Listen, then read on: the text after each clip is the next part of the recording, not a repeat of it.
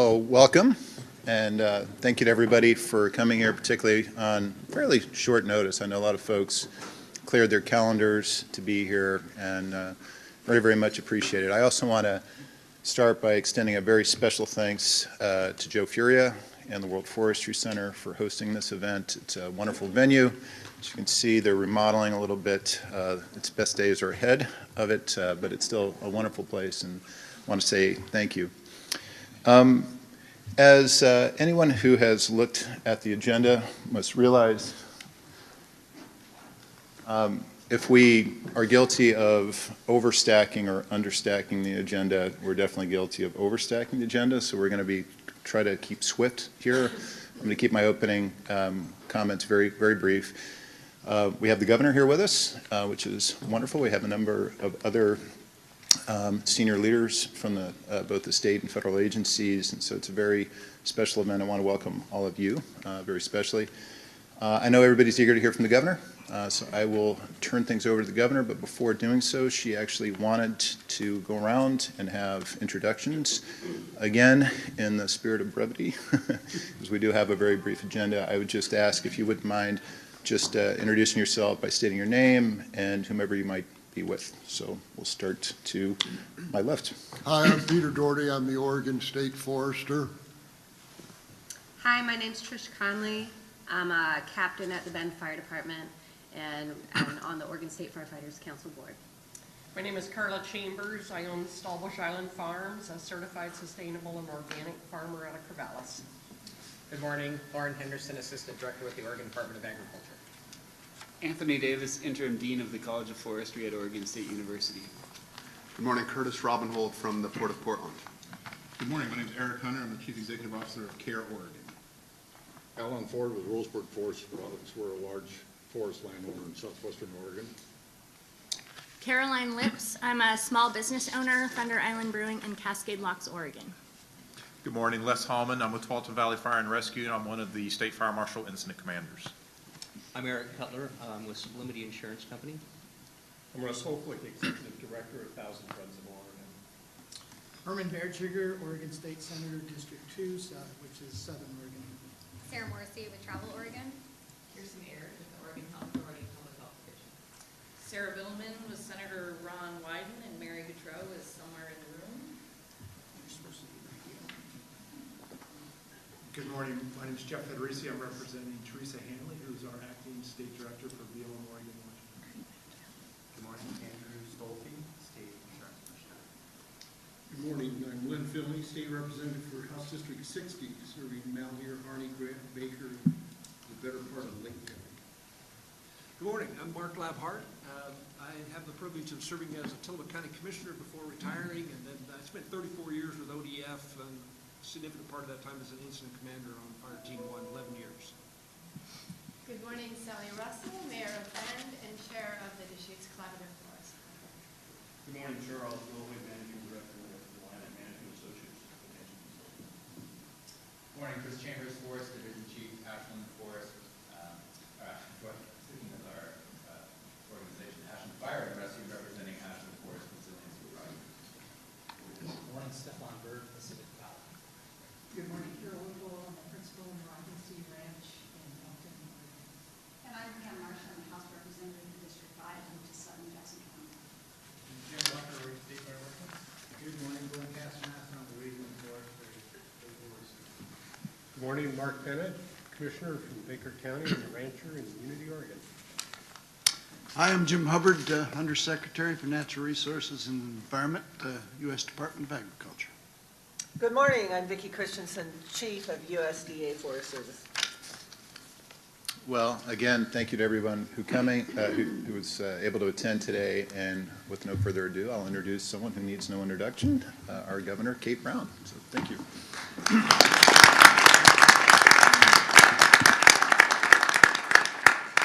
Good morning, everyone. I'm so delighted to see so many of you here this morning. I know that some of you are still without power. Thank you, Carol Whipple from Elkton, Oregon. I know some of you are calving. Thank you, Commissioner Bennett. Apparently it was 17 degrees in Baker this morning, so he's delighted to be in Portland, where it's supposed to be 70. So Thank you all for coming here today to tackle this very pressing issue of wildfire. The folks in this room bring deep experience and backgrounds in forestry and firefighting, but also business, agriculture, and government, and I very much appreciate your time and energy. Our federal partners, of course, are key to this effort as well. I'm so grateful that this morning we're joined by U.S. Undersecretary for Natural Resources and Environment, Jim Hubbard. Welcome. Thank you. Apparently the line at Salt and Straw was so long last night they couldn't wait for ice cream, so I'm sorry. Maybe it'll be shorter today. And I'd also like to welcome the Chief of the U.S. Forest Service, Vicki Christensen. Thank you so much for being here. I'd also like to recognize our council chair, Matt Donegan. Matt, thank you very much for your leadership.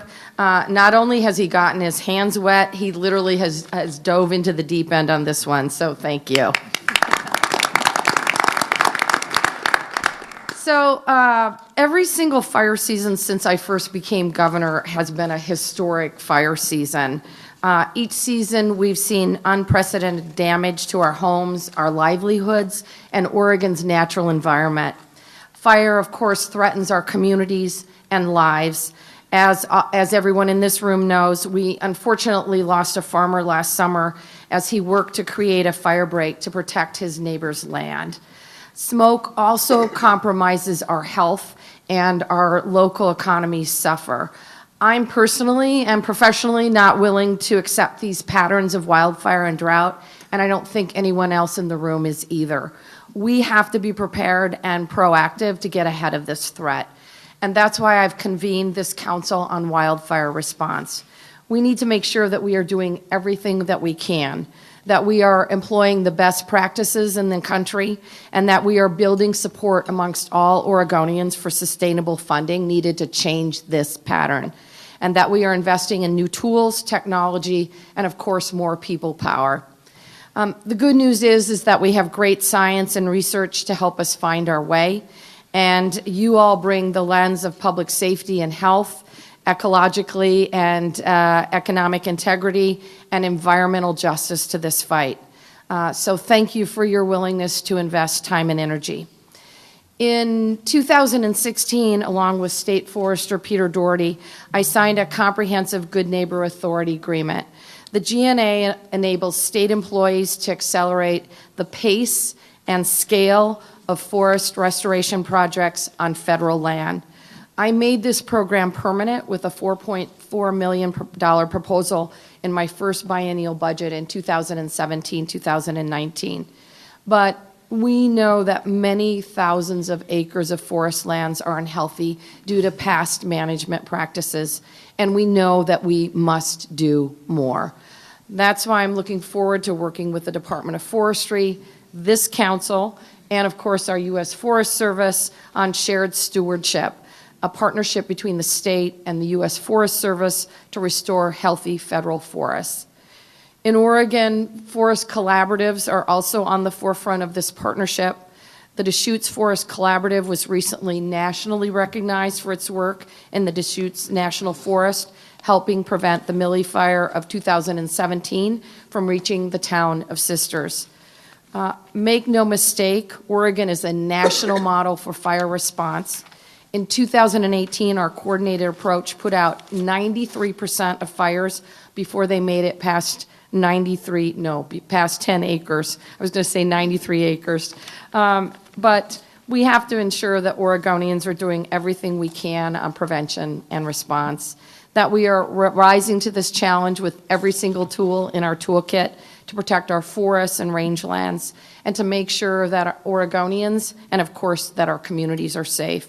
So I look forward to the work of this council and your fall report. I know some of you agreed to do this task force because it was a short timeline. So I so appreciate your time and energy in your work, and thank you for being here this morning.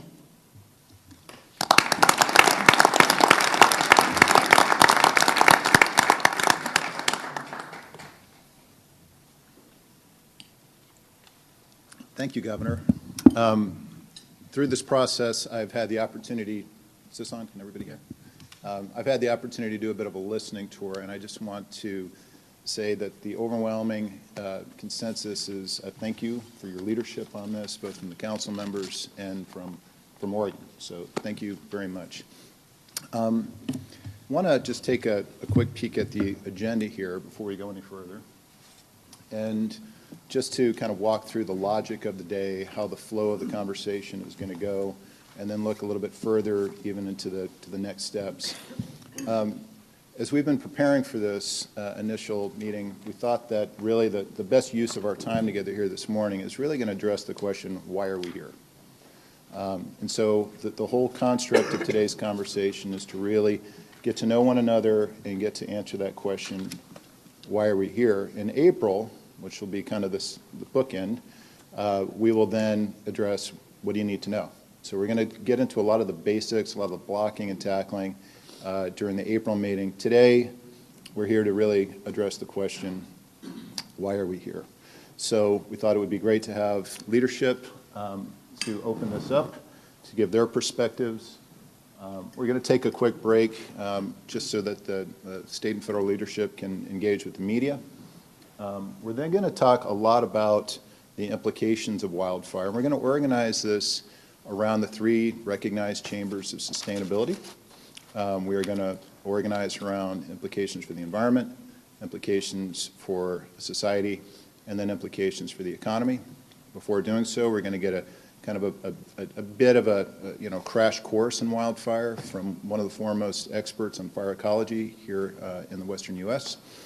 So we're going to go through again those 3 chambers, and then at the end we're going to open it up for a council discussion. So a lot of what we're going to start with through the meat of the day is going to be more prepared remarks, a little bit of Q&A, but at the end we're going to open it up for council members to engage. I think everybody's looking forward to hearing from the council members as what your perspectives are, what your reactions are. And so that, and then I will finally, I'll start to look ahead to the rest of the work plan for the council itself. So that's generally what we're trying to accomplish today. Again, we've got a stacked agenda, and so we'll try to keep things moving along as best we can. So transitioning now to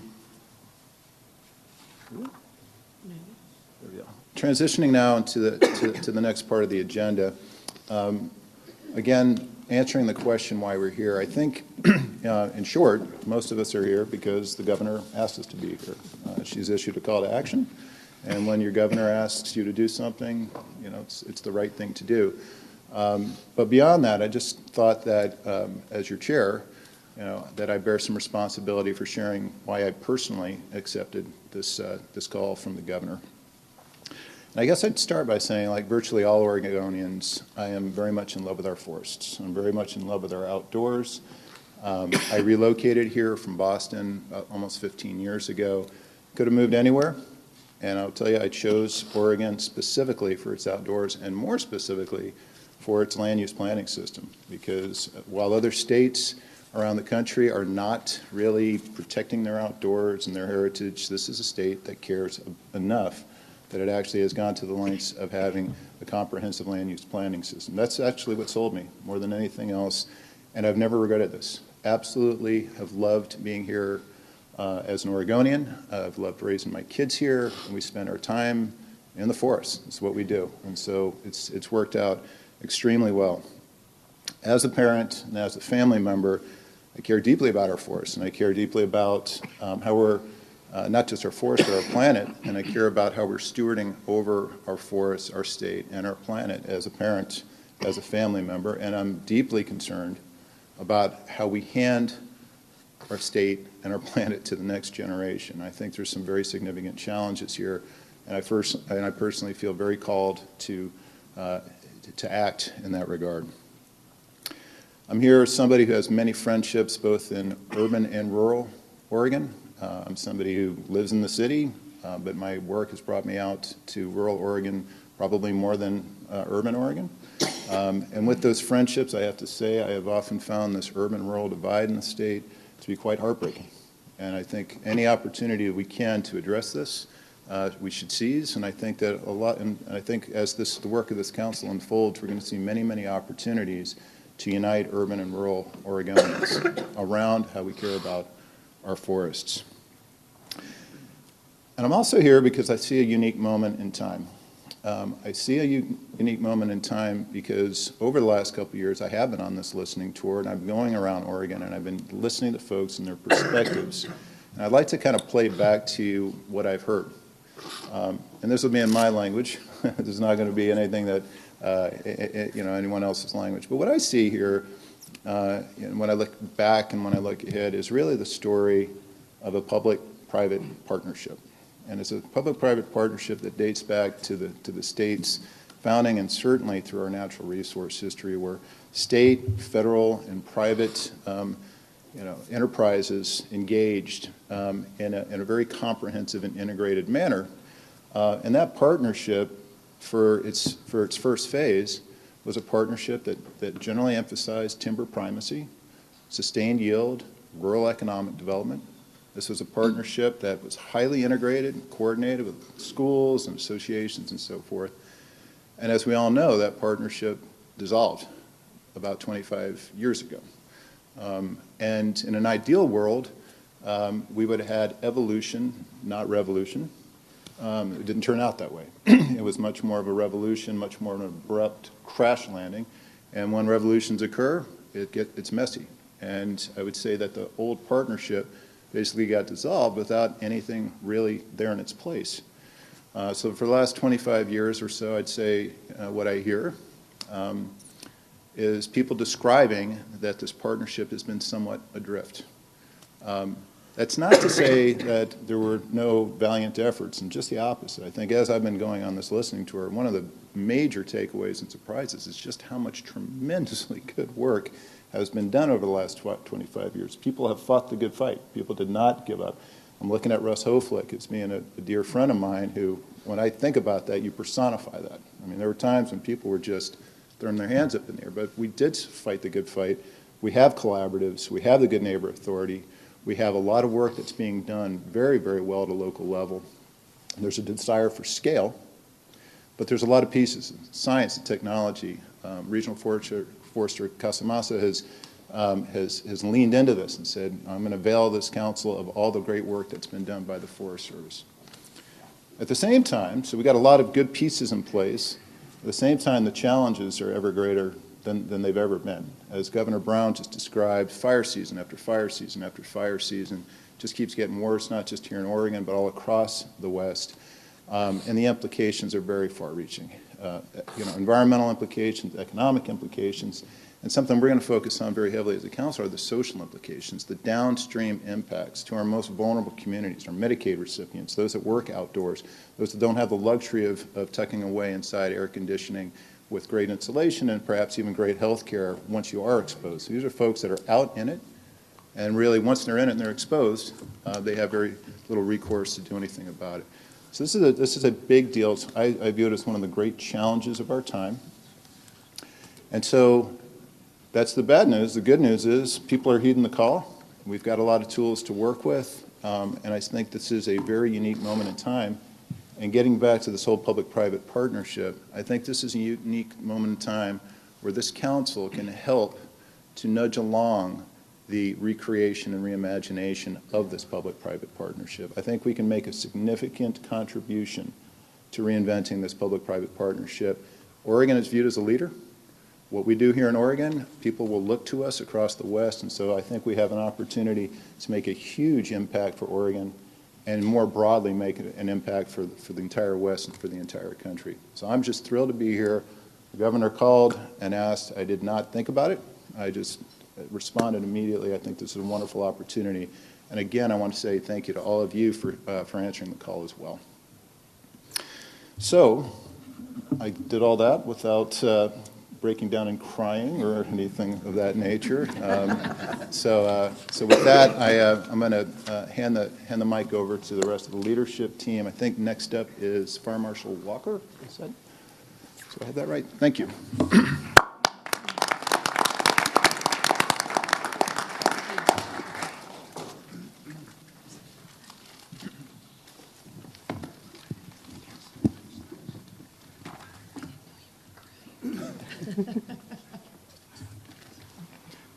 Well, I first wish to thank you, Governor Brown, for your leadership creating the Council on Wildfire Response and convening the council members to collaboratively work together to face the growing challenges and risks caused by wildfires. I also wish to thank the members of the Oregon Legislature and fellow council members. The Office of State Fire Marshal is honored to be a partner in this interagency and Oregon-wide review of the state's current approach to respond to and minimize wildfire impacts, including threats to our communities. You don't have to look too far to the north or to the south to see the destruction and impacts of fires in communities. In 2017, the Tubbs Fire in Napa County burned 36,807 acres and destroyed 5,736 structures. The Thomas Fire in Ventura and Santa Barbara counties burned 281,953 acres and destroyed 1,063 structures. In 2018, the Mendocino Complex fire burned 459,123 acres and had 4 firefighter injuries and 1 firefighter fatality, followed by the most devastating fire in recent history, the Camp Fire, which burned 153,336 acres and destroyed 18,804 structures and caused at least 85 civilian deaths. Our Oregon responders are no strangers to the changes in the fire environment and the devastation that has occurred. They responded to all of these fires mentioned and came back from California knowing what happened there could happen here. So we sent over 300 structural firefighters from the state of Oregon to each of those fires that I just mentioned earlier. And every one of them came back looking at the areas that they currently protect, saying exactly that word, it could happen here. If 2017 and 2018 were any indicators, our potential here in Oregon is not that far behind California's. In 2017, the Checo Bar Fire burned 191,125 acres and impacted the community of Brookings. The Eagle Creek Fire burned 50,000 acres, trapped 153 hikers, caused an evacuation of Cascade Locks, forced the release of 600,000 fish, and threatened the historic Multnomah Falls Lodge. In 2018, the Garner, Taylor, Klondike, and Ramsey fires threatened homes and destroyed property in southern Oregon. And the Substation, South Valley, and Stubblefield fires threatened Sherman, Wasco, and Umatilla counties. Our most recent statewide data from 2017 to 2018 shows that fires threatened more than 27,500 structures. Of those, 119 structures were lost to fire, 20 of those being primary residences. Responses by our firefighters under extreme conditions remarkably saved 99.8% of threatened residences, valued at about $5.8 billion. However, during this period, total cost for the State Fire Marshal's Office came to $31.2 million. So now what? Now is the time to collectively come together and address this critical issue before the devastation and destruction to our forest and our communities becomes the new norm. It's time for Oregon to evaluate our response capabilities, to invest in prevention, to create fire adaptive communities, to adequately fund our responses, and more importantly, to inform Oregon businesses and our communities on how to safely live with fire. The Office of State Fire Marshal is committed to doing our part moving forward with the Council on mitigating the impacts of our fire to our natural resources and the communities we protect. Thank you for the opportunity to be a part of it.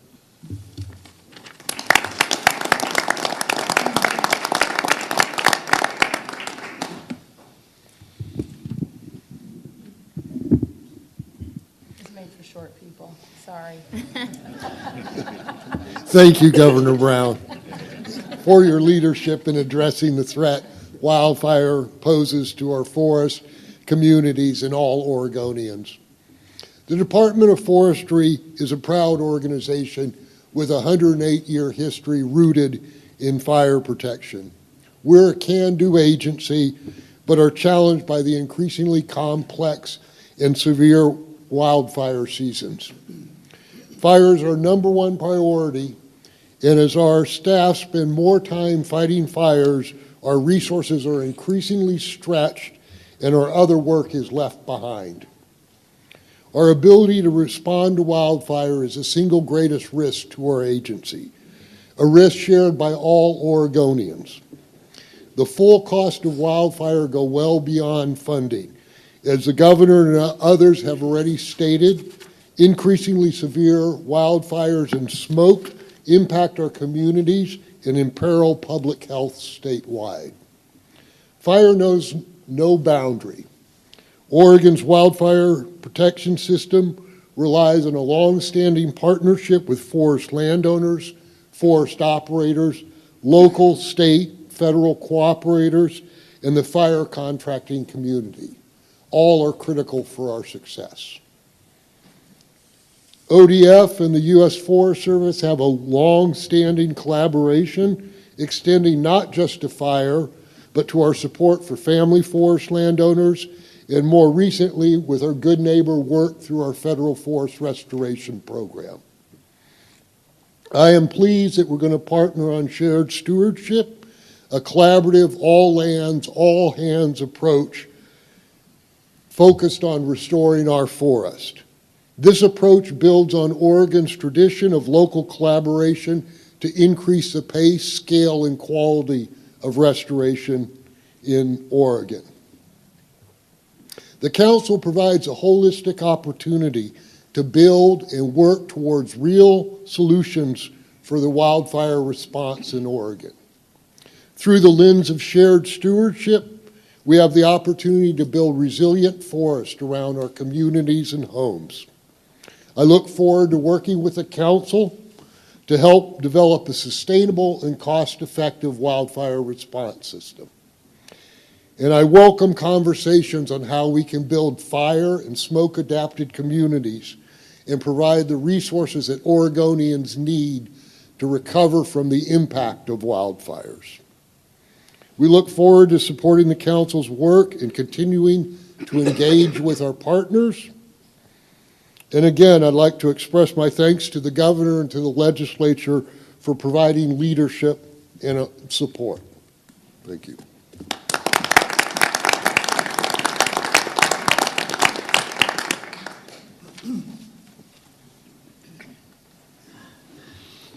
Good morning, and thanks for having me. I wasn't kidding. I said You it's for weren't. short people. Well, I'd like to first commend all of you for being here and for taking this on. This is maybe not unique, but this gathering of this group is. So this is a good signal that we're going to figure this out. It is a big problem, this wildland fire in the West and in Oregon, and it's not going away anytime soon. It is historic and probably will continue to capture our attention in similar ways. Our landscape in the West and our forest condition in the West and our weather in the West is going to, for the foreseeable future, give us the kind of challenges we've been dealing with. Within the communities, though, it's taking on a different form, more than just the usual life and property protection, which is still important. But smoke has been getting our attention. We've had larger fires, longer duration fires, and we keep communities smoked in for a long time. Has the air cleared in Ashland yet, Chris? And water providers are starting to pay more attention to this because we burn the landscape on larger areas and more intense. And the post-fire effects are causing some problems with that. Power, transportation, recreation, all of those elements are a part of this new equation, and I'm glad to see them represented here. As far as response is concerned, Oregon does have a unique model, probably at the head of the pack. It's a model that isn't replicated other places. It goes further and is better, I think, than what we normally see. So you've got a lot to build on. Secretary Perdue came in with a charge to me that said he wants more active management on the national forest. That then was closely followed by Congress taking some action on suppression financing. And Senator Wyden asking the Secretary for his plan for 80 million acres at risk. Sarah probably wrote that. And so the Secretary's response was this approach of shared stewardship. We're probably not going to get to 80 million acres. We're probably not going to get to all the paradises of the world that need us to. So what are we going to get to? Where are we going to make our investments? And it's not for the U.S. Forest Service to decide that themselves. We do have some good science that will help us with those decisions, and we can come to the table with priorities, but those need to be matched up with your priorities. And we need to jointly select where we're going to make our investments together, where we can actually produce an outcome on the landscape, not just some outputs here and there, and outcomes that make a difference. Part of the equation, too, is what Matt mentioned, public-private partnerships. There has to be some economics in this equation. Appropriations can't cover all of this. There has to be some drivers. Biomass, the small diameter material that needs to be removed to reduce risk, is pretty important. That can have a connection with the energy providers and the energy markets. Supply off the national forest and how that supply is offered is kind of important. What terms the contracts are, how long the contracts are to attract investment. You do still have existing processing infrastructure in Oregon and a forest product sector that can build on that if we do it right. So this can still work. Throw in the collaboratives, the science, and the leadership, especially from the governor and all of you, and the shared stewardship notion might produce some results that we can be proud of, that will make a difference and improve the conditions. One more thing. I served as state forester in Colorado for 20 years, so I know something about that state forestry operation, and there isn't any better than Oregon. Oregon Department of Forestry is probably the best. Now, Chief Christensen might argue a little bit about that state to the north, but that's okay. They're pretty good too. But there isn't any better than Oregon, and you throw in Oregon State University and all of you, and you've got something to work with. So good luck with all of this. I look forward to continuing to work with you and the results that you'll produce.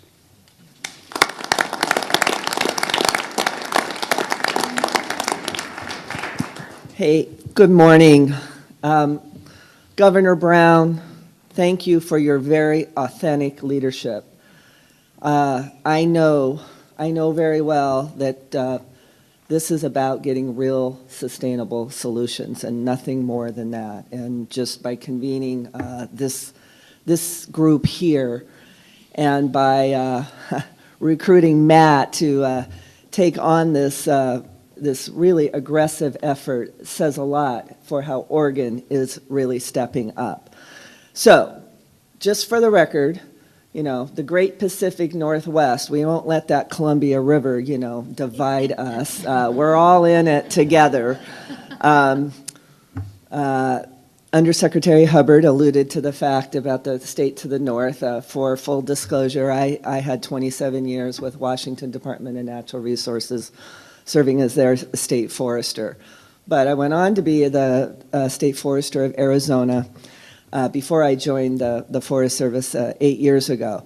All of that is to say, I've been working on this challenge for a really long time. And there's no time better than now of all the parts coming together. Yes, the problem is more dire than we've ever seen it. But the opportunity space, and this right here, under the leadership of your governor and what all of you are bringing, is incredible. And we're not going to stop until we see a sustainable difference in reduced risk to our landscapes that we cherish and to the communities and the thriving economic engines that depend on all of that. So it was not a question that I was going to make it here when the governor asked, just to show our support for the work that you all are doing. It's a Forest Service. We're a little bit of a landowner here in Oregon.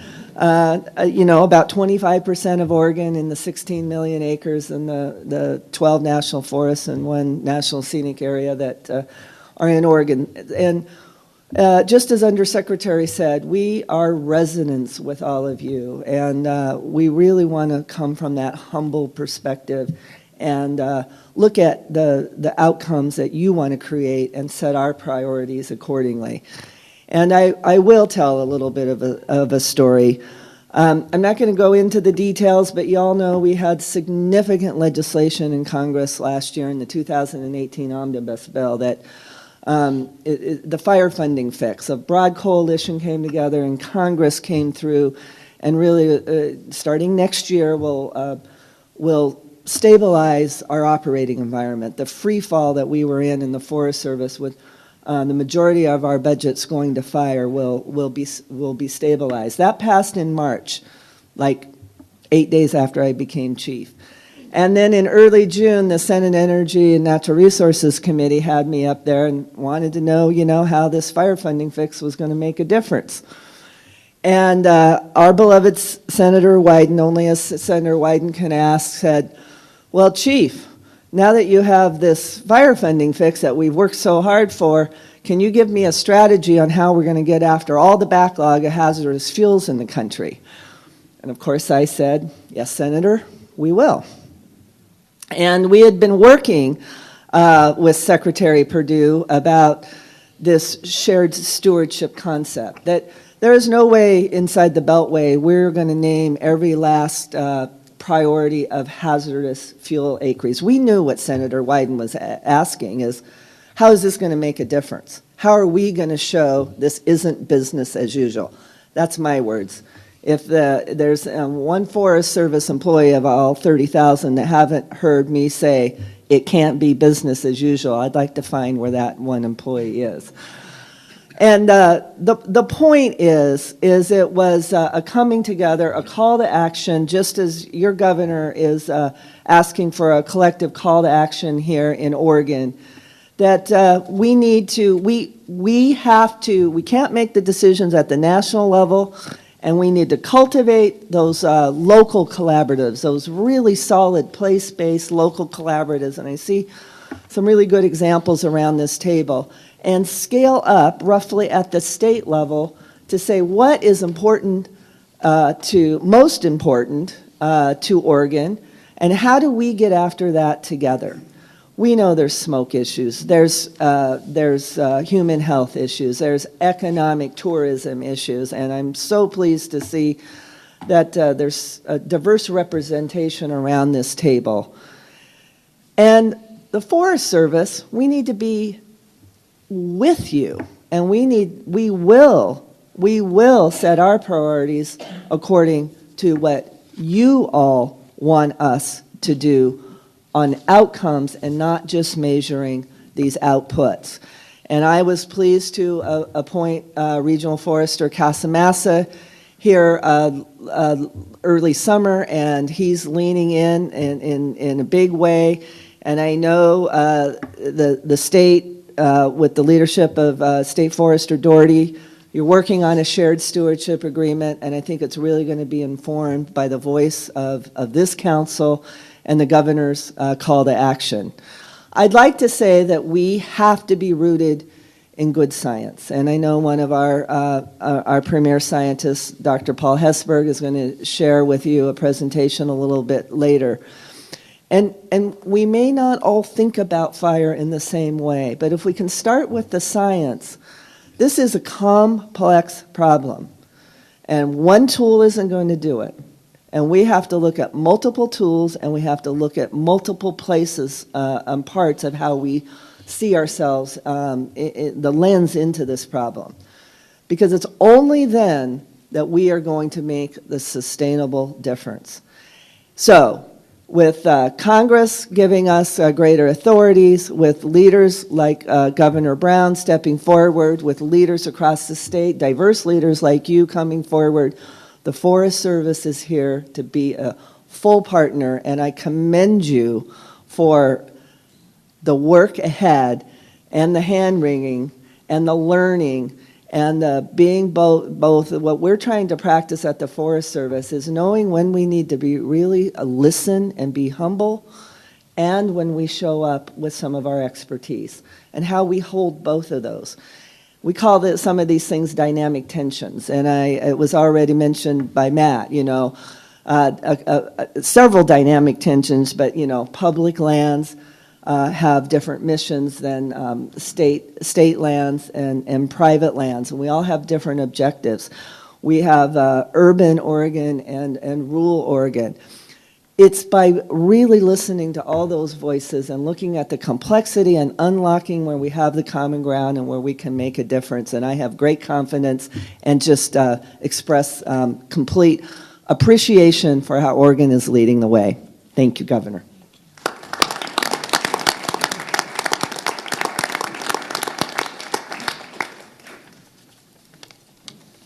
Well, that was fantastic. I just want to ask everyone to please join me with a round of applause for all of our speakers thus far, all of our state and federal leaders.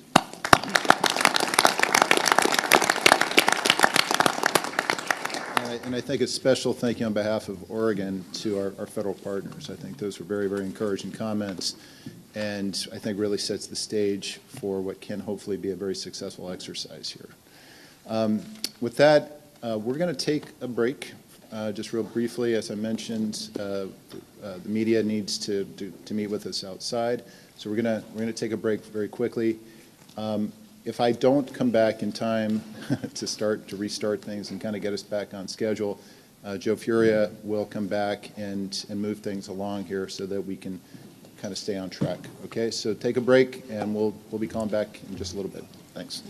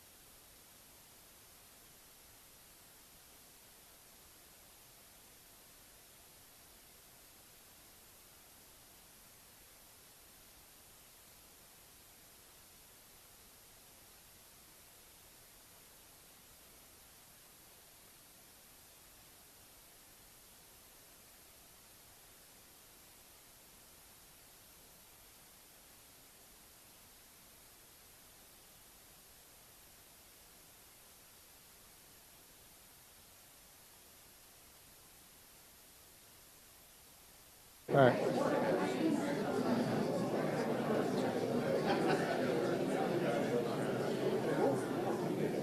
Morning, everyone. We're going to come back to our seats and start the program here shortly. Please grab coffee and return to your seats. Thank you.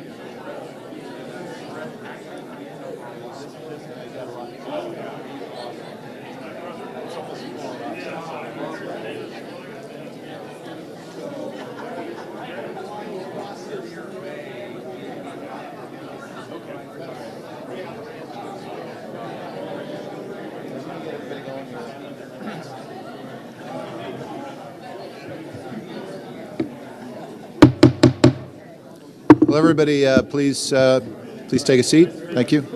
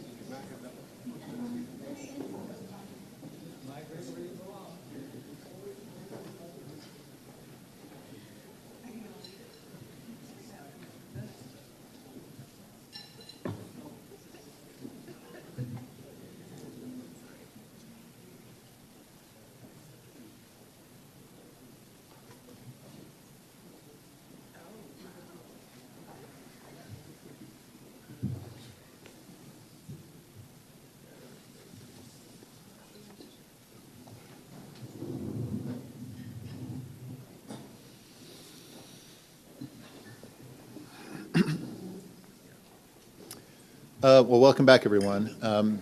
We're heading into really kind of the meat of the agenda at this point. And again, as I mentioned, you know, the real question that we're trying to answer here today is, why are we here? What's the purpose of this council? What are we trying to achieve? What are we trying to address? And that is one complicated question, and we should not underestimate that. Well, in order to kind of organize things today, we went ahead and borrowed from, I think, the long-established and accepted framework around sustainability. We typically think about sustainability having three chambers: environmental chamber, or environmental dimension, social dimension, and economic dimension. And so that's how we're going to use that to organize our discussion here going forward. So, what you can see here In terms of the environmental implications, we will hear a discussion on ecological integrity. Nature Conservancy is going to provide that for us. Probably drop down to the third chamber at the bottom here and talk about, we're going to hear about economic implications. I think we very, immediately kind of think about timber economy and timber implications. We're going to hear about that. But we're also going to hear about non-timber economic implications on tourism and agriculture and so forth.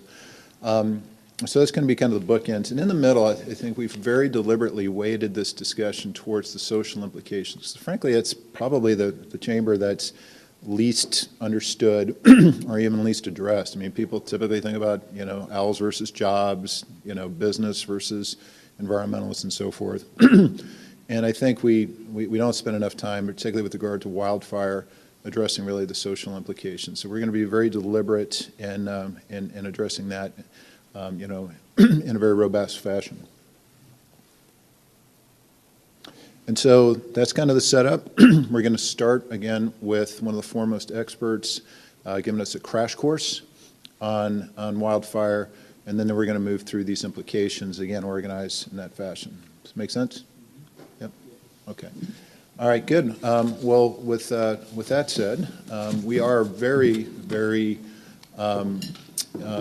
fortunate to have one of the foremost fire ecology experts here with us today. Like most of you, he cleared his calendar, changed his schedule in order to be here. And so Paul Hesburgh with the U.S. Forest Service, many of you have probably heard, and hopefully you had the chance to actually see his TED Talk on the link that was set out. There's hardly any better. So I'm going to turn it over to Paul. Where's Paul?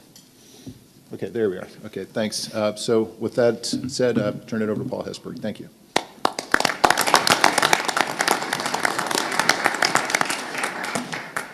Are we hot here? Great. Can you hear me okay? Thank you very much for having me here, and Secretary Hubbard, thanks for being here. Chief Christensen and Governor Brown, thank you very much. For the last 40 years, I've been studying landscapes of the West, and it took me a long time in my career to realize that this wildfire problem is a social problem with an ecological explanation. And what I'm going to try to do is to provide some underlayment about the ecological problem. In my lab, we study big landscapes and what makes them tick. And over the last several decades, we've reconstructed over 400 landscapes from early to late 20th century. And we asked the question, what changed and what did it do to the ecosystem and how did it influence wildfires, bug outbreaks, and that sort of thing? So I'm going to tell you a story based on that perspective, the stuff we learned. So we know that Oregon is this incredibly diverse region. It's diverse for all sorts of incredibly important reasons. But over the last 150 years, it's changed an incredible amount. And the story I'm going to tell this morning is the story of that change and why it matters. The landscapes that we have don't look or function anything like the landscapes that we inherited 150 years ago. There's very little resemblance at all. And I'm going to show you some dramatic pictures of it. I'm going to show you that grasslands were once abundant, and these grasslands have decreased tremendously, and they've been encroached on by forests. So the fire regime left an awful lot of grassy, shrubby systems, and they were really critical to the forested part of the ecosystem. I'm going to show you that the dry slopes and ridge tops weren't always heavily forested. They were often open, and the fuels on the ground were grasses, and the ridge tops were open, and this was a critical ingredient to how the landscape worked. Complex forest age patchworks. It wasn't just wall-to-wall forest. The forest was varied with many different age classes and species of trees, and they were open and closed canopy. And that condition has changed to a much more uniform patchwork of forest, and that change is non-trivial. It's a big deal. Patchworks of burned and recovering forest. In that view, all that gray stuff is recently burned and recovering after fires. That was a typical pattern, and it's been changed so that we now have patterns of really continuous wall-to-wall forest. This is from Macaulay Basin in the Blue Mountains. Once abundant high meadows gave way to dense forest.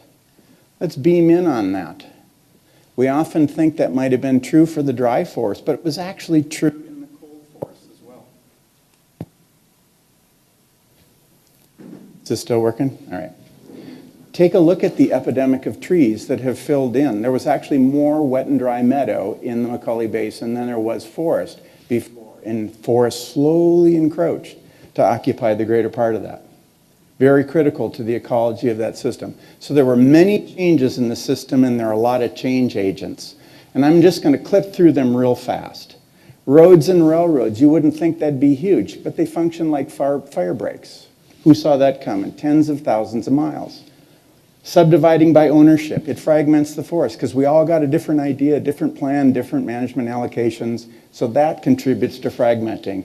The clear cutting and selection cutting removed a lot of the larger trees, and what that initiated was this regeneration of smaller trees, and they tended to be shade tolerant, they tended to be in multiple layers, they created fuel ladders, and so often open forest became multi-layered denser forests.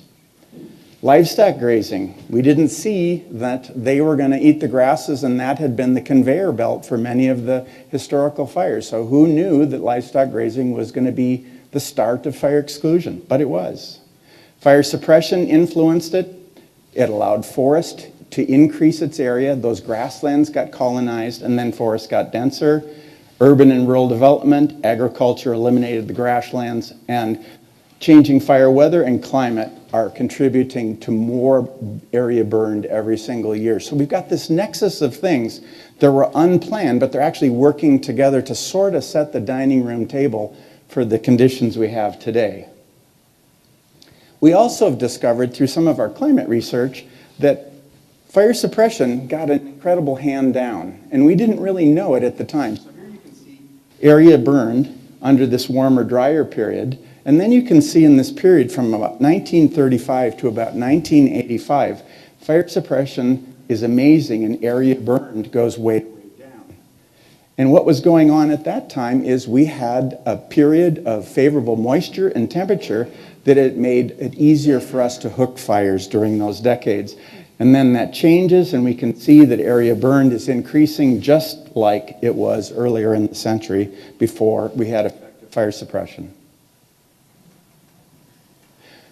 We have shifting fire regimes as a consequence of those change agents. And the cartoons I want to build here are that in the dry forest we had low severity fire.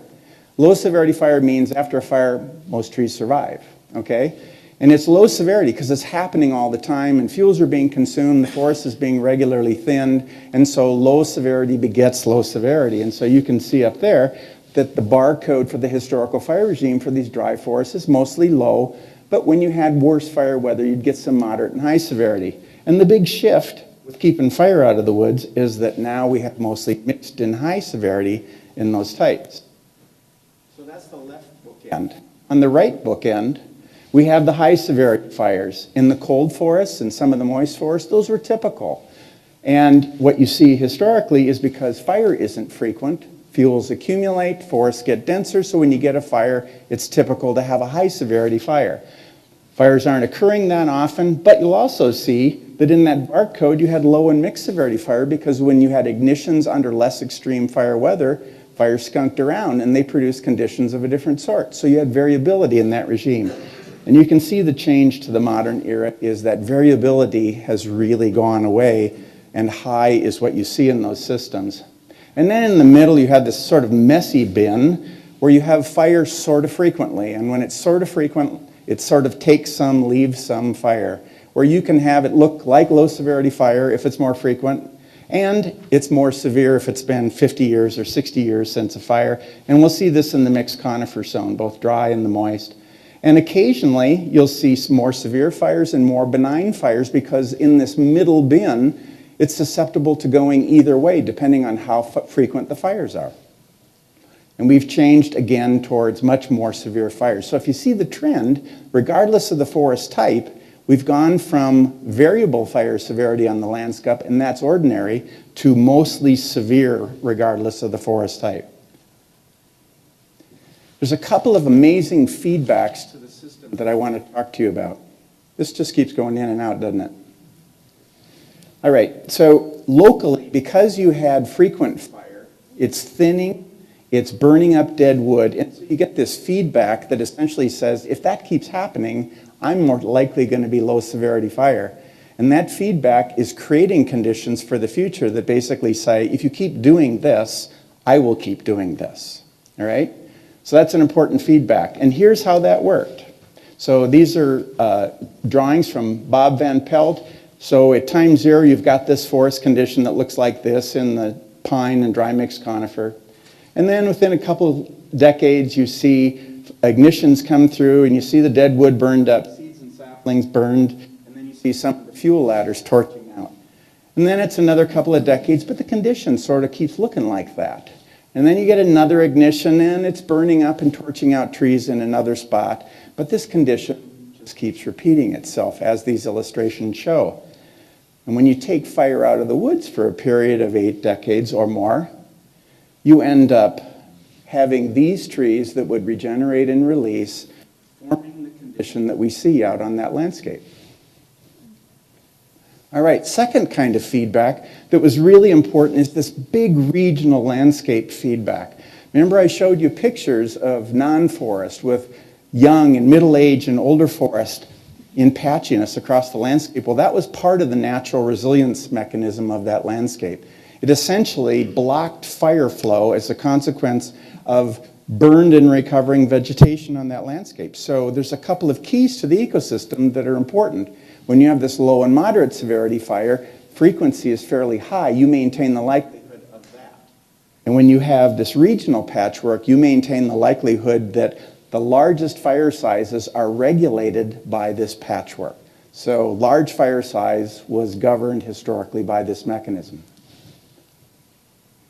All right, and so here's some cartoons about how that landscape changed. On the left, you can see we've got this patchy variable landscape. That light green's a lot of ponderosa pine. That blonde color is grassland, and you can see in 8 decades, we've shifted over to a landscape that's dominated species-wise by Douglas fir and grand fir, and they're very susceptible to fire. When you take a look at it structurally, you see patches of all sizes, very variable. You don't even have to know what the structural conditions are. They're all sorts of ages and sizes and open and closed conditions. And you can see how it's moved to this dark green color. And that's basically a dense, multi-layered forest with a lot of dead wood on the ground. So it looks like this. 80 years ago in this patch, those 3 arrows were the trees that were there before fire exclusion. And what has grown up, this was actually a patch that was never harvested. Those trees all regenerated and released during that period of fire exclusion. And here's how that translates to a change in fire behavior. So if you look on top, those historical watersheds, second row, current watersheds, and you can see that variability translates to variability in fuel loading, crown fire potential, and flame length. Hot colors, severe, cool colors, less so. And you can see how when you have very low connectivity of conditions, you get low connectivity of severe fire behavior. And when you increase connectivity of those conditions, you can see that the likelihood of having wall-to-wall fire and long flame lengths is a big number. All right. It also explains why native insects are acting in a non-native role. These insects, they're clearly within their range here, and they defoliate. But that historical patchy landscape is the bed hedging strategy against budworm running wall to wall. And so you can see changes like in the lower right, where you have a modest amount of budworm becoming something that becomes chronic over time. Same thing with our bark beetles. Native bark beetles in a non-native role. That patchy landscape translates into a contagious, well-connected landscape, and now beetles that could eat a little, die out, eat a little, die out, breed here, not there. Now they can continue. Outbreaks continue to move across that landscape because the mosaics changed. All right. Early soil conditions like these, so these are grasses, shrublands, sparse woodlands, savannas, things that typically have grassy understories, were super common on the landscape. And this is a critical point. And they looked like these conditions, and they occurred in the dry, in the moist, and in the cold forest. And they're a critical ingredient to this landscape. Okay, they were mostly small to medium patch sizes, so less than a couple hundred hectares. Occasionally you had larger patches that looked like that. And landscapes looked like this in terms of the distribution of non-forest with forest. This would be a more typical looking cold forest landscape. What did this cereal patchwork provide? It provided a fast fire delivery system and an extensive fire delivery system. And what it did is it delivered to the interspersed forest. So imagine there's this life form patchwork where you have grasslands, shrublands, woodlands, and then forests live inside of that larger construct, young, middle-aged, older forests. This grassland fuel bed is delivering fast rate of spread, short flame length, low intensity fire with low potential to initiate and spread a crown fire. And at night, what are the fuels that recover the fastest? When you have relative humidity recovering, it's actually the grasses that recover their fuel moisture. And so at night, on many burn days, fires often went to die in those grassland patches because of the relative humidity. So one of the things that we've learned from these historical landscapes is that too much forest area can become a liability to the remaining forest. Paul has now given us a crash course, and now we're going to start going through the implications. We're going to organize those according to the chambers. The first chamber is environment. And we're fortunate to have Ryan Haugo from the Nature Conservancy here to handle that for us. So thank you.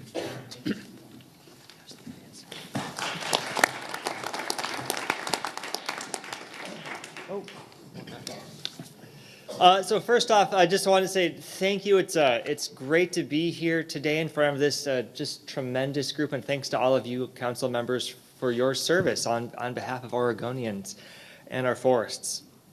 So I first wanted to give a little bit of background on my organization, the Nature Conservancy. We are the globe's largest conservation nonprofit. We were founded by a bunch of scientists back in the early 1950s as an offshoot of the Ecological Society of America. And still through to today, we remain proudly science-based, ensuring that the conservation actions we take are founded and grounded on a rigorous evidence base. The Conservancy has been working here in Oregon for over 57 years. For many of those years, we were best known for doing work like this, protecting special places like Cascade Head.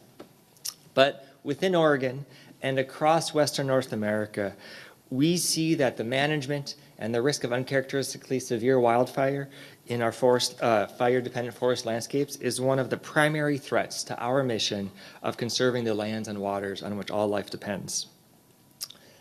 So I just want to take a minute to reiterate Paul's message on the critical importance of fire to many of our forests across Oregon. Fire always has been and always will be a part of these forests, and it's critical to both the resilience of these ecosystems and the conservation of the life that these forests support. The critical role of fire in these forest ecosystems it's easy to see when you look at the life that lives within these. Our native plants, animals, fish, they are highly adapted to fire. This includes do I have a pointer on here? No pointer, okay.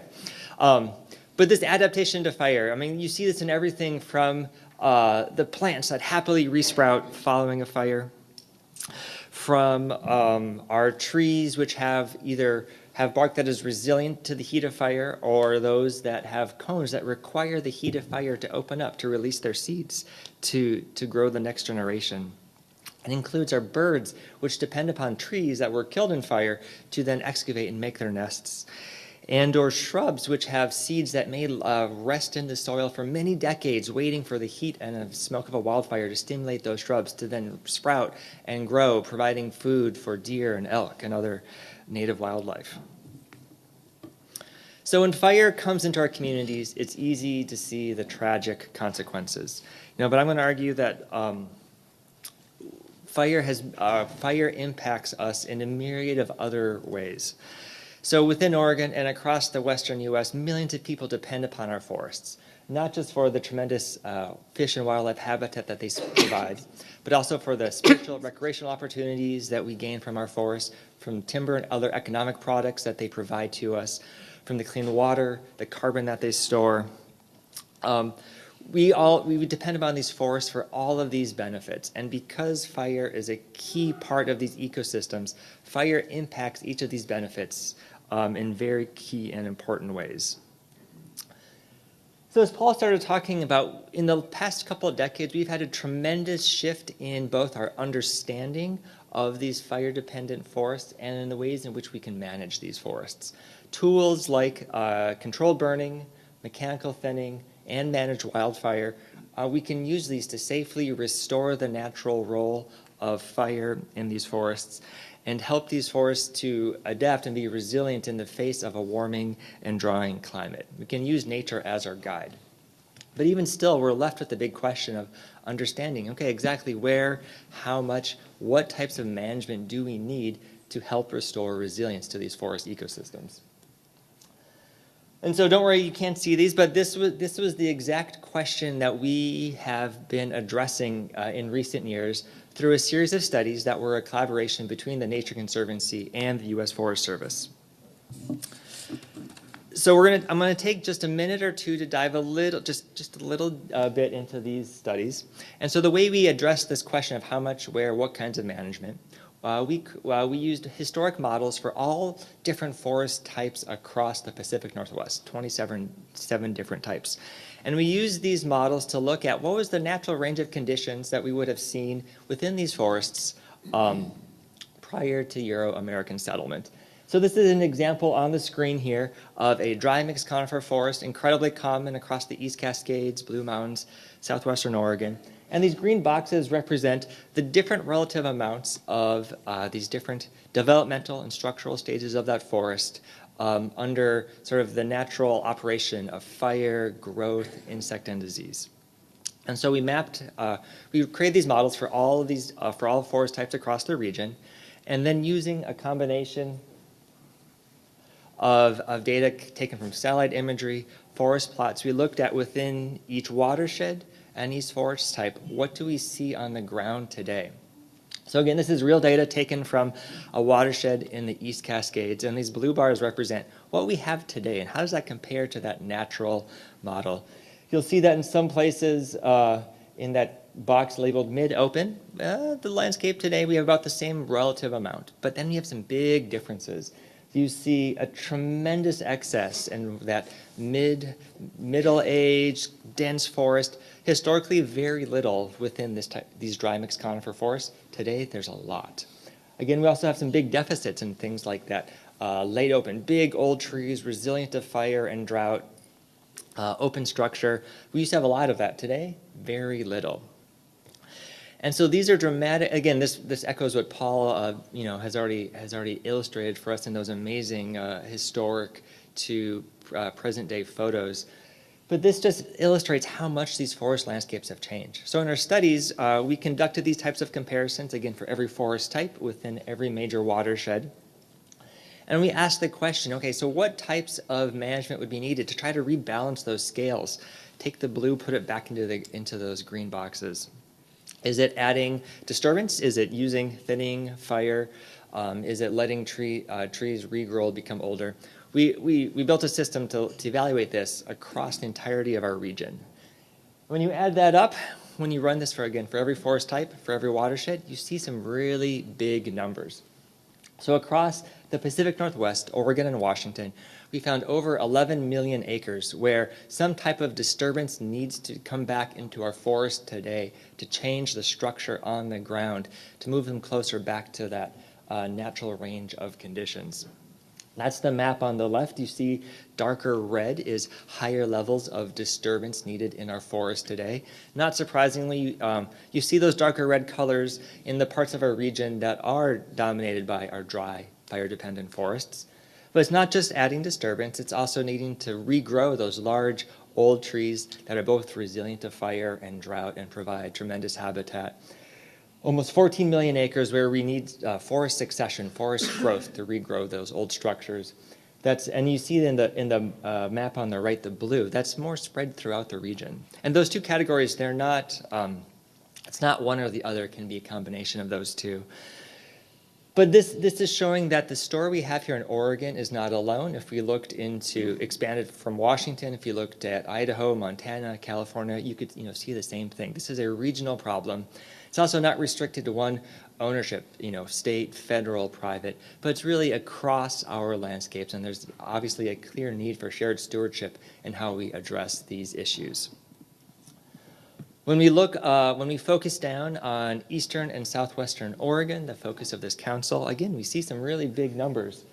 Over 34% of all of our forests in the east and the southwest need disturbance to return to those forests today. That's over 6.5 million acres. Similarly, almost 30% also have needs to regrow larger, older trees, 5.1 million acres. Again, these are really big numbers for us to be addressing. And so these studies, this was conducted at a regional scale. The models, the data we used was how do we look statewide. So this does not tell us what specifically to do on any one particular acre. I want to make that clear. But again, as Paul referenced, there's a tremendous body of science to build upon. There's also, just over a year ago, I think meeting in this very room, Oregon State College of Forestry convened the Oregon State Fire Summit, bringing together leaders in fire science from across the western U.S. to come here to talk about issues of forests and fire and management, to provide a series of management and policy recommendations for us here in Oregon. I'm not going to talk through each of those recommendations. In my talk, I believe it's in the materials that you have had handed out to you. But I just want to call out that in a number of these recommendations, including expanding thinning, prescribed and managed wildfire, improving coordination across boundaries, having clear pre-fire response planning, looking at liability inequities related to how we manage our fires, and then the importance of data and risk mapping and modeling. These are all very much echoed in the talk that Paul had and in what we see from these two studies that I've been a part of, looking at our restoration needs across the state. And so with that, I just want to bring it home to say that our forests here in the Northwest, they're an amazing resource, not only because of the diversity of life that they support, but that they're central to our way of life. They're central to our identity as Oregonians. Fire is, always has been, always will be an essential, unavoidable part of these forests, but it's critical that we work together to restore and promote the natural role of fire so that we do not lose these values from these forests that we all depend upon. So with that, I'm happy if there's time to take any questions. We'll do it then. Okay.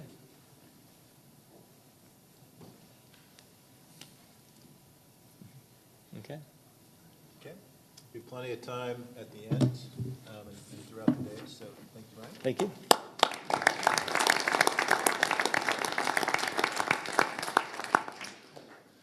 Okay.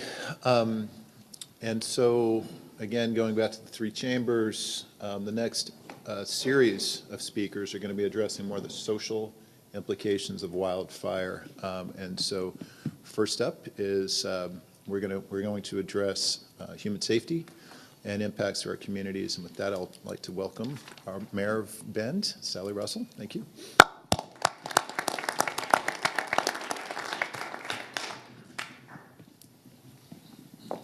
Thank you, Matt.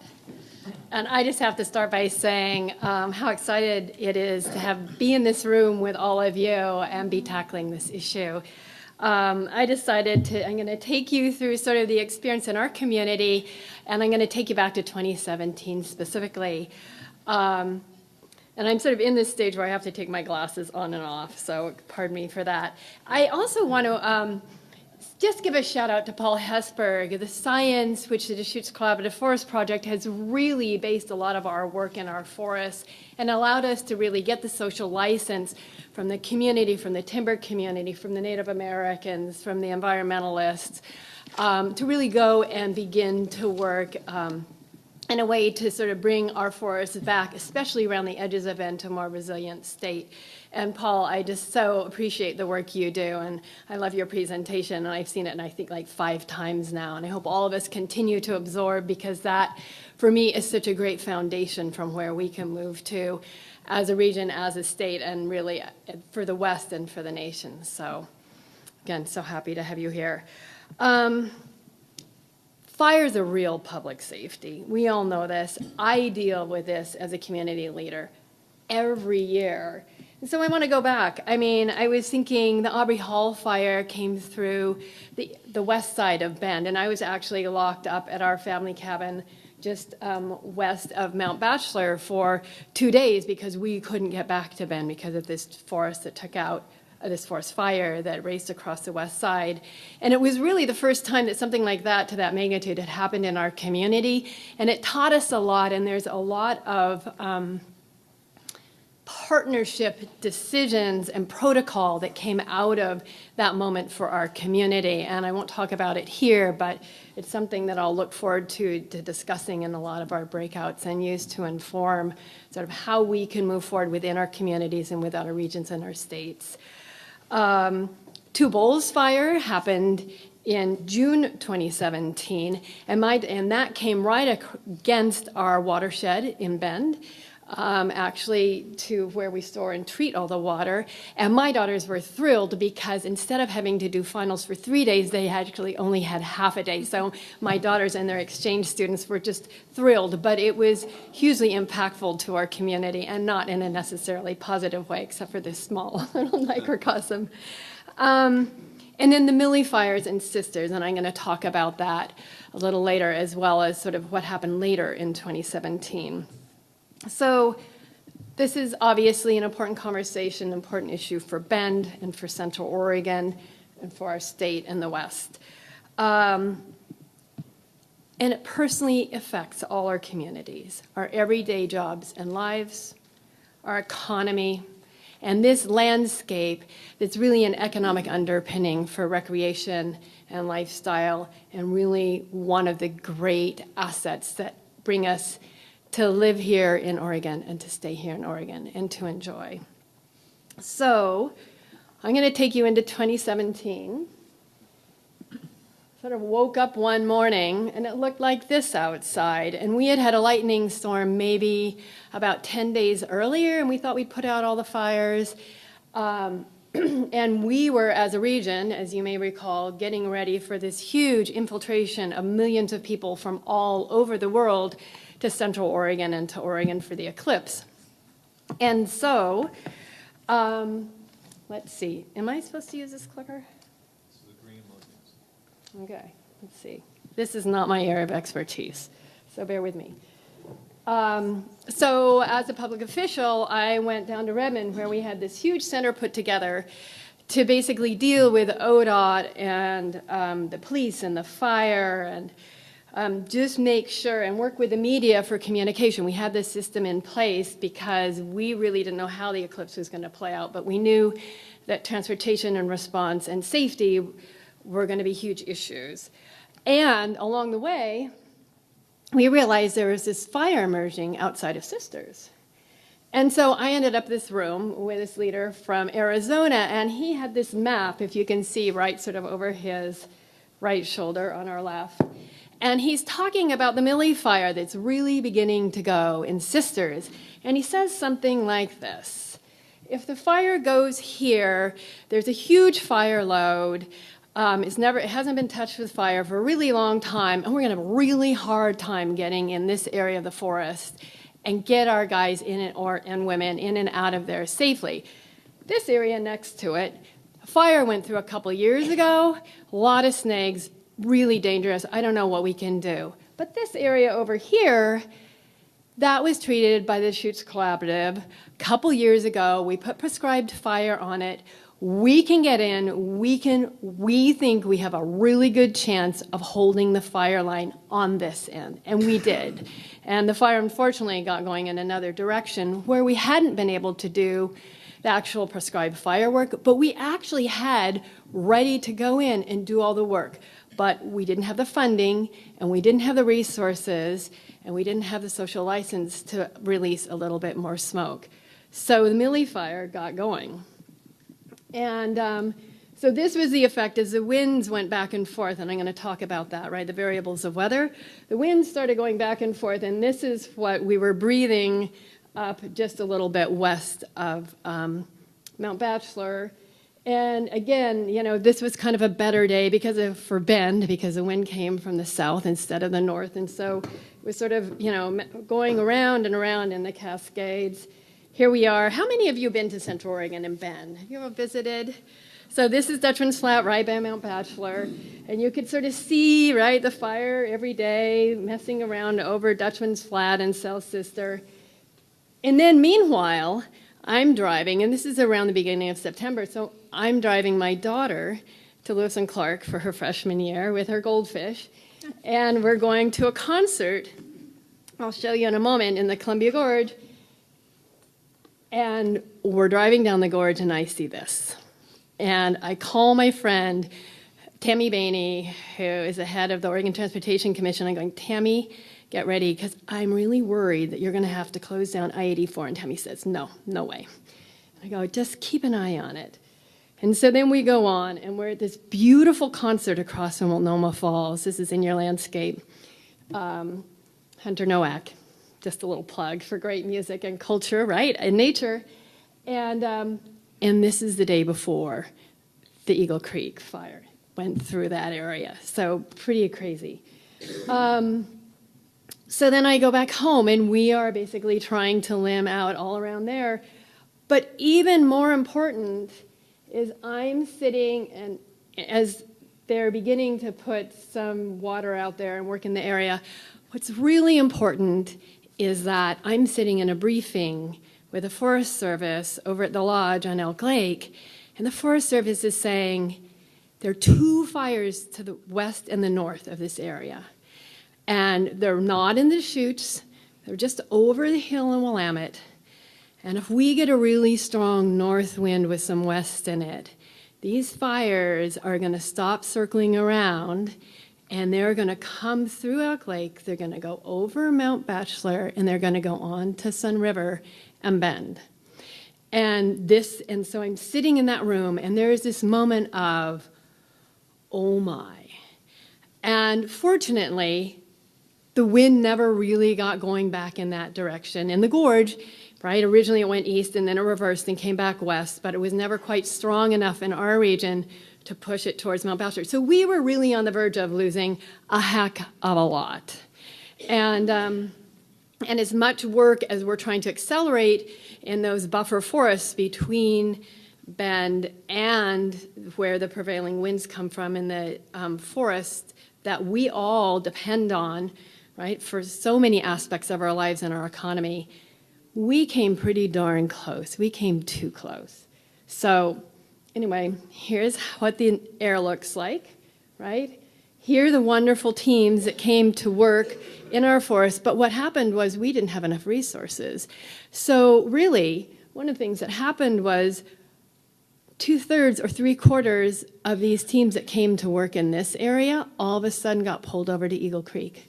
And that, of course, was a much higher priority for our state and for larger populations, but that's what happened. And they were from all over the West, and great people, and this is the end of the day. I mean, they work really hard. And huge shout out to the work that these teams do all over the West for our communities. Anyway, and here you can see again, this is what we got to breathe in Bend. This is what we got to breathe in so many parts of our state. Not healthy, not good.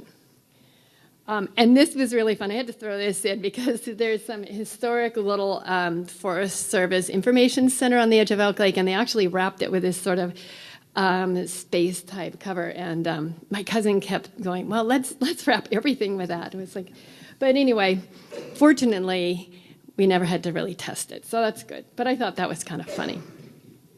Finally, this is October 15th, we had a major snow and major rainstorms, and life was kind of back to normal. But with just a new reality, right? This is what we're up against. This is, if we don't work together, if we don't work more quickly, if we aren't smart about where we work, when and where, what do we do? So again, the time to talk is over, and the time is now to act. We've seen risk reduction, and we've seen how treatment can make a difference. But even in my work on the collaborative, my biggest challenge is to really make sure that we don't get stuck. Because when we get stuck, we lose time, and we lose the opportunity to keep shifting this difference. And the health and the safety and the economic vitality of our state won't be as strong as if we really are smart about acting together. So I'm looking forward. I love getting into the weeds. I'm looking forward to digging deep, and I'm looking forward to working with all of you. Thank you.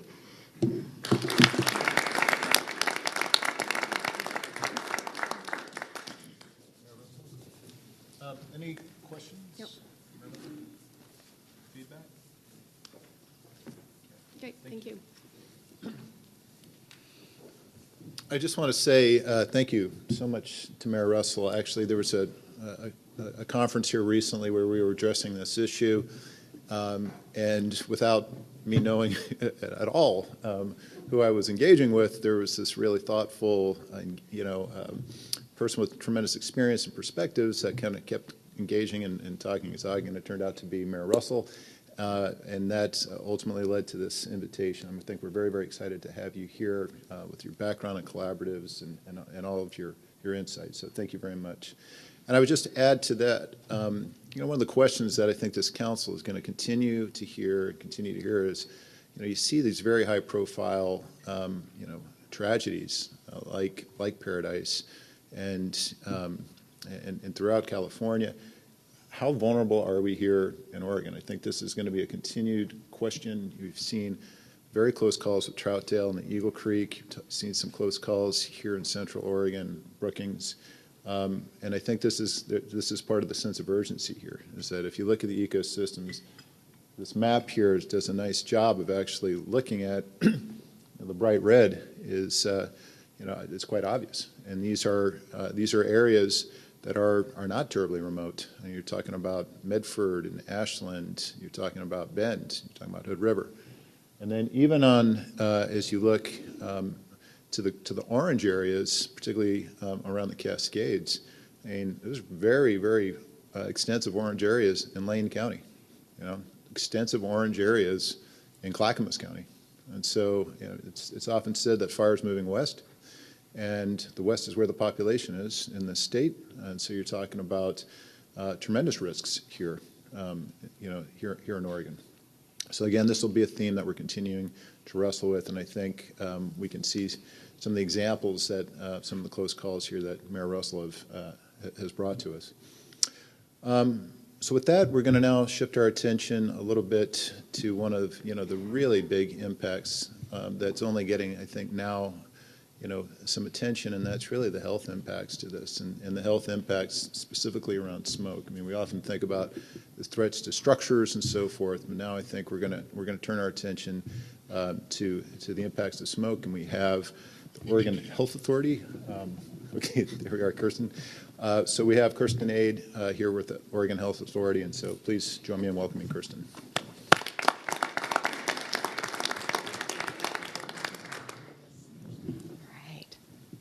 Thank you so much. It's really nice to be here today. So yeah, I get to talk about health. I feel a little bit like the wet blanket person who always comes. You may have seen me last summer. I'm the person who gets on the news and the radio and the news stations, and I say, you need to stay inside. It's unhealthy levels of smoke. And then people say, no, I'll be fine. And I'm the one who has to keep saying, no, really, I'm not kidding. This is not good for you. We are at exceptionally unhealthy levels of smoke. Please stay inside. There was nothing more nerve-wracking than the fire smoke that was happening before the Hood to Coast. last summer, and I was on the phone with Providence thinking, what is your plan if the Oregon Health Authority has to stand up tomorrow in front of the news and say we are at unhealthy levels for the entire population? Are you going to cancel?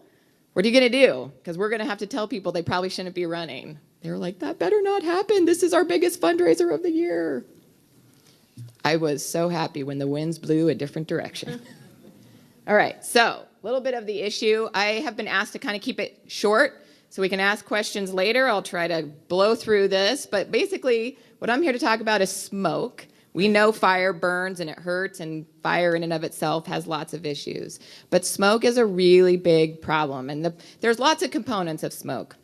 There's chemicals in smoke, there can be carcinogens in smoke, but what I really want to point out, and what's really, really important, and this is where the Oregon Health Authority is smoke neutral, is talking about particulate matter 2.5. And I know that kind of gets some people shaken, but it's the particulate matter that is of greatest concern when it comes to acute and long-term impacts from smoke.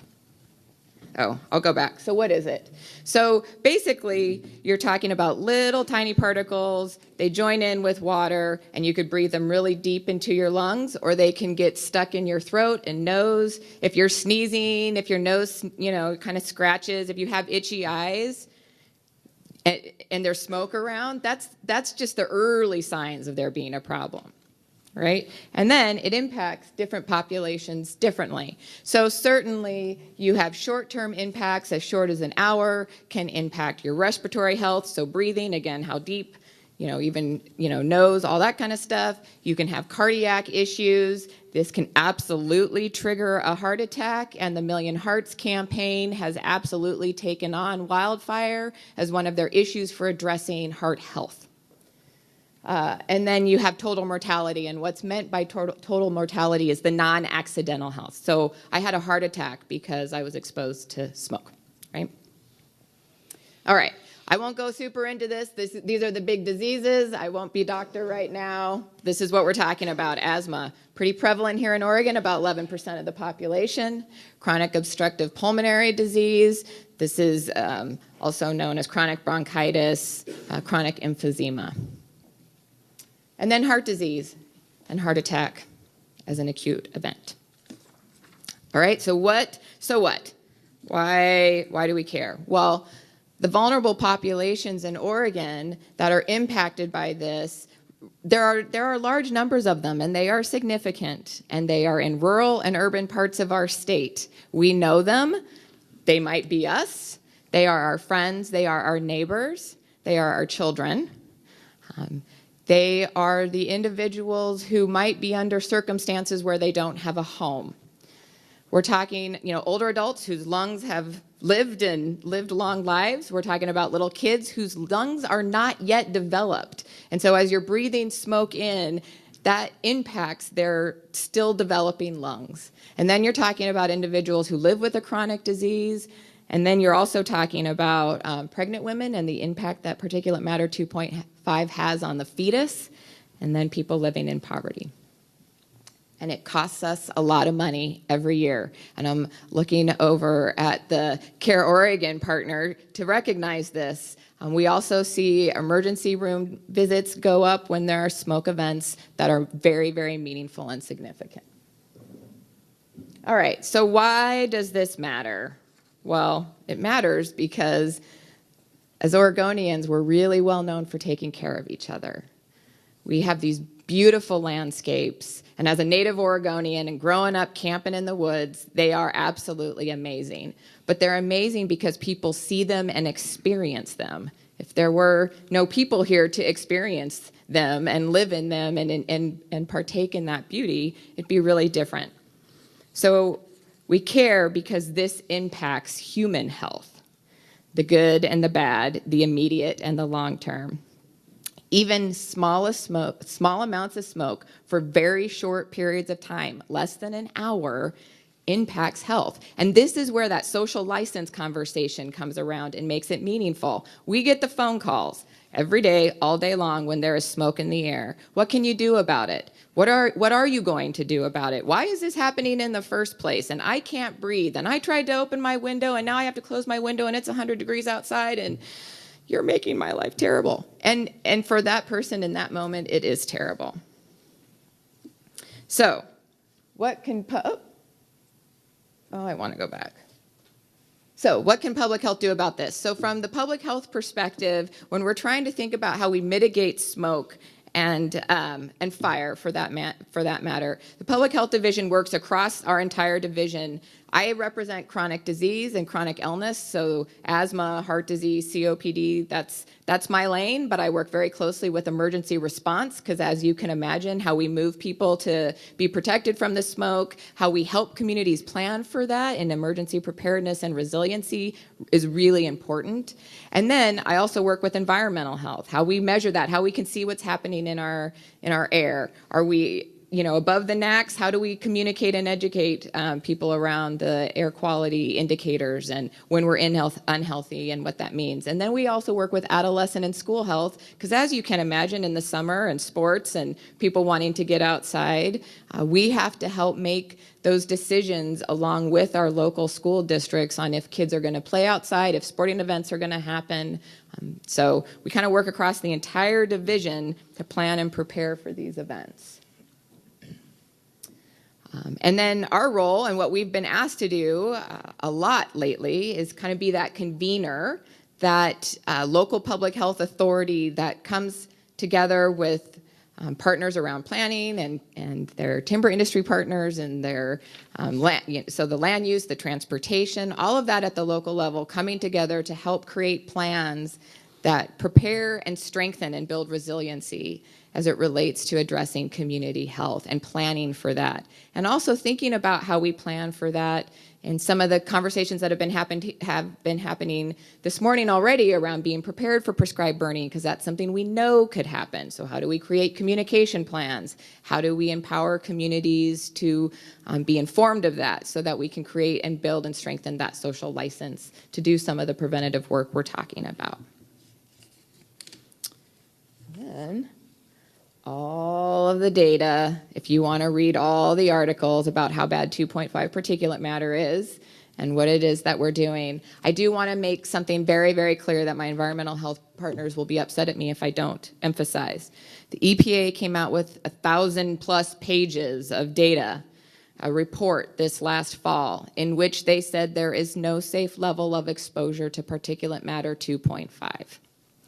That is where the Oregon Health Authority comes from. That's what we're trying to think about, is how do we understand and recognize those health harms and help mitigate them, and yet recognize and understand that when they're in mass quantity of a wildfire is absolutely catastrophic. But we do have to consider what that exposure is from all types of smoke, particularly how we need to plan putting smoke and fire in the landscape that we've talked about. How do we help communities understand that? Because there is a health risk.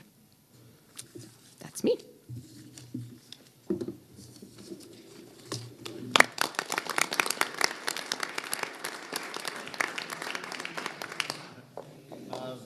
Any questions, comments?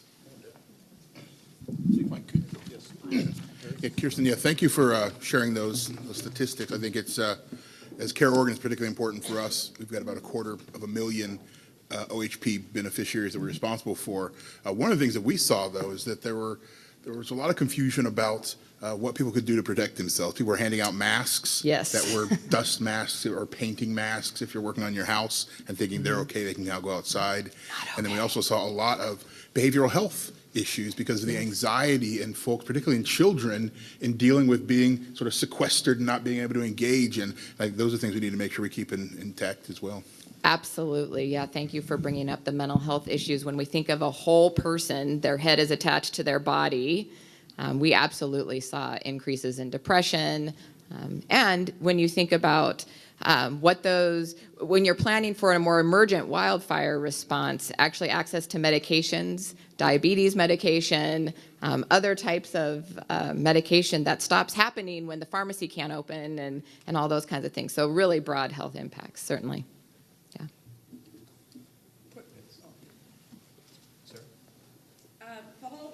Paul Hesberg mentioned that there might be better kinds of smoke than other kinds of smoke. And what you said about the health concerns, 2.5 particulate matter doesn't know whether it's coming from a prescribed burn or a wildfire. Get that.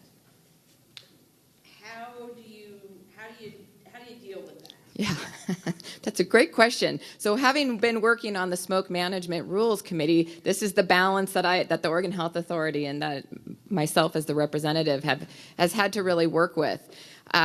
Certainly, there is a difference from what is triggering or starting the smoke from happening. And when there's lots of benefit that comes from it being controlled, managed, you know it's happening, you can think about that. It doesn't create as much hot and intense smoke as well. Certainly there is good science out there that talks about the different types of chemicals that aren't found in prescribed burning smoke that may come from wildfire smoke.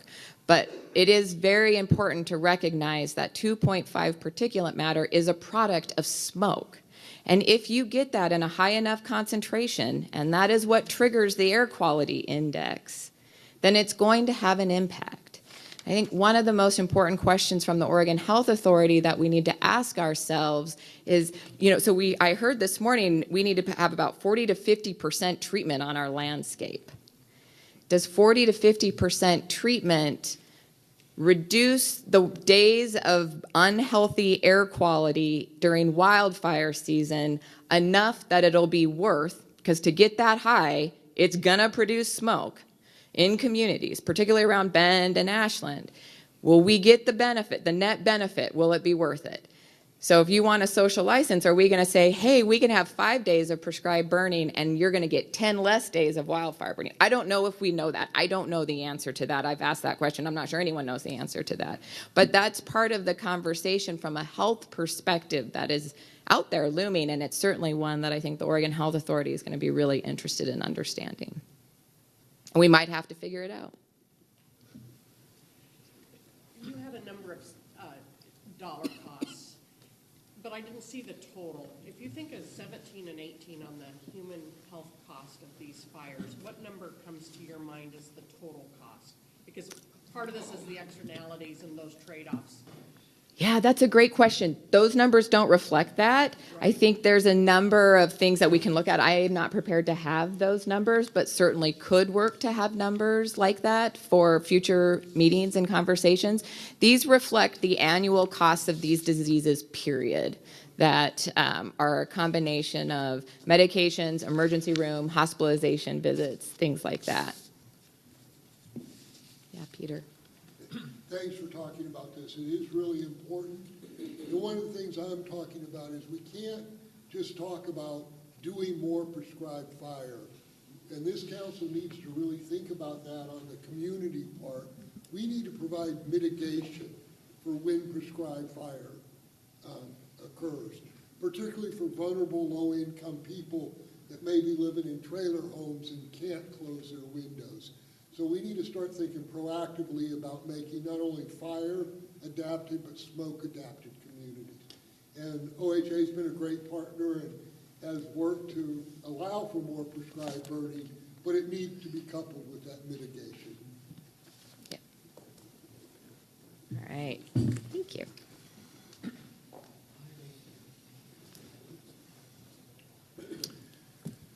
Well, thanks again.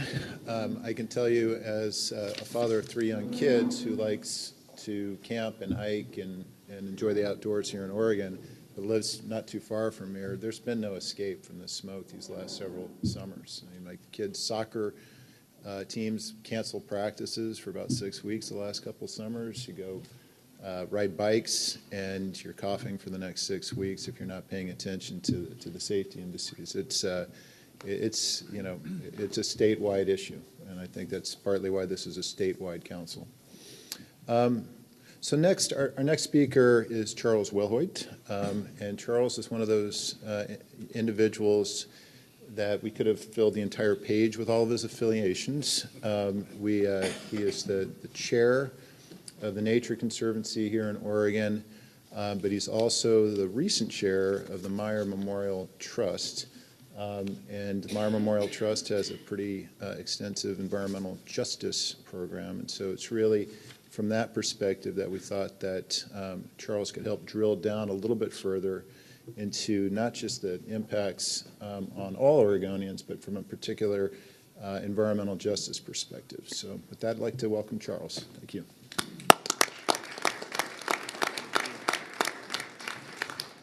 Thank you very much, Matt, and thanks to all of you for coming out today. As I look around the room, it's somewhat of a reunion.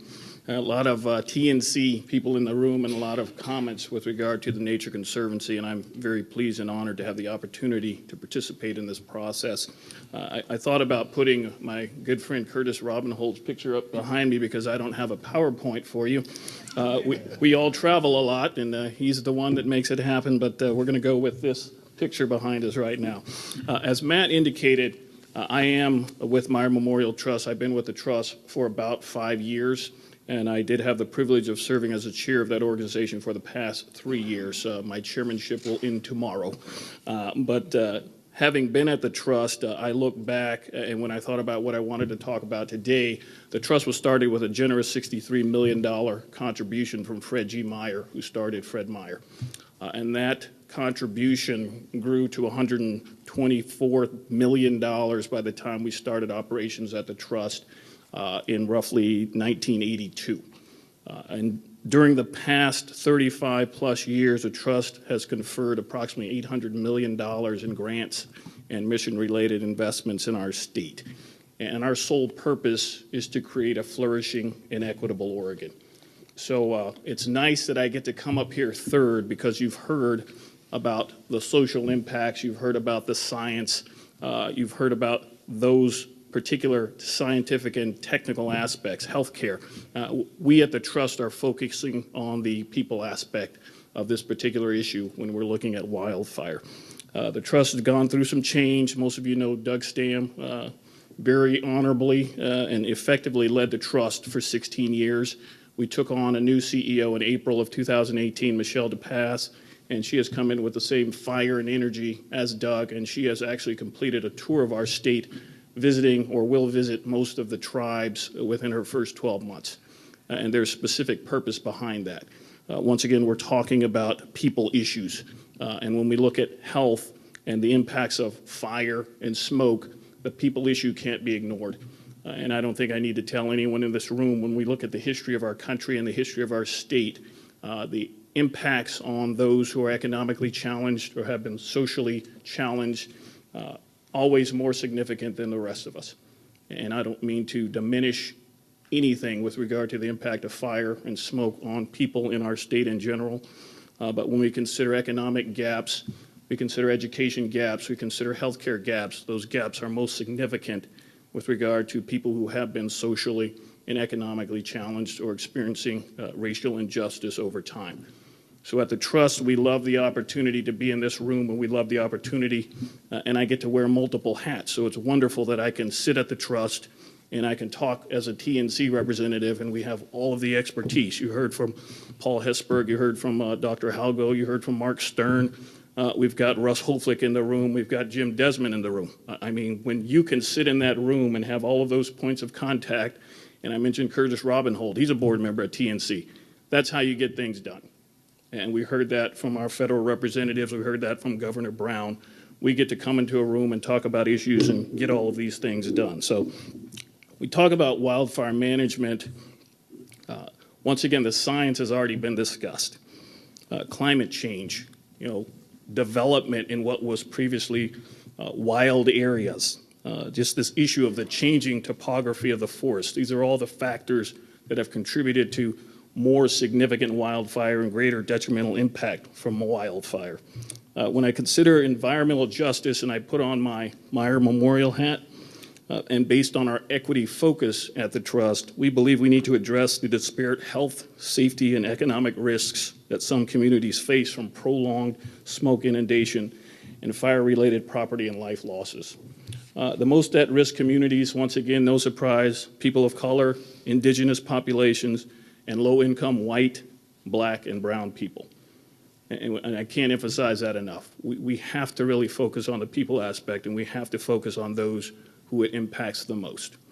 While it's common among the general population that fire is bad, I think we've heard enough science that naturally occurring fire and controlling that fire in the right way is not bad. And our approach at the Trust to addressing wildfire, we believe we need to acknowledge that fire is a natural part of our forest and sagebrush ecosystems, while also centering the health and well-being of vulnerable communities in what we're trying to accomplish. With forest management, we need to support landscape scale management and stewardship practices that will improve forest structure and support a fire regime that can be managed more predictably. Predictability would help us better address smoke and economic impacts on communities. And with urban wild interface and developed rural wild interface communities, we need to support changes in codes, practices that shape what's planned, how it's maintained, and what materials are used in building and remodeling, including installation of systems that can better protect homes from being destroyed and smoke infiltration.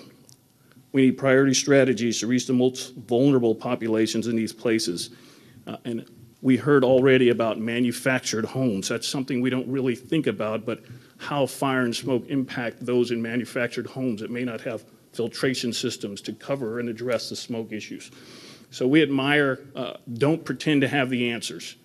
That's why we love the experts in the room and outside of the room. We love healthcare experts, as Kirsten and Eric Hunter is sitting in this room. We have to work with experts, but we admire go into the community because we recognize first and foremost, we don't have the answers. We want to talk to the community and partner with the community to take steps to address these issues from the community's perspective and for the community's benefit.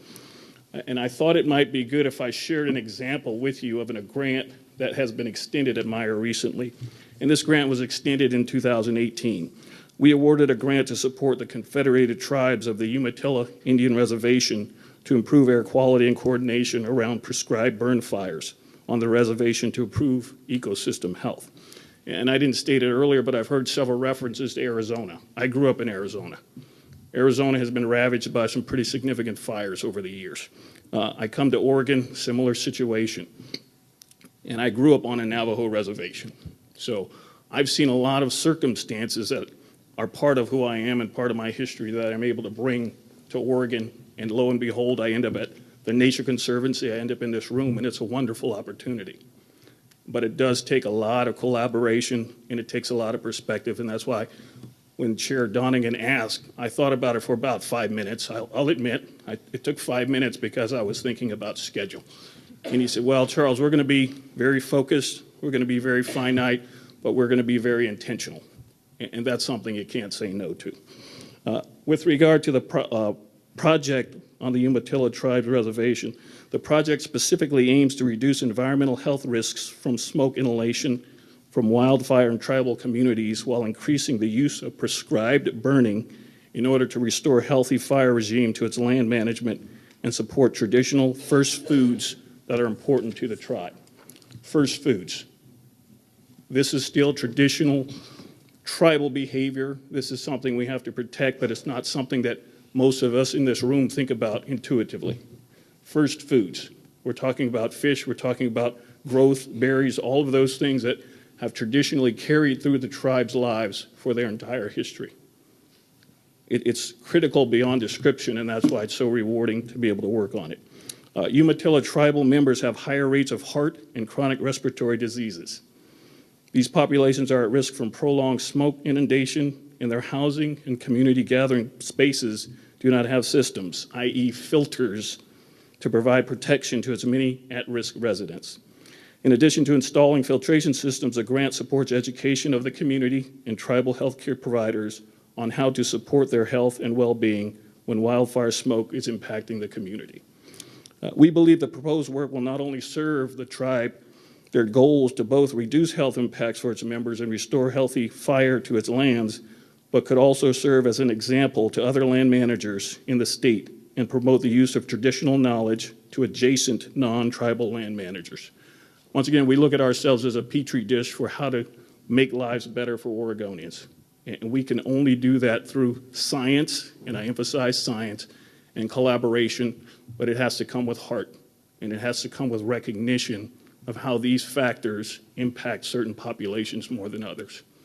So I just wanted to share that as an example with you, give you a little perspective on Meyer. And once again, thank you for being in this room, and thank you for allowing me to have the opportunity to work with you.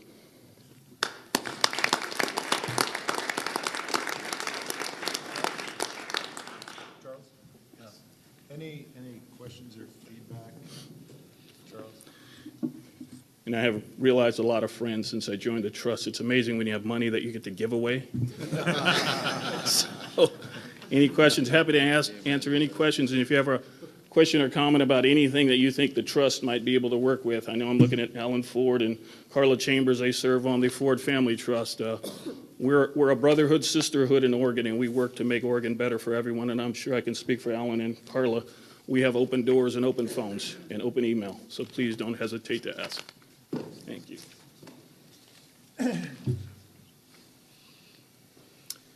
Well, that was just fantastic. And everybody, we first identified, some candidates for the council. Everybody said Charles, but you'll never get him. He's the busiest guy in Oregon. And I think that's probably right. And so it means particularly a whole lot to have you here with us. And I think your comments were spot on. So looking forward to working together. The next focus that we're going to have in terms of the implications are going to be around infrastructure. And so, we're actually fortunate enough to have 3 council members representing infrastructure. We've got Stefan Bird, who's going to be our next speaker. He's the president and CEO of Pacific Power. We have Curtis Robinhold, who is the director of the Port of Portland. We have Chris Chambers, who is going to be from Ashland, who's going to be representing really water infrastructure. So we've got transportation, we've got water, and we've got the power grid. And you could arguably put all 3 of these in the economic chamber, of sustainability.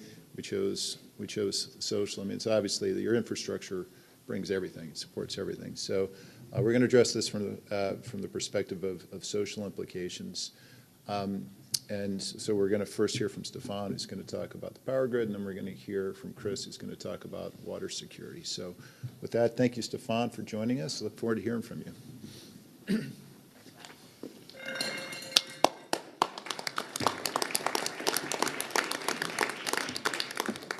Pretty tough to follow a guy like Charles, who I just met, and a number of you that are here today. It's a real honor and privilege to be part of this group on a big challenge, but such has been the story of my life. I got to inherit this position running Pacific Power from a long legacy of tremendous leaders that have gone beyond just focusing on providing electric power to the communities we're privileged to serve. We cover a good chunk of that map, about 31 of the 36 counties. In Oregon, we serve over 200 communities and really view our role as being a partner in helping Oregon, the communities we're privileged to serve, thrive. Really is that economic and entirety of service that we get to engage in. We have a small foundation that I also get to operate and engage with some of our partners and the other foundations in the state. This last weekend, for those of you that live in Northeast Portland, I just want to say thank you for your patience as we were called to de-energize our service to about 12,000 customers in the area, and I think just highlights the point. Safety is job one for us. We take that responsibility very seriously, and a public agency calls us, whether it's a fire marshal or a water agency or the city, we're going to respond and work closely together with all the agencies. And I really have to put a shout out to the City of Portland, Multnomah County, the Water Bureau. They don't get a lot of thanks lately, and just they did a terrific job in working with us and coordinating that restoration. So I think it also puts a highlight to, that was a few hours of folks out of service, and you think of this last summer, there wasn't a day that I didn't go down to Southern Oregon, and if you look at that map, everything in red, that's pretty much our territory, from Klamath Falls and Medford, Grants Pass, up through Roseburg, Douglas County, and all the way up to Hood River, Walla Walla, and Washington. Those are the communities we serve. I can recall there was one day there was 160 fires ignited by lightning in one weekend. So coming from Kansas, we don't have too many of these tree things. That is a spectacular part of living here, but that is a reality that I understand we all face, and the impacts are truly extraordinary. Our guys are out there working in it every day, wrapping poles, preventing fires from mitigating further damage to infrastructure, and I'll talk a little bit about the obvious importance of that. Maybe just give a sense of scale, and again, I think some benefits of what we can bring to this conversation. Pacific Power is part of Pacific Corp, and so our system actually covers about 10 western U.S. states. We're the largest grid owner-operator in the western U.S. We're the largest owner of wind assets in the western U.S., but to get that power to customers, we've got to move it across about 17,000 miles of high-voltage lines that covers 10 states and about 80,000 miles of distribution. So we're a lot of footprint that covers forested lands, grasslands, et cetera, and about 140,000 square miles in total. So we know that landscape well, our risk profile, and there's a lot that we do and more that we can do to mitigate that exposure. Certainly everyone here is aware of the devastating impacts from the smoke-filled skies across Oregon, and not too many days went by where California wasn't in the headlines. And without a doubt, the magnitude, intensity, and the costs of these wildfire events, both in human lives and property loss and air quality, is intolerable. And so we're absolutely committed to working with all of you in earnest to prevent these root causes as we can identify them and actively limit them. To hit a few points of the things that we're after, and again, as part of Pacific Corp, we're also part of a larger holding company, Berkshire Hathaway Energy. We own several utilities across the U.S. and around the world, and in the western U.S. also extends up to Canada. We have amongst our own team an effort to share best practices and deploy them on a consistent basis really across the entire western part of North America where this wildfire issue is so prevalent. Also within the industry, just to share the seriousness with which we take this issue. Edison Electric Institute, which has all the investor-owned utilities across the U.S., has highlighted this as, again, an extremely high priority. We co-chair that along with Maria Pope, who's the CEO of Portland General Electric and the CEO from Idaho Power, and really engaging all the utilities, including those in California, to identify lessons learned and deploy better practices to mitigate these risks. While I'm going to talk about electric grid infrastructure, again, you can't just look at our infrastructure as the sole issue that keeps the economy going, and other things, water that we're going to hear from, I think, next, the Port of Portland and other things that are served, the railroads, the roads. I can recall so many days when the I-5 was shut down in Northern California, where we also have part of our territory. I mean, just if you don't have railroads and roads and infrastructure moving, the economy can't move, and the impacts on our customers was truly devastating this past season. So what do we do about it? Well, there's a lot of things that we've done as an industry over the years. As technology has improved, that's also enabled us to get better. But our number one expense to mitigate that exposure is vegetation management. We spend tens of millions of dollars on that effort, cutting trees, millions of trees getting pruned every year in order to mitigate that exposure. We've got experts in forestry and tree species and disease management, et cetera, and getting better every year in terms of how we can manage that with better situational awareness tools that we coordinate with the Oregon Department of Forestry and universities and others to impact that. Some of the things we do with our infrastructure, I mentioned wrapping poles is something as simple as that, to hardening our system with other techniques in very high-risk areas. We've mapped our entire grid. In fact, we look at it every day. I mentioned a fire map. We know exactly where the fires light up every day in real time. We coordinate that with weather conditions, with grid technology. And the good news is, last summer, even though we had to de-energize many, many lines, we weren't necessarily putting customers out of service. So if you think of the grid, it's got a lot of interconnected links. If you lose enough of those, you can shut down service to a localized area. You lose enough of them, you're going to black out a good chunk of the western grid. So it's critical that we protect that infrastructure, both for local service as well as the integrity of the entire western grid from the Rockies west to California. Communication with customers, we've talked a bit about that here in terms of the social challenge associated with some of the changes that are needed. That's a big part of what we do, and I think a service we can provide as we think about engaging incident centers and whatnot around the state. Those are natural centers that we have in place in order to manage distribution, dispatch, and outage restoration. I think a great example of that, I was looking over at Carroll and, still out of service, I think, out in the outskirts of Roseburg and Elkton.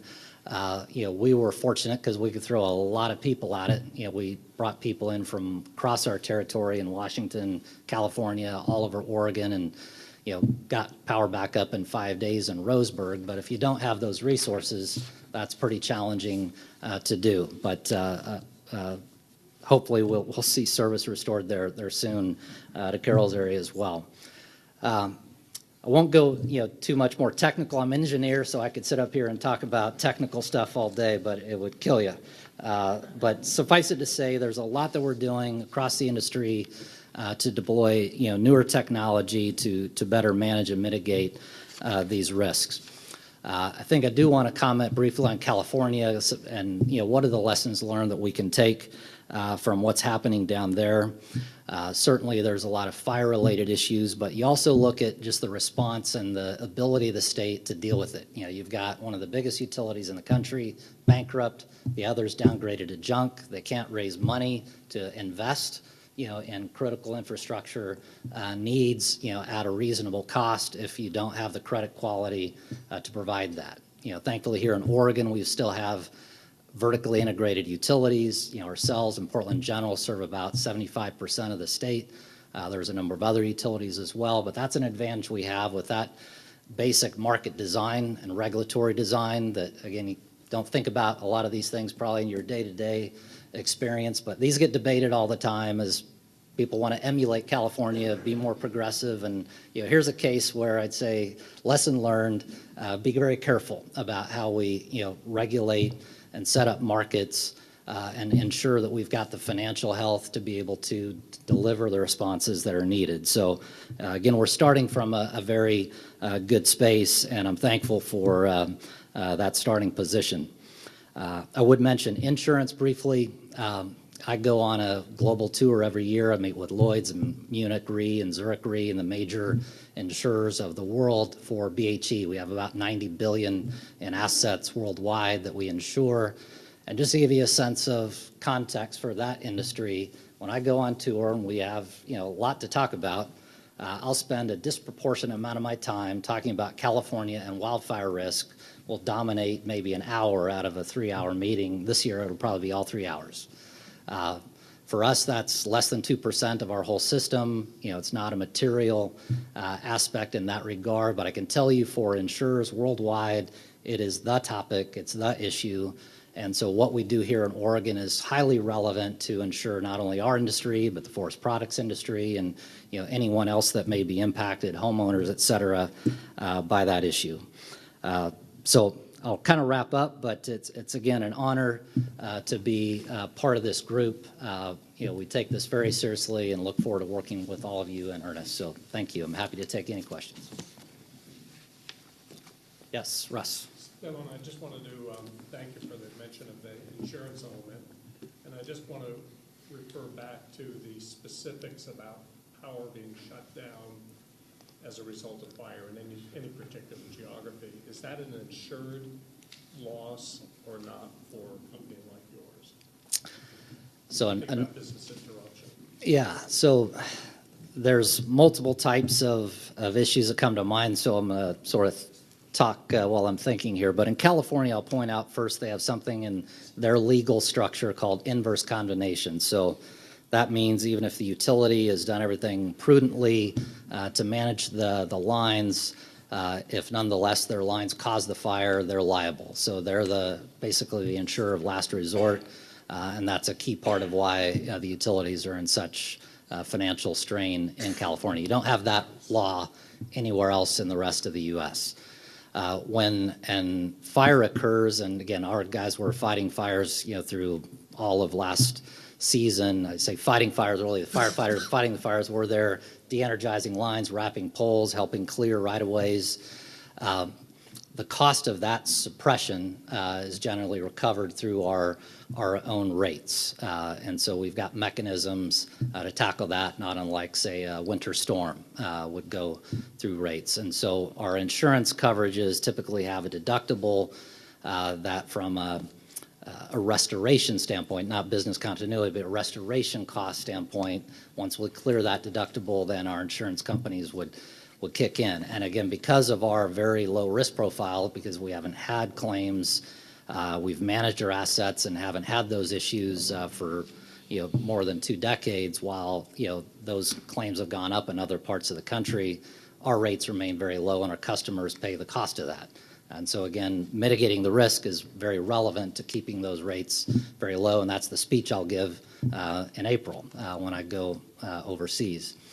But to business continuity for our impact, let's say if we had to de-energize, there's no revenue coming in, no, there's no insurance provided to date for that.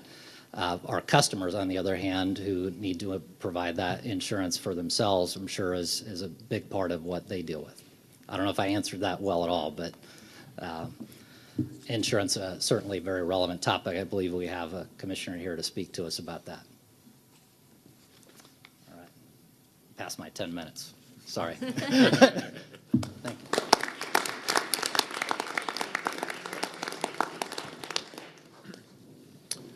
Okay. Thank you, Stefan. Next up, we are going to, I'm sorry? Is that better? Okay, great. Next up, as promised, we are going to continue with the infrastructure theme. Now we're going to address water infrastructure. So with that, I'm going to turn it over to Chris Chambers from Ashland. So thank you.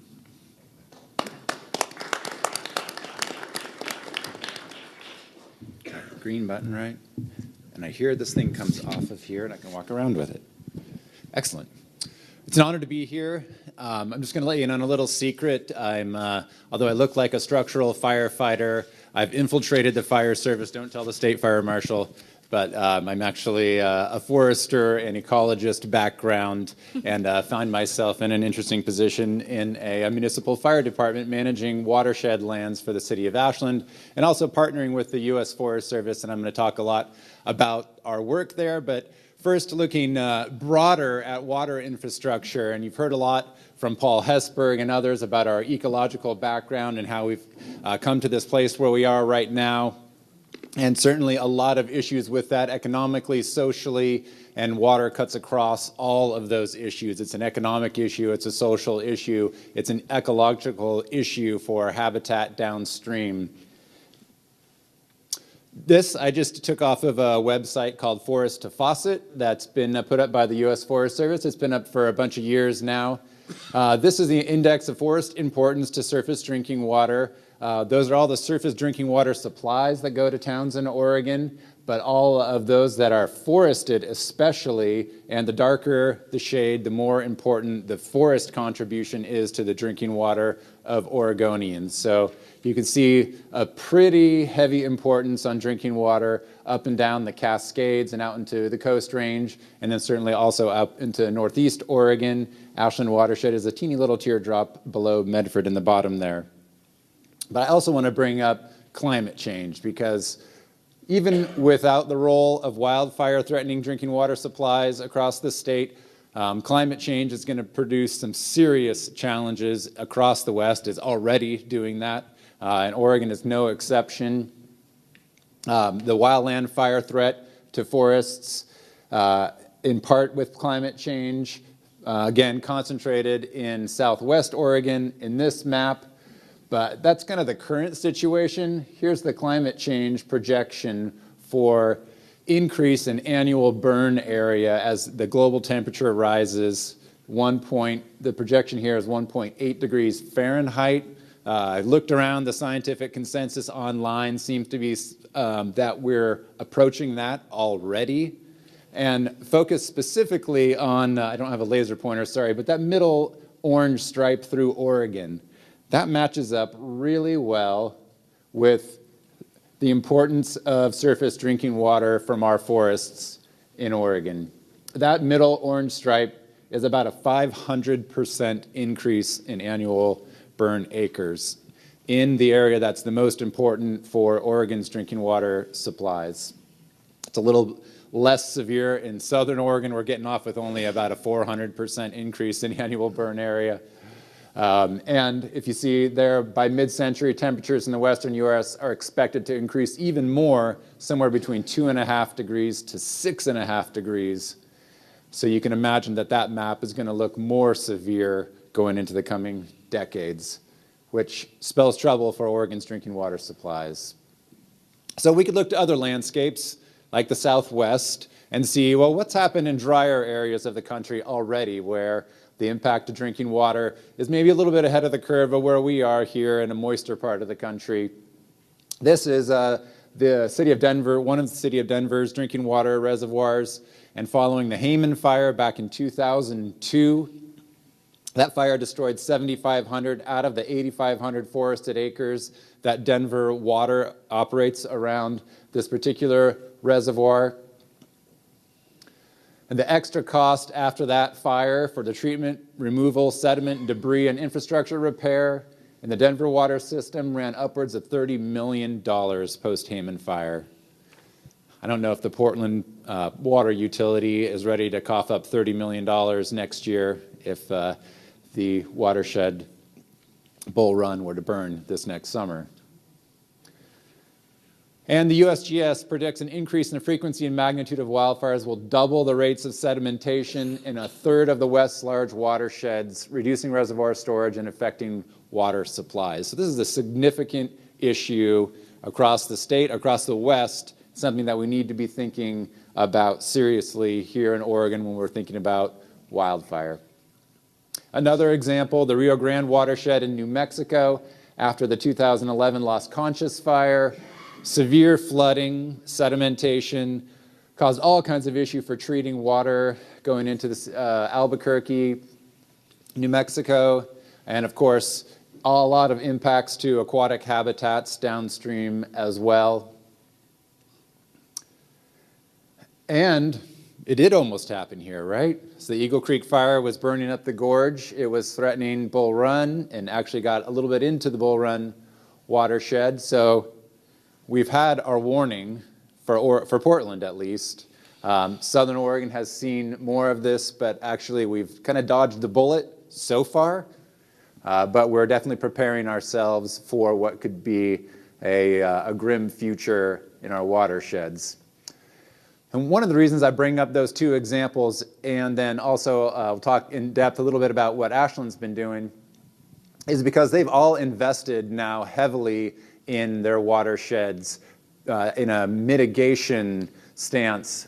The city of Denver has invested more than that, $30 million, since the Hayman fire in a partnership with the Forest Service called Forest to Faucet.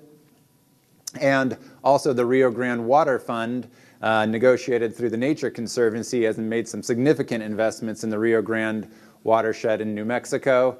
And back home in Southern Oregon, the city of Ashland has invested from our utility bills. This is actually a snapshot of my water bill. An Ashland Forest Resiliency Charge, $1.39 a month, that generates $175,000 a year towards management in our watershed. That goes into my budget to spend on things like prescribed burning and forest thinning. And that amount, just in a 3-year period from 2015 to 2018, that $700,000 leveraged over $11 million in federal and state investments just in the tiny little Ashland watershed. So we can imagine what that could do at larger scales. So honing in on what we've been doing in Ashland as an example of where this could all go, this is Rita Reservoir, the city's teeny little reservoir in the middle of the Ashland watershed. We process about 1 billion gallons of water for citizens, visitors to the Shakespeare Festival, Southern Oregon University students per year. Looking at the watershed from above, Mount Ashland, a ski area at the top there, primarily it's a U.S. Forest Service federal land watershed. The blue areas are actually City of Ashland municipal lands in the watershed that we also manage similarly to what we're doing in the greater watershed. But overall, this is a pretty small watershed, just about 15,000 acres. And this is symbolic of the condition of the Ashland watershed when we started doing the Ashland Forest Resiliency Project. This sign was eventually replaced by a lot nicer sign. And I got so tired of looking at this sign, I was so happy the day that we got to push it over. But as Paul outlined earlier, the condition in a very dry forest like the Ashland watershed, a lot of overgrown forests because of fire exclusion over a century and a half in the southern part of the state. So we put our heads together in Ashland. The city had done some innovative work on its own lands. The Forest Service had been trying to do some work at larger scales but met with resistance. And so we started something that ended up being called the Ashland Forest Resiliency Project. It was done under the Healthy Forest Restoration Act. The city created a plan. We locked a bunch of smart people in a room for a few months, and a community wildfire protection plan came out the other side. This was in 2004. And it became the preferred alternative. So a city-generated plan, and this is where we start on this story of shared stewardship. We shared in the planning, not just turned it over to the Forest Service and said, hey, give us some good ideas about what to do, although they gave us one good alternative, but the city got together on our own dime and said, this is what we want to do together with you, the Forest Service. And so that became the preferred alternative to treat 7,500 acres of federal land in the watershed. And then the Siskiyou fire happened right in the middle of approving this project, and it was headed on a very windy fall day, our version in Southern Oregon of the Santa Ana or Diablo winds in California, and that was headed right towards the city's watershed. Fortunately, it was stopped through a lot of firefighting resources. We lost one house in that fire, and it stayed at 200 acres, but going from 200-foot plus flame lengths to stopping it at 200 acres was, some might say, a miracle, but it actually, I think, was all the pieces just came together. There was a lot of fuels reduction that had been done in that landscape through grant programs like the National Fire Plan, and we utilized those areas to stop the fire. So this is the Ashland Forest Resiliency Project, our mission statement, a 10-year stewardship project, protecting the city, people, property, quality of life. And this is how it was put together. And this is what is unique about shared stewardship in the Ashland model, is that we took this on cooperatively with our partners. And we added Lomacotsi Restoration Project, a local nonprofit, and the Nature Conservancy, who had been part of the planning of the project, and the city and the Forest Service. We each have expertise that we bring to the table. And then in the middle is this little arrow that means we're all in each other's business all the time in this. And sometimes that's great, and sometimes it drives us crazy, but mostly it works out. And so the array of activities that we implement on the ground, we've been at this for just over 9 years now. Prescribed underburning, density management, which is just a fancy word for commercial thinning or logging. Try not to use the L word too much around Ashland, but that is what it is. Surface and ladder field treatments or fuels reduction, understory, getting rid of a lot of the accumulated fuels and overgrowth. And we have done that in a way, although we did do logging, we did it in a very transparent way. We keep track of all the trees that we cut, and we can say to the public, these are the trees we cut. Don't go and tell us that we're going in there and grabbing big old growth trees, because we're not. Here is the proof is in the pudding. And so we've now completed all those phases of commercial extraction and thinning. Some of it was ground-based, a lot of it was helicopter.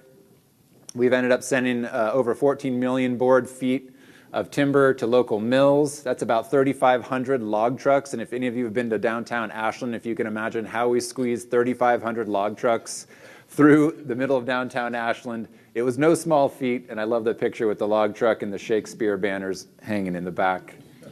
We can coexist. Prescribed burning has been a challenge in AFR because of smoke management and getting the community on board with making smoke, especially after the last couple of smoky summers, to have to turn around in the fall after 6 and 7 weeks of dense smoke and all the economic impacts that go with it, and say, yeah, sorry, but we need to make even more smoke now. But right now, the public is on board with that. And we were out burning yesterday, actually. And maintaining that social license with the community is really important to us. And we've done a lot to maintain that over the years. We've done flyers. We do all kinds of public outreach to the community. We give them lots of opportunities to come and see our work. This was one we mailed out. We've got the youth involved in the project. Classrooms all the way from first graders all the way through master's degrees at SOU are involved in the field and in the classrooms. We have multi-party monitoring headed up by the Nature Conservancy, answering the questions, are we doing the work that we said we were going to do, and are we doing it in a way that is not having negative impacts on the ecosystem or our water resources? Water quality monitoring is a big part of that. And a big part of it is not necessarily to do with water, but a very positive outgrowth is training workers to implement this ecological brand of forestry. We've got all kinds of training programs, primarily through Lomakatsi. We've got tribal groups coming over and spending time to learn how to implement this and then taking it back to their ancestral lands to implement it in the Klamath and in Northern California.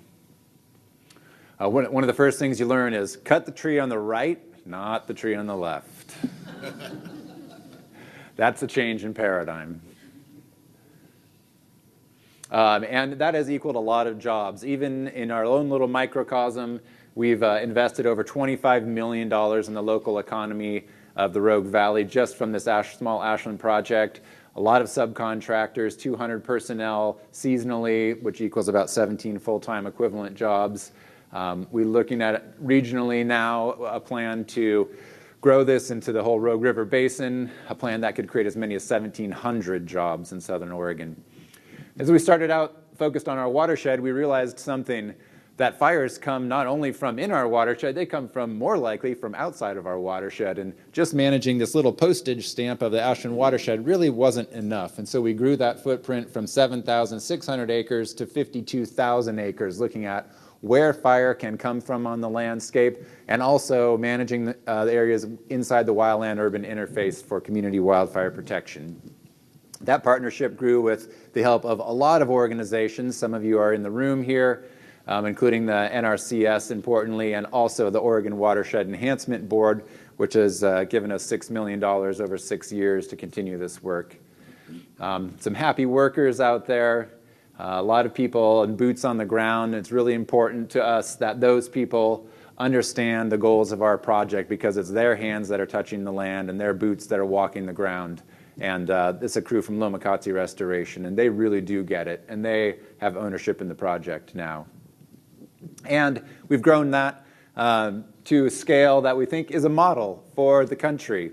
This is a WFLIC, the Wildland Fire Leadership Council visit in 2015. Another undersecretary and another chief of the Forest Service were there for that one, but both Jim and Vicki have been out and walked the ground with us in Ashland. We really appreciate their support over the years in helping us create this. But it is not without challenge. There's been a lot that we've learned along the way and how to implement this work in a sensitive watershed. But we think that it's something special that we've created, and we are happy to share our lessons learned with the rest of the state of Oregon. And I really, really look forward to our work here on this council and moving this forward for the entire state. I think you're in that one, Vicki. And then some other people in this room are in that picture too. Any questions? I'd be happy to answer. Senator. Chris, what was the total amount of dollars, both direct and leveraged, for that 7,500 acre project? It's hard to parse it out now because we grew the project at the same time we were implementing the federal part of it, and we've engaged hundreds of private landowners, non-industrial forest landowners. So we kind of blurred it across all the lines of city, private, and federal. The 25 million is on the whole landscape. I'd have to go back and do some math just to figure out the cost for the 7,500. It's more than what we would see in normal landscapes because it's such a sensitive landscape and because we took so much time up front to work with the community and to do the monitoring that was needed. We knew that we wouldn't be able to pull the project off unless we did those things. So in some ways, Ashland's a good model. In other ways, It's not a realistic economic model that we would grow to cover the Rogue River Basin. But we can do a lot of those things and not spend as much money, and I think we would get similar results across a broader landscape. And then when you move to a broader scale, of course, you're going to get that economy of scale and make treatments cheaper over time. Do you have an estimate on how much per acre you were spending on that project? Oh, it's probably close to 2,000, maybe over 2,000 per acre. Yeah. But we did get some of that money back, and we sent logs to the mill, too. Any other questions? All right. I had a similar. Oh, I sorry. guess the question is, because I come from the commercial side from the industry. Can we hear you? Thank you. Excuse me. Coming from the industry, question I have is, looking at the project you have and the role of economics, and the balance between the trees you took in relationship to the mill and what you left in the thinning. Did economics have much impact on how much of the project was sort of what I call self-funding? Yeah, that's a good question. We consciously set out at the beginning not to worry about that issue. The important goal for us was to do the right thing for the ecosystem and make sure that we were gaining the public's trust while we were doing it. We knew it wasn't going to make a profit at any point. Some of the acres that we've done ground-based, so we've done roadside thinning and we've used some old logging roads in the watershed. Some of those broke even and even made a little bit of money that we reinvested. But the beauty about stewardship agreements and just the stewardship contracting in general is all that money stays on that landscape. So we don't lose money back to the federal treasury. That all gets reinvested back into the project. So we were able to offset something like a third of the helicopter logging cost. And helicopter logging is not something that you would do in normal landscapes. We only did it because of the steep ground and decomposed granitic soils in the Ashland watershed.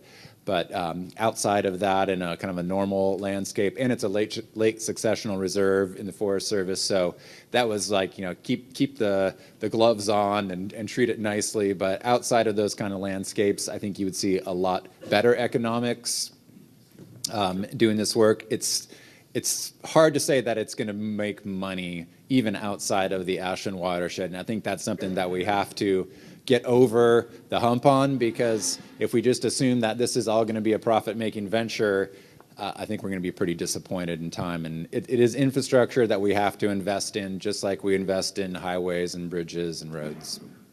Yes. Mark? Congratulations on your work. Thank you. Question regarding, Paul, made the point pretty strongly this morning about commercial thinning followed up by prescribed burning. So your commercial thinning, what percent of the area, and I realize it's mostly Forest Service property, so what percentage did you do prescribed burning as a follow-up right after your commercial thinning? We have done prescribed burning on every acre that we've commercially thinned and non-commercially thinned as well. So we do. The typical life cycle of treatments is we go in, we cut all the non-commercial material, we pile it and we burn it, so we get rid of that fuel load. Then we come in, we do the commercial entry, we take out the logs, we leave the limbs and the tops behind, we pile and burn those, and then we'll come back and do a broadcast burn of the area, which was what we were up to yesterday morning in the watershed, utilizing an early March window this year, which was really cool to see our Forest Service partners jump in at the chance to get that done. So. In some acres, we've actually had 3 prescribed burn entries, 2 pile burning and 1 underburn. The underburn entry has been the trickiest one to get just because of smoke management rules. We're right adjacent to the community. Everything in the watershed flows downhill to the community, including the smoke. So that one's been hard, but now that we have changed the smoke management rules in Oregon, I think we're going to see a lot more opportunity this spring to get that good fire on the ground.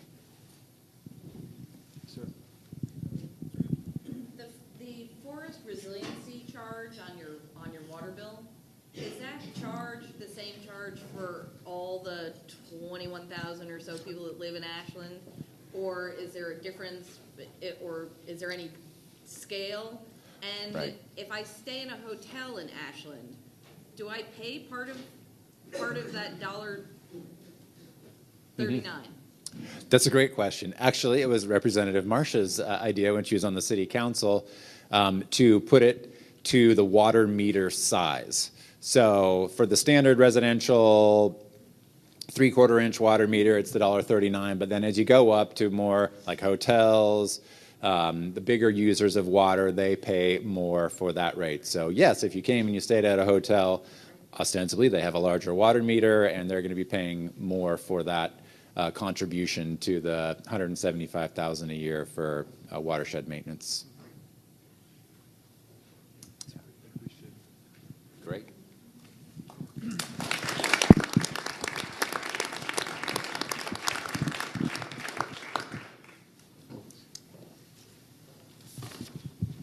I just thought that was outstanding, and I think we probably could have used the balance of the day in a Q&A on that, because we're now starting to talk about the rubber hitting the road, and I think you're starting to see, what we mean by a public-private partnership, because it is going to take public appropriations, and as Alan was getting to, timber monetization, non-timber monetization, water resource monetization. So I think these are some of the innovations that we're going to start to consider here with this council.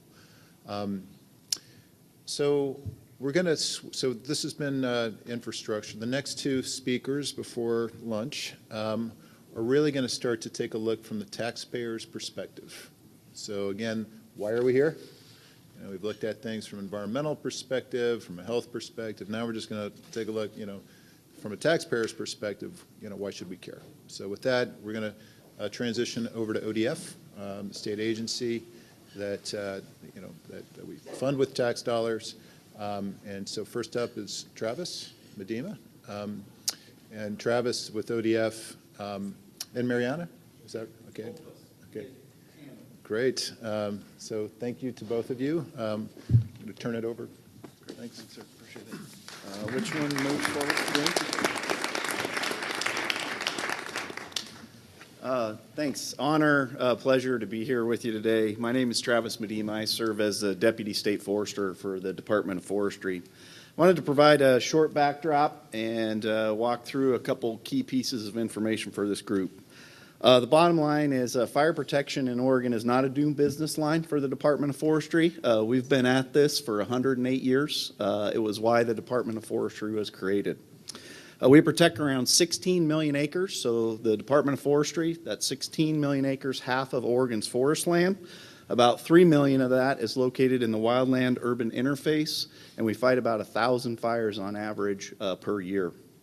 The charge and the mission for the department is very clear, and that's to protect Oregon's forest land and communities from devastating wildfire through fire suppression and fire prevention. So this chart always amazes me when I look at it. The bottom axis is our fire suppression effectiveness, and the left axis is the net cost. Across the bottom is our percent, again, in effectiveness, keeping fires 10 acres or less. So the more successful, the upshot of all of this is the more successful that we are at initial attack, the cost significantly decrease.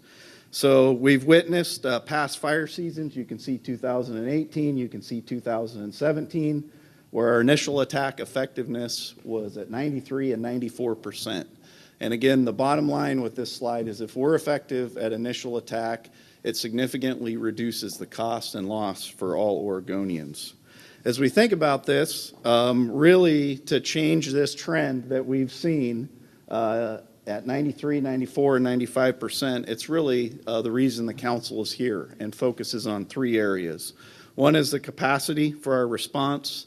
The other that we've heard quite a bit this morning about is changing the dial on forest health and resiliency, and then talking about how do we protect our communities and how do we help our communities recover. Large fire cost. This highlights the large fire cost, and this is the gross cost on Department of Forestry's protection. And really the key upshots of all of this is you can see in the past, but 2008 and past, we were averaging about $10 million in large fire costs, and that's suppression cost only. When we got to 2013, you can see a drastic increase. In 2013, our large fire suppression cost was $122 million. So we now average about $40 million over a 10-year period in large fire costs. So significant uptick in terms of averages, and you can see 2013 and on. The other point I'd make with this, and it's really important, is that this is just the suppression costs. This does not talk to the impacts that we've heard about this morning: resource loss, human health impacts from smoke, tourism, economies, all those other pieces that are near and dear to Oregonians.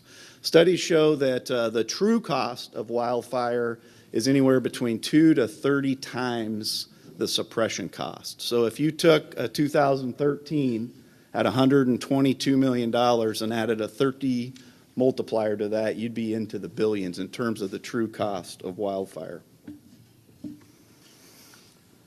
A lot to unpack here, and I'm not going to try and unpack it all right before lunch. Really just a couple key themes. I think we're going to dive into financing at the next meeting.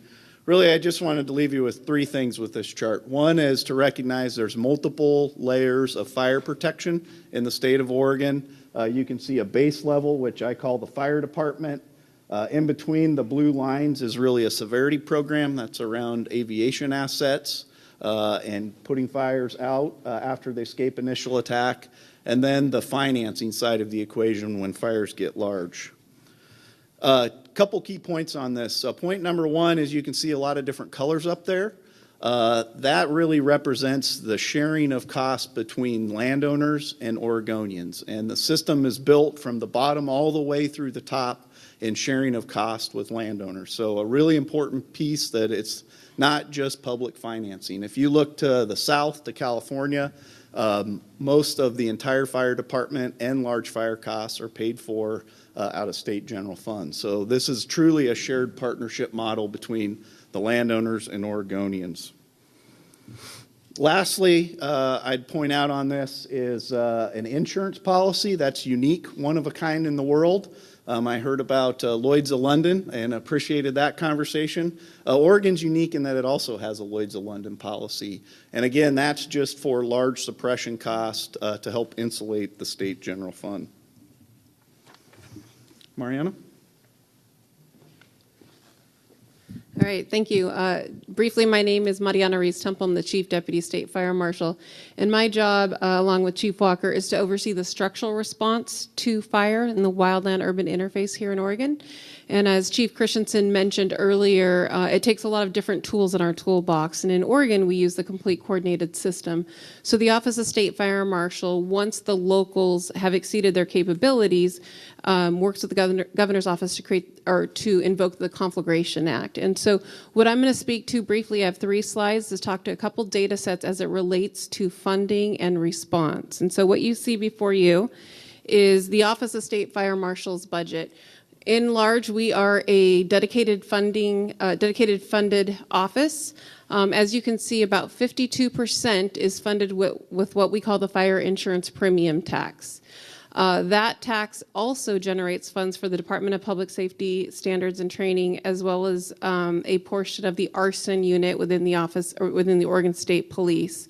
But what I like to show in this is that as we are a dedicated funding agency, 52% is FIPT. We do not have funding for structural response. And so that is what we're talking about today in terms of communities, all of us here that live in Oregon. This is the funding for that piece. We have a small portion of that, about $550,000 of the fire insurance premium tax that funds the Oregon structural response as it relates to communities. As we were talking about earlier, almost every single trend line trends up as it relates to what we're seeing in fires. This actually talks about the hours, so that if you looked at in the early 2000s, what used to look like a conflagration for us might have been a lot shorter in terms of response time. And as we're seeing larger and greater fires, our response times are coming into the 2-week time frame, something that we may not have seen earlier in the early 2000s. A conflagration response for us, you know, when I first was doing this was maybe 2 days, 3 days, 4 days, and now we're seeing actual transitions for our Oregon response teams. If you look at the averages, we're looking at the average of about 900 hours that we're spending from a structural response on our fires. Oops. And response costs. So the trend is similar. And what I like to highlight here is that as those trends up, we're looking about what might have been a 3 million per year average at a 15-year average early on. Now we're looking at it about 8.3 million average. And to stress that point is that we don't have those insurance policies. Our costs are not absorbed into the Oregon Department of Forestry costs that you saw with Travis earlier. This is solely funded right now through a $550,000 biennial budget. In the last 2 years, we trended it at $31 million investment.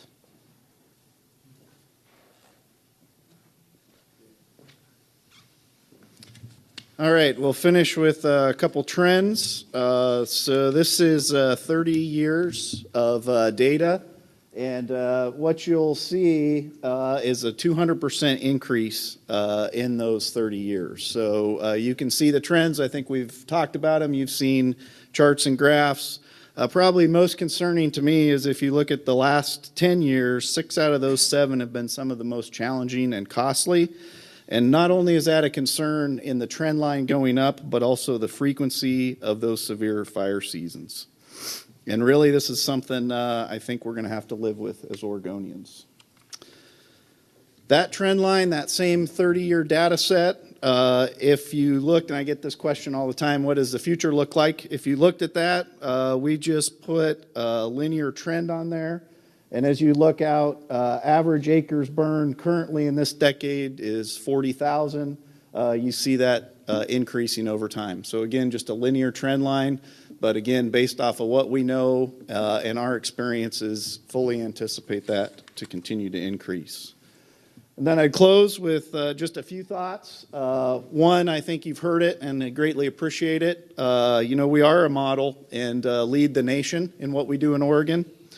It's a high asset value, so some of the richest timberlands in terms of productivity in the world. So high asset value translates into high cost and high risk. Costs are shared, and that's really important between the state and landowners. Again, that's a very unique model as you look around the West and the country. As Mariana said, there's no dedicated real funding source for the structural response, and with those trend lines, that has challenged us. And then costs and losses are dramatically increasing. And with that, really appreciate it. It's an honor. Really excited to get to work with this group over the next few months. So thanks for your commitment and dedication. Representative Finley. Thank you. I have about a 4-part question. I'll try to be brief. Let me get a pen. When you showed one of your charts on your funding scenario for the base program, you left out one of the main cooperators and landowners, and that's the BLM. The BLM is a substantial portion of your base budget, which allows you to be as successful as you are. And we know where that is headed. I mean, and you're a major provider of fire protection services for those folks, so that's a great thing. But I want to go back and go a couple of your trend lines where you started in 1989 and the trend goes pretty significantly up. And I would offer that I think there's a couple of reasons for that. One is results of Federal Land Management Policy Act, which changed how we manage the land. I mean, you took the loggers out of the ground, out of the forest, which was a major initial attack tool, and you left the debris on the forest floor, so your trends go up. And two, when the Forest Service says, we're no longer going to put fires out at 10 o'clock in the morning, we're going to manage the fires better. I believe they're all greatly related to that significant steep trend. Would you agree with that or not? So to question number one, Representative Finley, the base level of protection, when I said there's 16 million acres of lands we protect, that's private ownership and public ownership. And again, Oregon's uniqueness, which we greatly value and appreciate, includes 2.3 million acres of that 16 that is the BLM lands on the west side of the state known as the ONC land. So that's also state forest lands, ODF&W, other state agencies, so all public lands are part of that. So that's part number one. In terms of federal policy, I've got colleagues here that can speak to that. The charts that I showed were just on ODF protection only. which would be that 16 million acres. So in terms of the federal lands, I can let someone else address that, but those trends are on private lands and then the public lands that we protect as part of that 16 million acres. Great question. Thank you, sir. And my final question, and Okay. because I know you guys want to break for lunch, is the structural component of it is huge. And the Conflagration Act, when it's enacted, provides structural protection on threatened communities. It is not wildland structure, not wildland protection. And that is an emerging business. You know, in the past, we never really did much of that, but now it's a pretty big deal as we urban interface and we threaten communities. That's a huge impact to how you do business.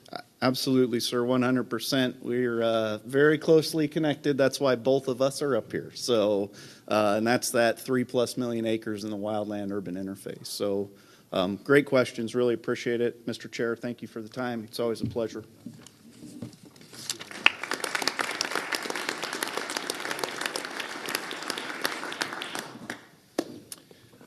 Okay, and batting cleanup before lunch here is State Forester Daugherty, who's going to address really the impact on programs from the perspective of the taxpayer.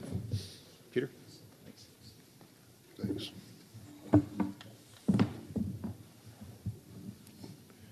Great. So in addition to being state forester, which is a real cool job, I'm the director of the Department of Forestry. I know I'm just before lunch, so I'm going to appreciate the opportunity to talk about the impact on our organization, and I'm going to try to do it without sounding like a whining bureaucrat.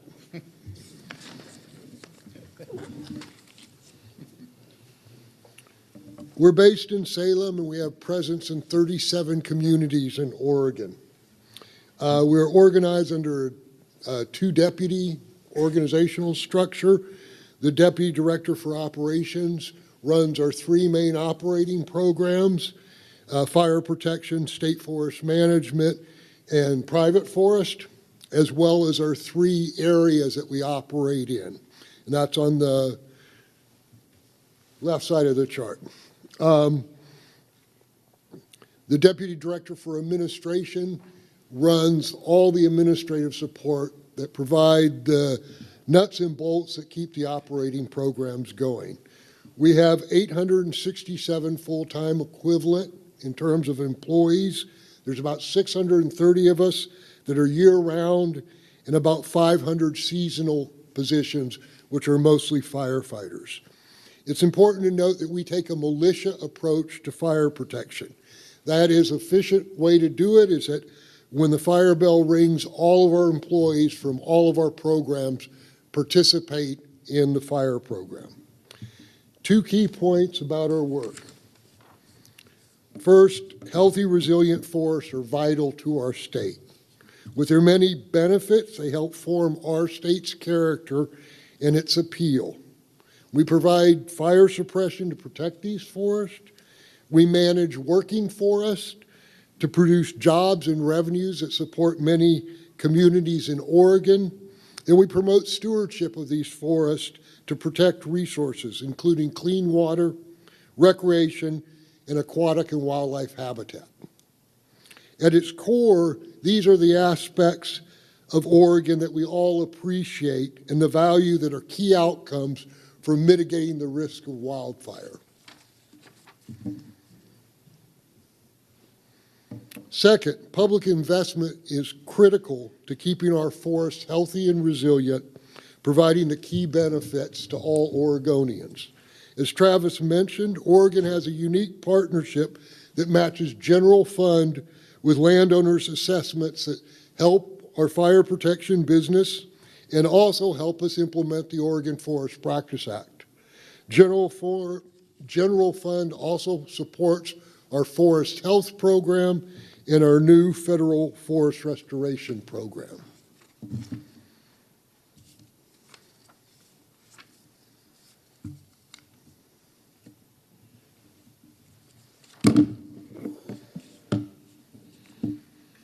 Moving on to agency challenges. The 2018 fire season has reinforced what we already know from the Secretary of State audit and the fire program review. we do not have a sustainable organization for these kind of fire seasons. The complexity and duration of fire seasons have significantly increased, and the 6 out of the last 7 fire seasons have been a challenge for the agency. These challenges not only have significant impacts on our ability to respond, but also to maintaining our other core businesses. The challenge revolves around halting, stopping, and sometimes ending key work in our other divisions because staff from all across our agency are on fires, let alone the pure burnout factor from asking staff to manage these complex conditions for months on end. And lastly, and equally important, due to the severity and duration of these fire seasons, we're seeing significant impacts to our communities from wildfire directly, or as you've heard, from the indirect impacts of smoke. Travis already discussed this chart showing the trend of increasing wildfire, a 2,000% increase in the acres burned over the last 3 decades. The lands we protect are high-value timber and grazing lands, as well as a wildland-urban interface. And Travis mentioned we need to increase investment in suppression, but we also need to continue to invest in mitigation and prevention strategies, as well as new technologies. Now, this is what our staffing has been. And as you can see, we've stayed relatively flat in the last decade after we had the decrease due to the Great Recession.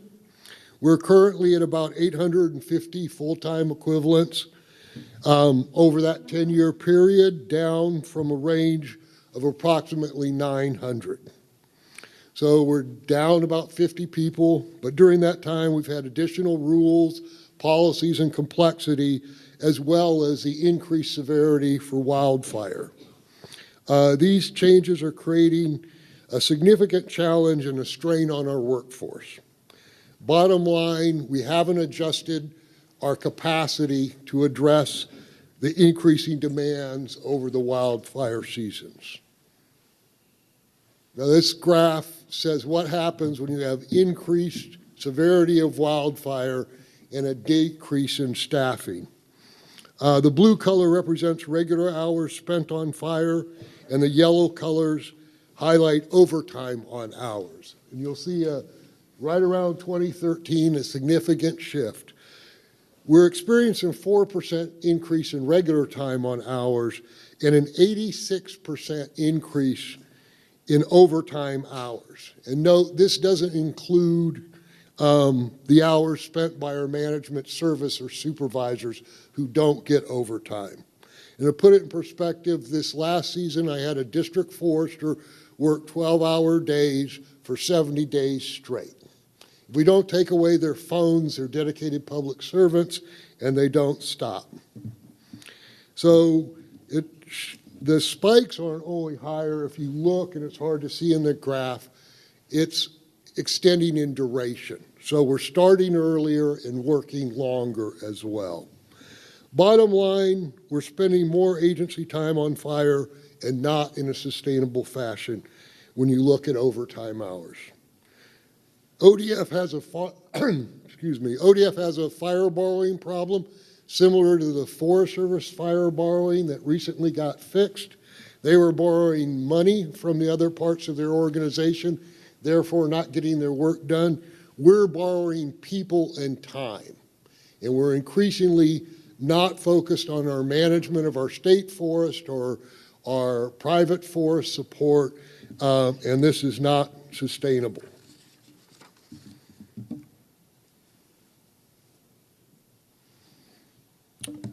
Summarizing, given the seasonal nature of wildfire, we use a militia approach, drawing employees from across the agency, particularly to help with the large fires. And that graph shows the one particular fire, the South Valley fire.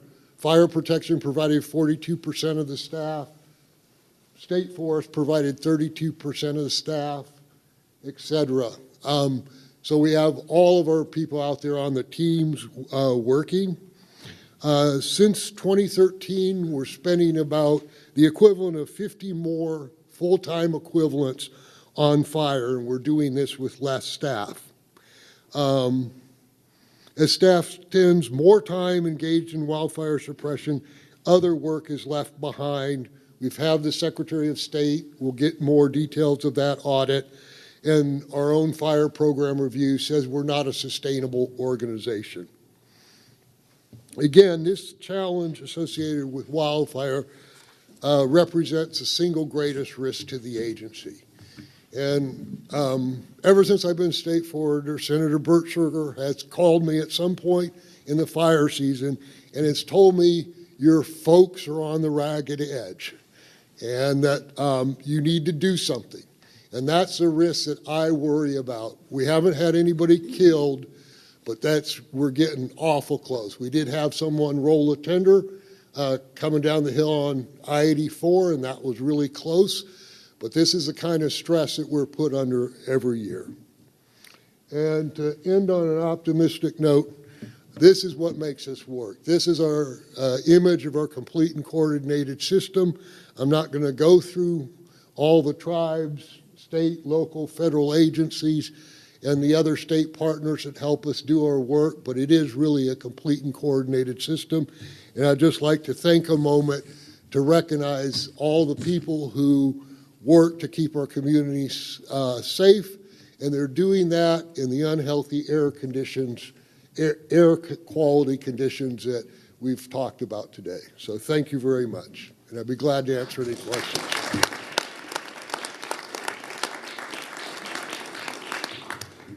I've got one question. You look at that chart up there. You're struggling with capacity, and I think Fire Marshal Walker talked about capacity in his area, and I assume the same thing is true for the Forest Service and other agencies throughout the Pacific West Coast or the West Coast and Western in general. Looking at the trend line of fires and what you're forecasting, you're at the breaking point. What are you going to do in the next 3, 4, or 5 years till we get these other practices in place? Hang on, I guess. So there are some things we can do. So there's a policy called extraordinary leave policy. And so at the end of the fire season, particularly for our people that don't get overtime and work really hard, we can give them a couple weeks off. It's gotten to be regular policy, not extraordinary. Yeah, and most of them have too much vacation anyway. But yeah, we're waiting and we're hoping for additional resources. Frankly, the reason we get through this is we rely a lot on our retirees. So we bring back a lot of retirees, but that pool is shrinking as well. So I don't have a good answer. I would just add, Alan, that your question is kind of a central point for the formation of this council. And if you think about any single impetus behind the formation of this council, it's to answer your question. It was directly, a lot of this started with the whole suppression question. How are we going to pay for this? Are we going to have an organization? And then we decided, a more balanced approach that would also include mitigation, prevention, and so forth. But the suppression question is front and center. This council is mandated to issue a report by September with recommendations specifically addressing that question. Yes. So in the early 90s, I chaired the Board of Agriculture, and I recognize the structure is different with the Board of Forestry. And I'm not going to put you on the spot today, but I think many of us recognize a lot of dysfunction within the Board of Forestry and what policy changes are going to be required going forward to really deal with that structurally as we look at this question. So I don't want an answer to that today, but I think it's something that we're, certainly going to want to probe and take a look at as a council as we get to this broader answer. Although I am the secretary to the Board of Forestry as well, so I will talk about the board and some of the work it's done being forward-looking. Back in 2009, they realized the increasing risk of wildfire, and they formed a federal forest working group. And to make a long story short, that's what's led to us first experimenting with our federal forest restoration and investing state money and increasing the pace and scale of forest restoration on federal lands. We were doing good neighbor authority before good neighbor authority existed. We were just using state money instead of federal money to do that treatment. And so the board was very forward-looking, and it's now considered a model around the country, having a federal forest restoration program that works closely with our federal partners. And I think that's only going to grow with shared stewardship. So thank you for that question. I just like to follow up that it was 2009 when you began the all lands approach, and that fundamentally brought costs down, but it was a recognition that you had also greater and greater responsibilities that came along with it. We just didn't have the resources we need to be able to take on that broader responsibility. Thank you. I'd just like, in response to Alan's question, to put in a little advertisement here. We are all committed to the long-term recommendations of this group. But I just want to note that some of us are working on short-term budget asks to give ODF a little bit more support on the short term. So if you would like information about what we are working on this week. Thanks.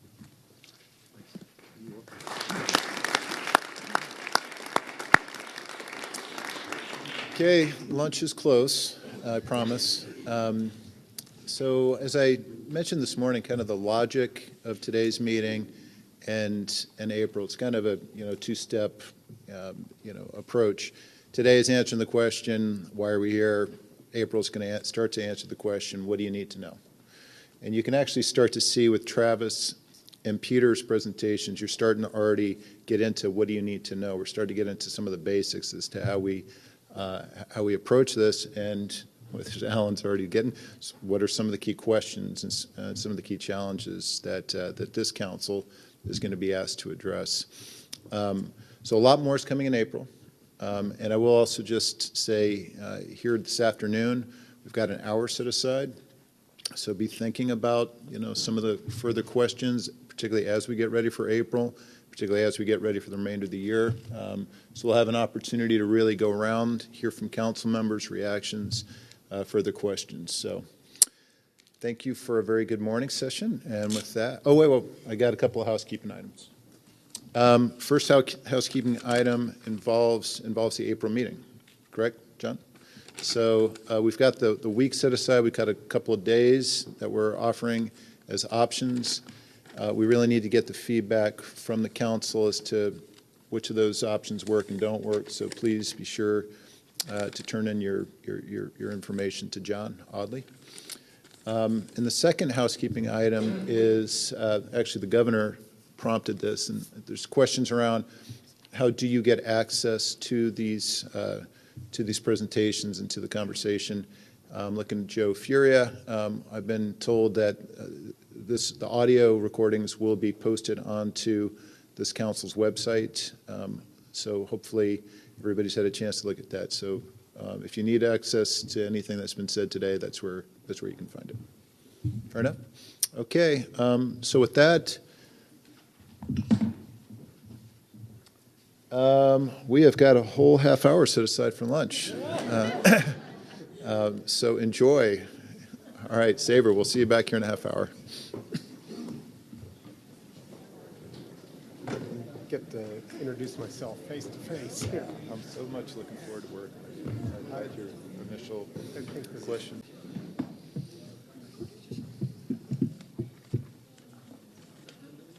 Okay, everybody, please grab a seat. All right, while everybody's huddling up, I just want to extend a special thanks to several individuals and groups that have helped bring all this together in a very, very short amount of time. Obviously, I want to say thanks to the Oregon Department of Forestry. They are staffing this initiative. I want to say thank you especially to State Forester Doherty, if he's still in the room, but also Travis Medema and Chad Davis. It's been good to get this kicked off. I also want to say thank you to the Nature Conservancy for being a real thought partner, from the outset as to how we might move things along. Same with Sustainable Northwest. Been great to work with. I've already said thanks to the World Forestry Center. Cannot say enough about how much it was all hands on deck to get this together in such a short amount of time. And then I want to say thanks to my friend John Audley at the back of the room, who's just been, this couldn't have happened without John. And by extension, I want to say thank you to the Oregon Business Council, who is lending us John's time and also a great deal of intellectual energy. So I want to say thank you to Duncan, who's been a thought partner from the very, very beginning. Am I leaving anybody out? John? Yeah. I look to John for everything. So if I have left anybody out, my apologies. So again, coming back to just the whole framework for today, we've gone through, in addition to the kickoff from the leadership, the state and federal leadership, we've had now a crash course from Paul Hesburgh. We've reviewed the implications to the environmental chamber as well as the social. And what's remaining here is now to take a look at economic implications. And, we just for convenience kind of broke these into kind of forest products industry, timber, which I think is kind of intuitive, and then perhaps some of the more non-intuitive economic impacts. So Mike Clossy, who's a long-standing friend of mine from OFRI, Oregon Forest Resources Institute, and a real authority here, has agreed to present. So I appreciate that, Mike. Come and do your thing. Thank you, Matt. So I'm going to do the hold the mic and hold the cue button. I'm from the Oregon Forest Resources Institute, and many of you know of us, but many don't. We're a small state agency, just 9 of us. We're funded on the forest products harvest tax, a piece of that, so it's like a commodity commission, except rather than marketing, it's all education. So we educate Oregonians about their forests, about the forest sector, about forest products, and our prime audience is the public, which includes policymakers like you all. We also educate K-12, and we educate landowners, and then architects and engineers about wood. So there's a couple of handouts I've left at your places. This one, and I didn't bring enough for everyone, I apologize, but this was on your reading list, so you should already have this memorized, but I thought it's not as pretty online as it is to hold in your hand. So, and we have more of these, so that's Matt's copy. We also have, that I didn't put at your place, a video that goes with it called State of Fire, and it's over there available. This is also on our webpage, OregonForest.org. All of our videos are. Many people don't have CD players anymore or DVD players, so it might not work for everyone. For you Netflix crowds, it's not on Netflix yet, but it probably will be. Then I also have our signature piece, which we just updated for this legislature that's just in session, Oregon Forest Facts. So we have plenty of these. It has a lot of information and a lot more than fire. And then I also shamelessly made copies of my handouts because there's a lot of numbers in here, and I know you all have been already through a lot, but I think numbers have a real meaning, and I use them a lot, and they're only meaningful if you have them. So you now have them. So with that as an introduction, I'll step back so you can see my numbers and go to the first slide. Travis and Peter both put up the columns on the left, ODF protected acres. So this is looking at forest fires and acres burned in Oregon. They talk about a 10-year average. I think in something that's moving the way fire is in Oregon, I talk about a 5-year average. So the last 5 fire seasons, 2014 through 2018, on ODF protected lands, which again is private land, state land, and some federal, especially the BLM, we burned 328,000 acres in 4,000 fires. Average fire size, 69 acres. Remember, they talk about getting them less than 10 acres is their goal. They're doing pretty good. The middle columns is what we haven't heard about yet too much, and that's the Forest Service protected. So this is the U.S. National Forests. During that same 5 years, we burnt 1.2 million acres, so about 4 times as much as on the ODF protected lands, almost the same number of fires.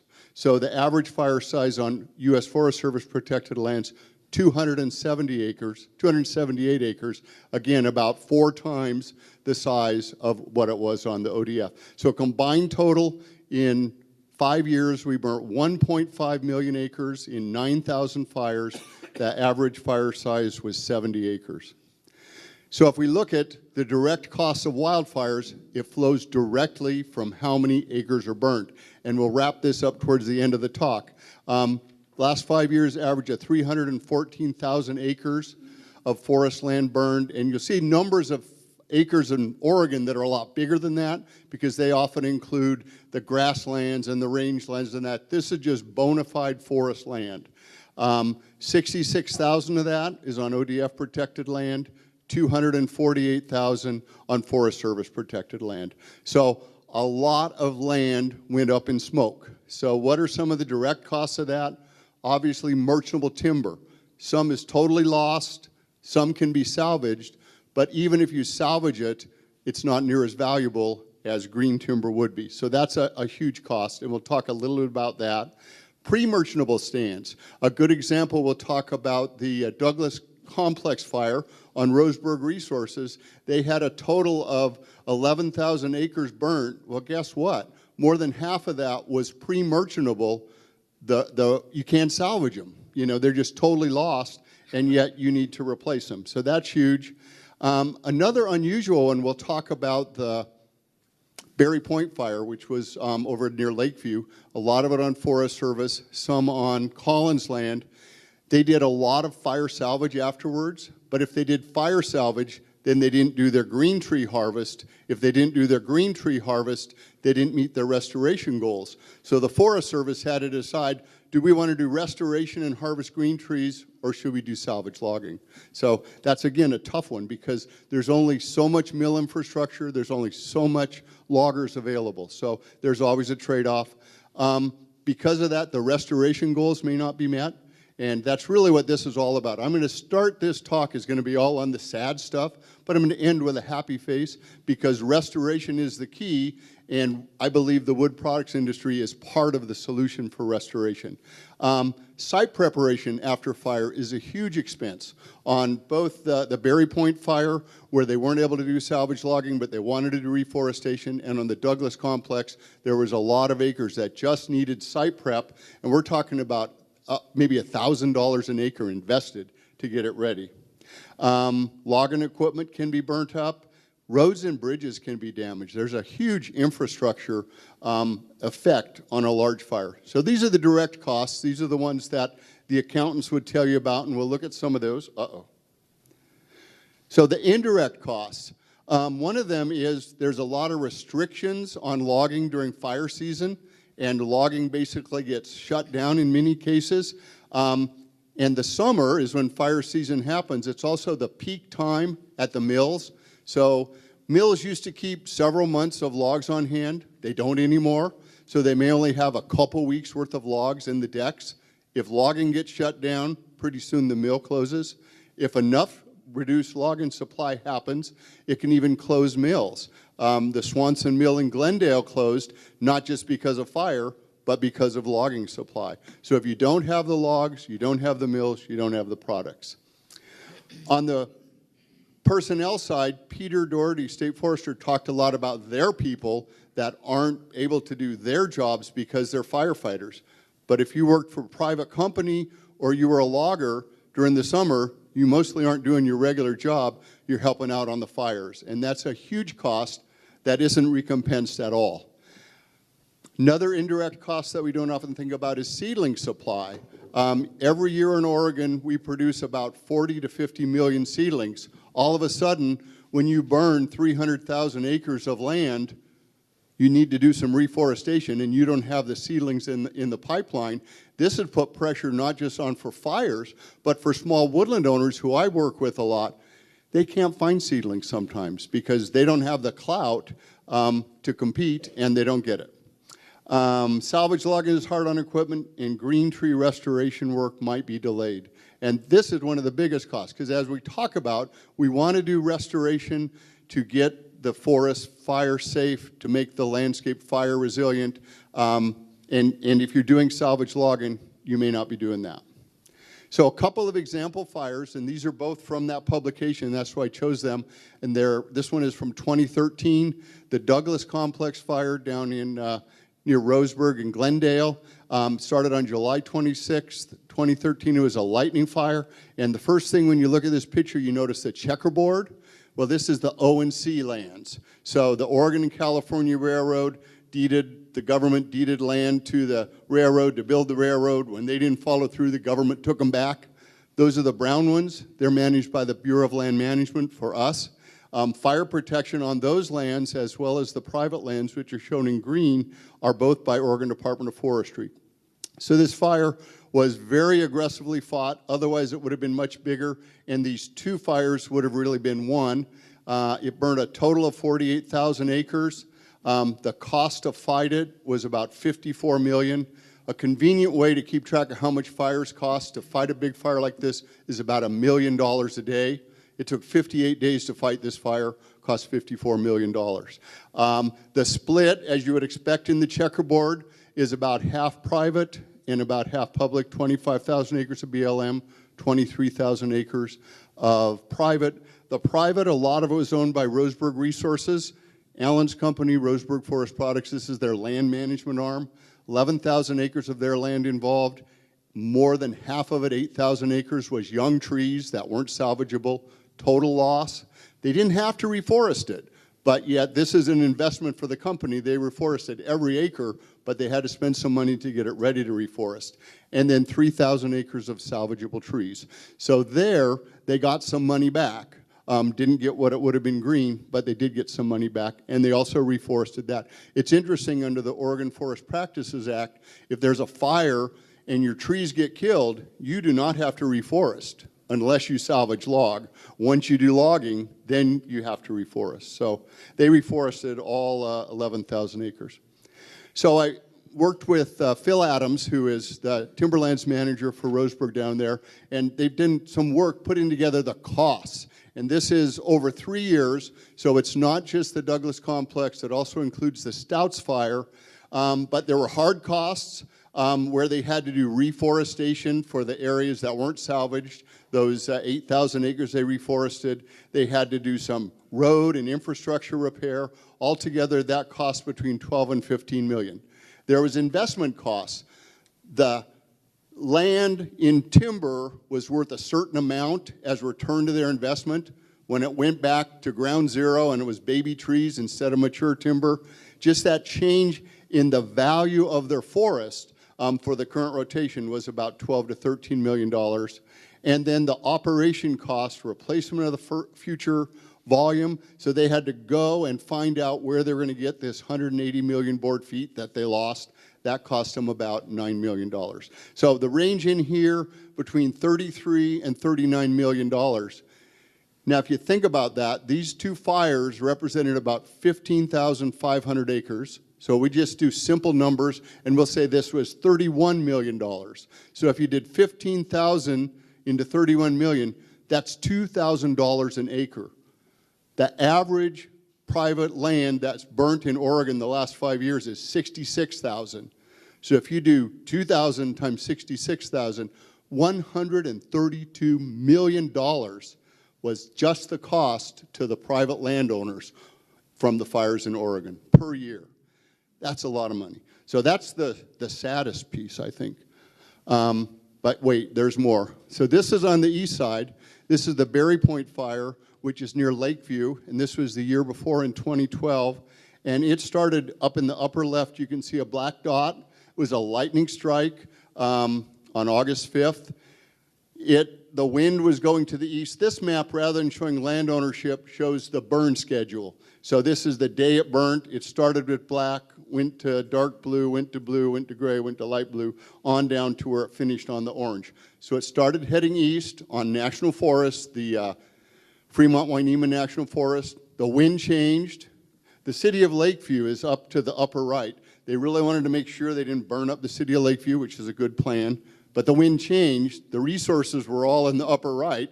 It started burning south, burned on down across the Wainema-Fremont National Forest, onto Collins Company land, didn't stop at the California border, burned on some more Collins Company land, burnt down to the Modoc National Forest. By the time it was done, 33,000 acres of private, 60,000 acres of national forest, 93,000 acres total. They fought it pretty quickly. It only cost $23 million because it was a more open fire, so it was burning pretty fast. Collins' loss was 23,000 acres of mixed age timber. Forestry in south central Oregon is about uneven age management. They never clear cut. They would take the big trees, and then the medium-sized trees become big trees, and they get little trees coming in, so they have multi-ages. When you have a fire like this, it killed everything.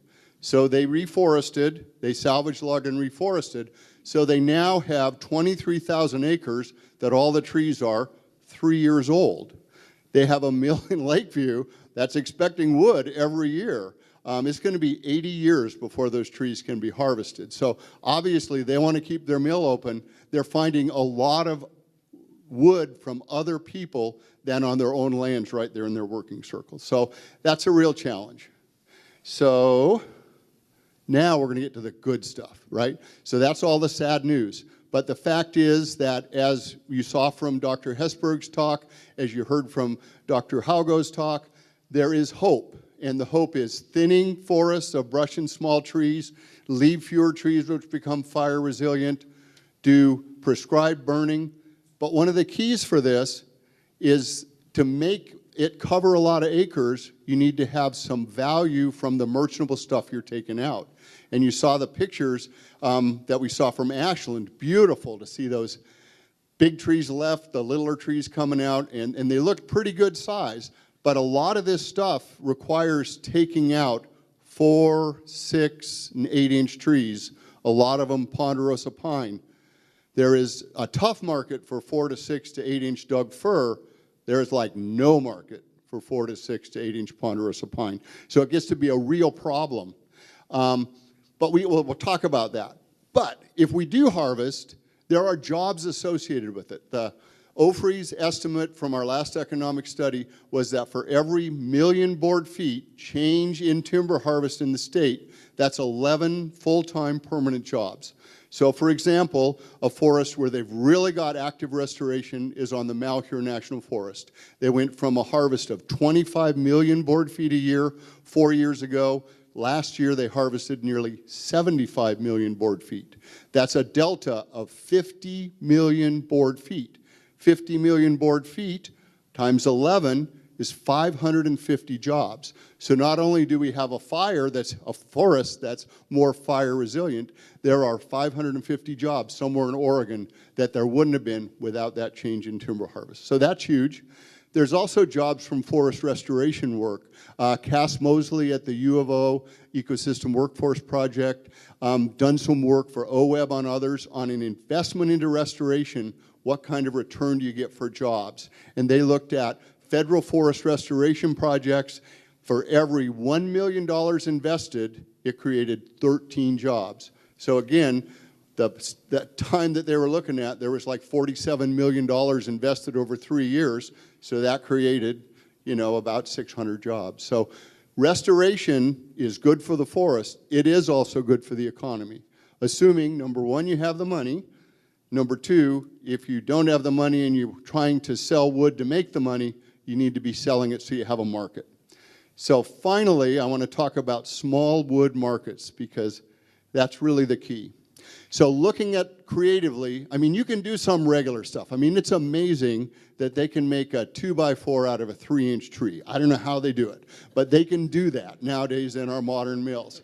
But it's really difficult in some cases to do that. So we've been looking, at least since 2008, at some different ways to use wood that doesn't mean just making boards. So one of the ones that we thought in 2008 that had a terrific was woody biomass.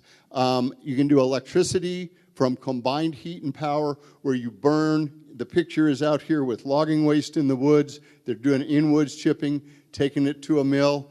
This was for Seneca, who in Eugene has one of the newest CHP projects. It was really positive, but then this thing called fracking came along.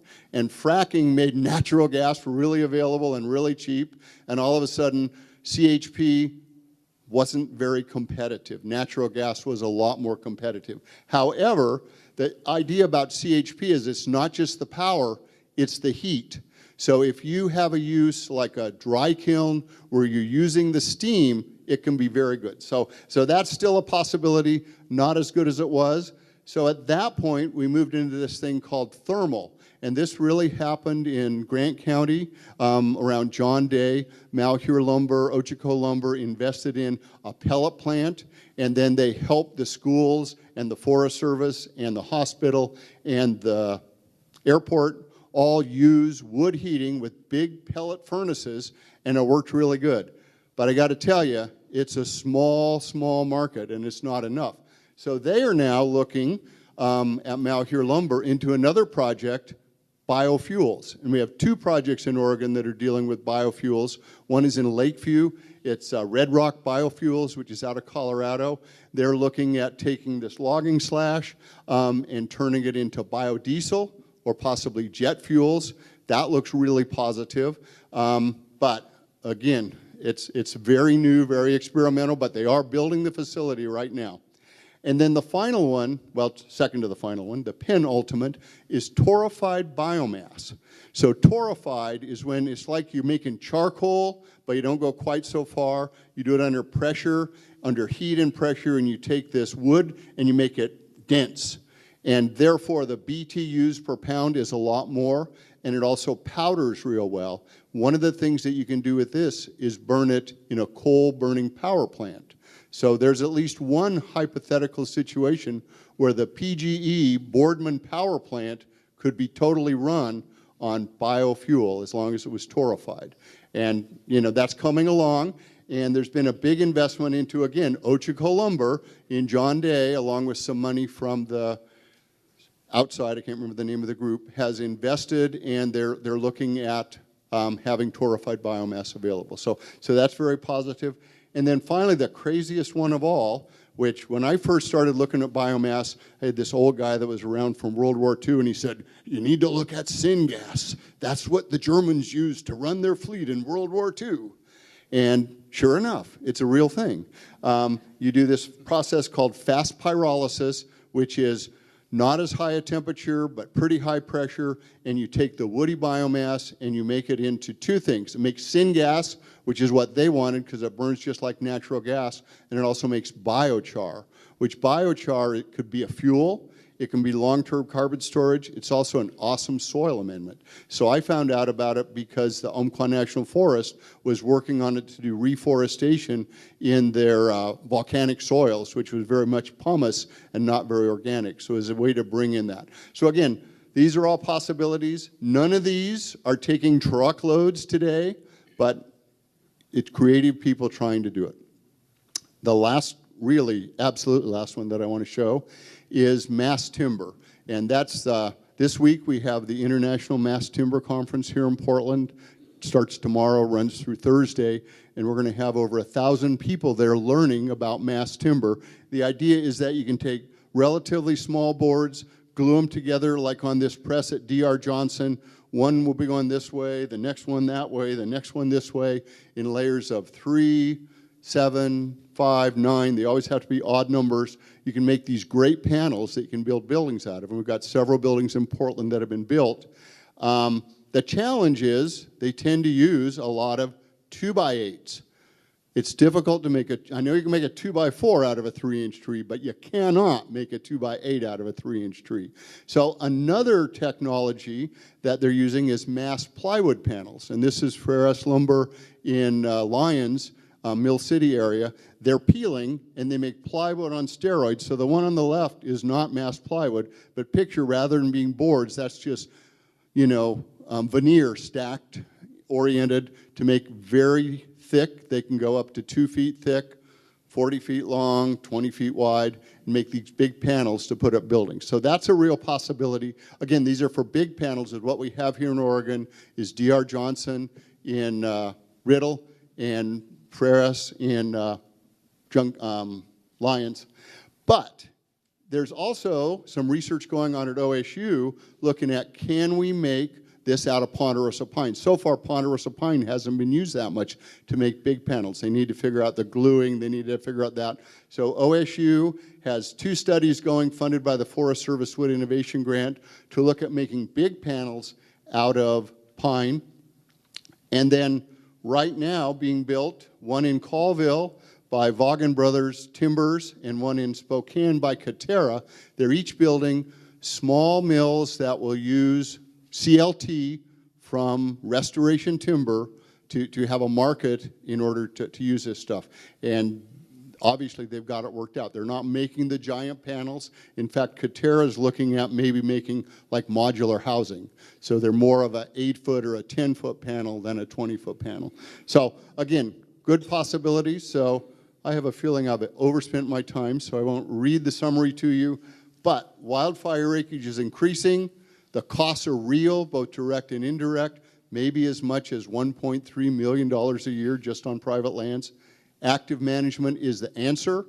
And in order to do that, on many of these lands, we need markets for small wood, and we're working on it. So thank you very much.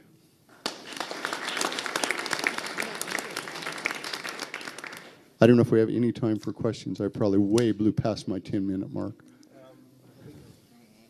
Yeah, we're pretty over. Pretty over. All right, good enough. Thank you, Matt. So we'll have a chance, Mike. We'll have a kind of a council rounds. Perfect. I'll be here. Okay, thanks. Well, thanks again to Mike. And I'm just going to go ahead straight into the non-timber. So Travel Oregon is with us on the council, Sarah Morrissey, and you can see she's making her way over, so I'll turn it over to Sarah. I'm going to go with the short podium because this never happens. So good morning or good afternoon. Now, my name's Sarah Morrissey. I'm the Public Affairs Manager at Travel Oregon, and I'm here to cover a little bit about the 2017 and 2018 wildfire impacts to the travel and tourism industry. So I'll just touch on kind of who Travel Oregon is and what we do in the space of wildfires, and then touch upon some of the research we did around the 2017 and 2018 wildfires on the industry. And then I'll talk a little bit about some of our research that we have upcoming. So we are a semi-independent state agency, and we aim to enhance Oregonians' quality of life by strengthening economic impact of the state's $11.8 billion tourism industry.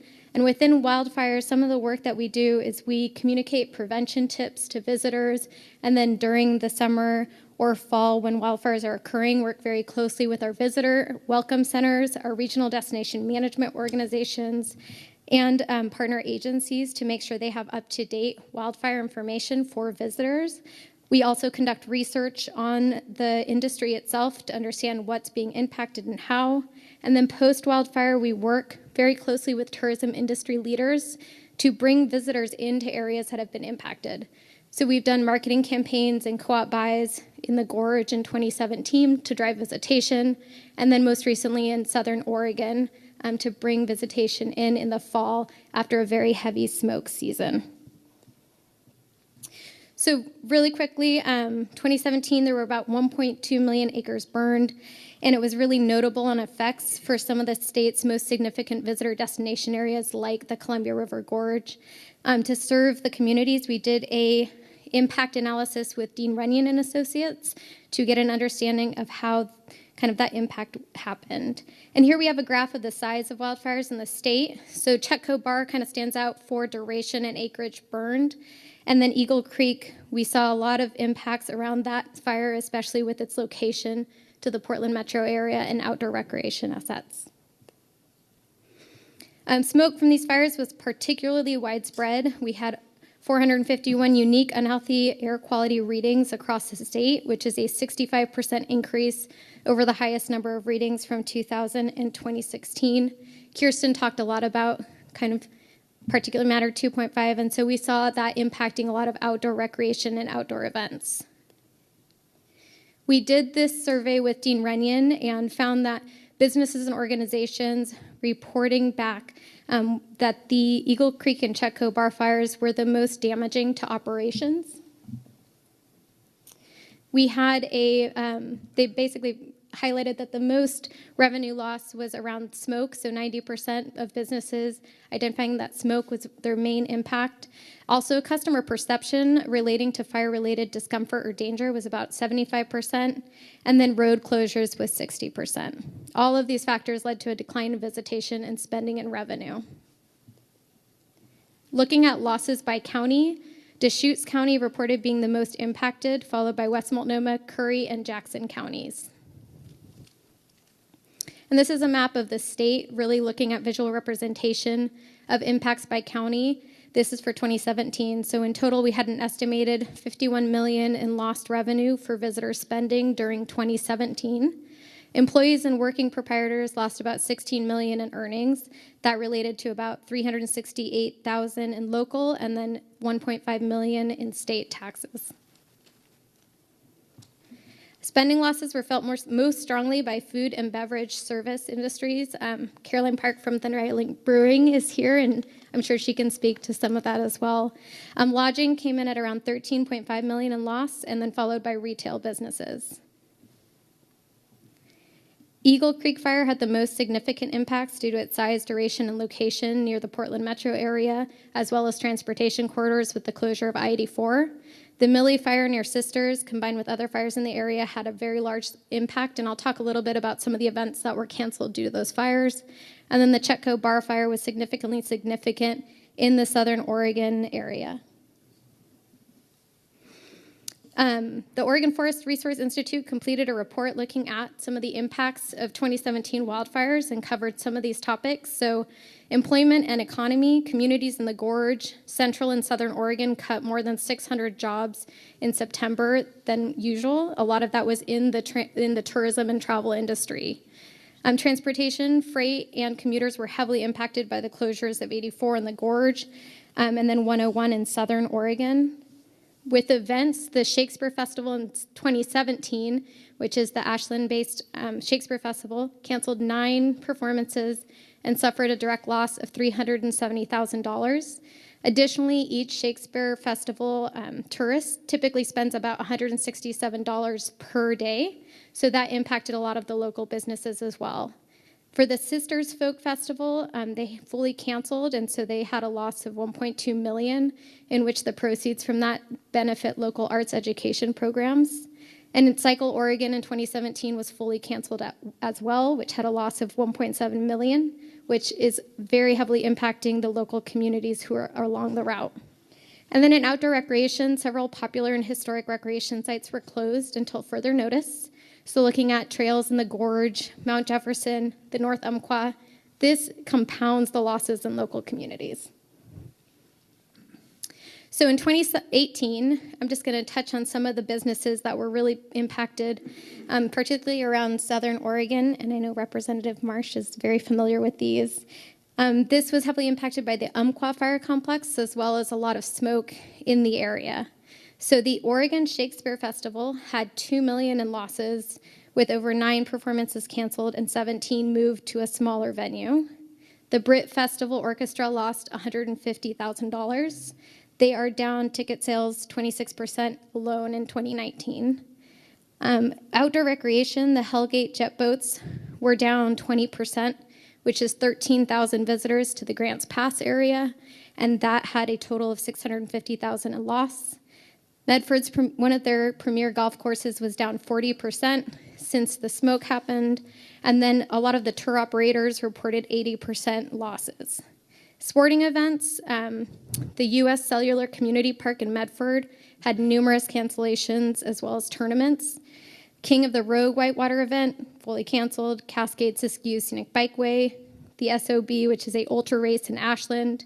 And then there were a lot of flights canceled out of the Medford Rogue Valley International Airport.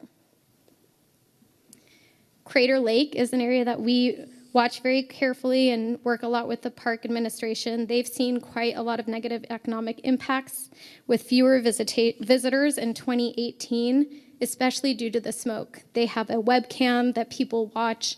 They come to our welcome center, they ask about it. If there's low visibility, they don't enter the park. So they've seen year over year kind of a decrease when that smoke happens.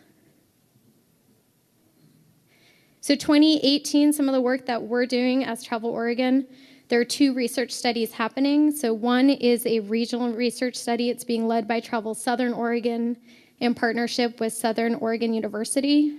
And they are looking at visitor behavior, so understanding how wildfires are impacting visitor travel patterns.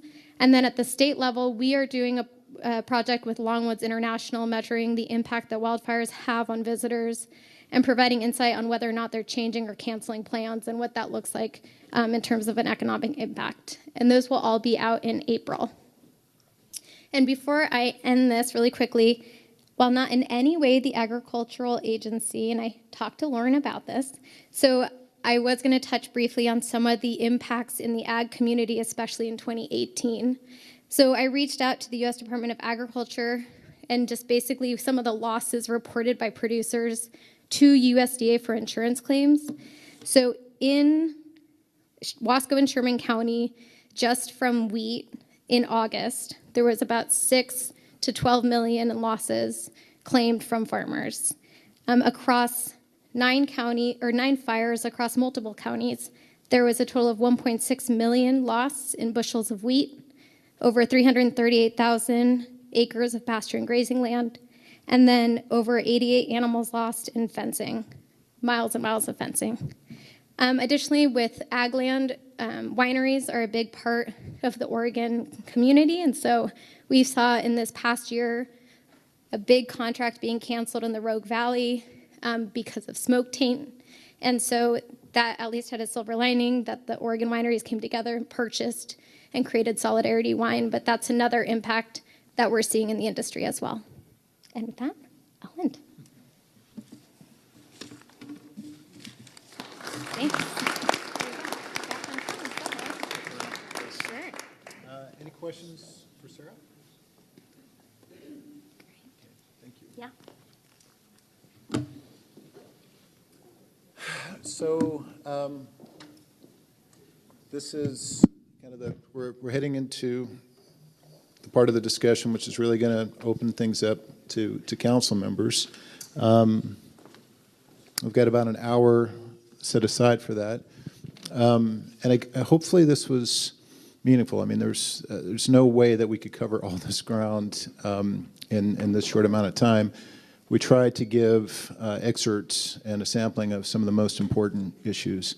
And I think, what we're trying to see here is there a way to thread the needle where you restore forests to the appropriate ecological conditions as described by Paul Hesburgh, and in doing so create jobs in rural communities, and in doing so address public safety, human health, and so many of these other downstream impacts of wildfire. And I think that's part of the charge here today for this council, is to be thinking along those lines. So with that, I'm going to go ahead and move this. Well, actually, I'm going to kind of call an audible here because I think I want to leave sufficient time for the council members to kind of chime in. And I might give you a little bit additional perspective before we do that, and that is just to talk briefly about how we are going to organize our work. So I actually had that as the next agenda item, but I'm going to pop up and talk about that right now. So the general approach to this is in accordance with the National Cohesive Wildfire Management Strategy, right? I'm seeing nodding heads. I'm sure I butchered that. But actually, I think Peter referenced this earlier in the day. The general approach is to try to restore resilient forests in the first place, to start with really the forest conditions, and to try to, again, achieve a lot of what Paul Hesberg talked about earlier. When unnatural or undesired forests fires do start, the second leg on the stool then becomes suppression response.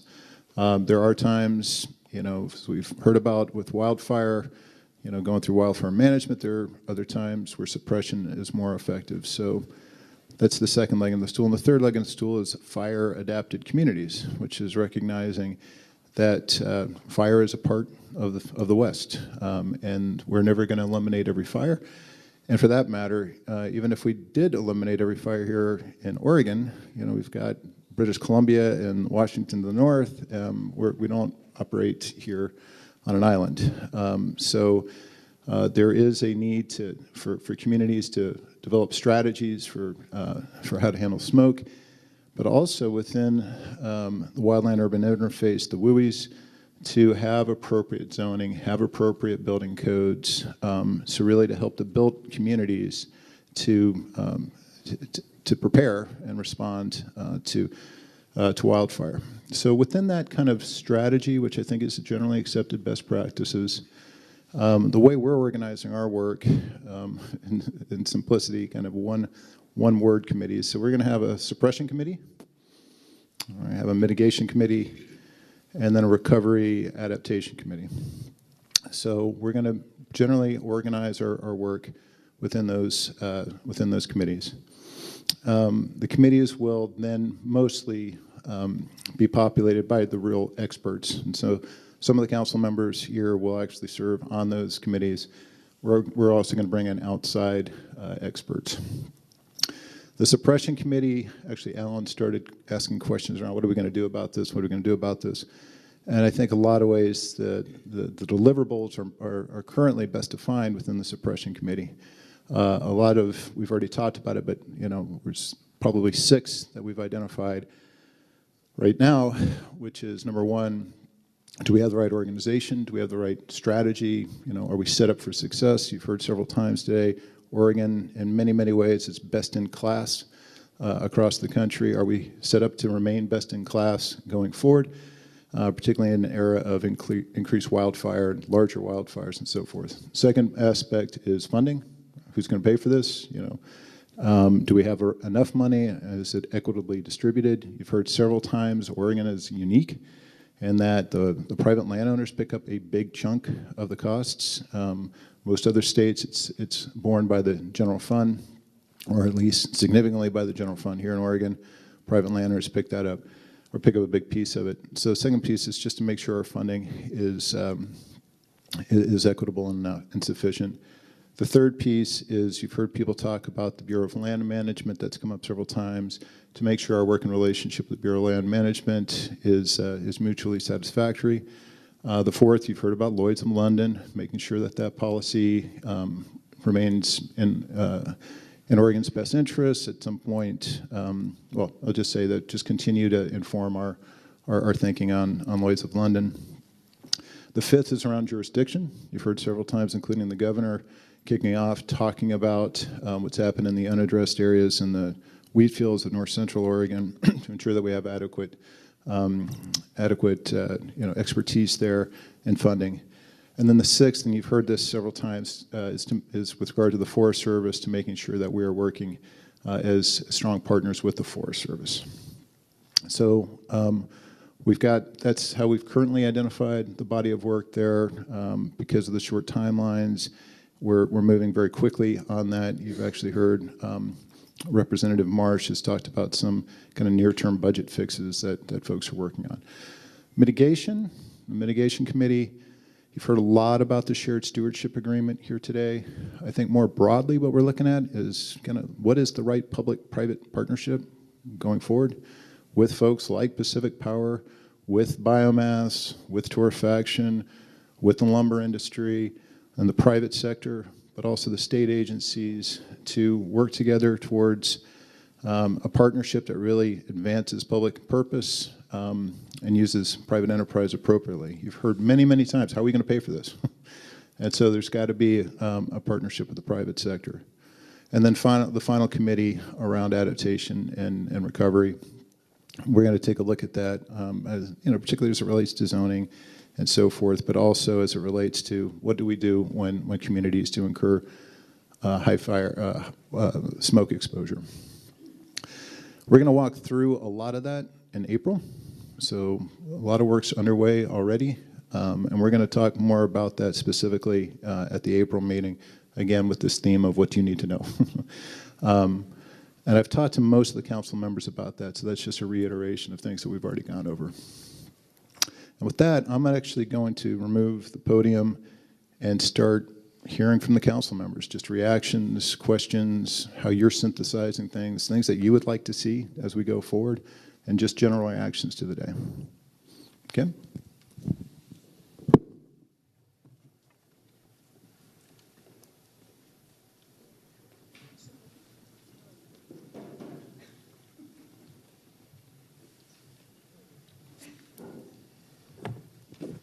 We have microphones, and I suggest we use them. Maybe a good place, okay, Sarah? Sorry. So my question is a little bit of, I think Paul touched on it earlier, but about communication to the general public, and does that fall in each category, or how is that being handled? Because I think from the general population, I want to make sure we're getting the right messaging out, and how do you think that's working with the council? Yeah, I think it's a great question. I didn't mean to, by going through the committee's workloads, to imply that there was no kind of council level workload. And so I think part of the council's objectives will be communications. I also think the council's we've got a finite start and end date, and we have to think about organizationally, where do we go from here as well. So we'll be thinking about kind of council level objectives. I can certainly see an organizational recommendation that's going to be necessary. And I think public awareness, which you've already heard several times during the day, will be part of our deliverable. Representative Marsh.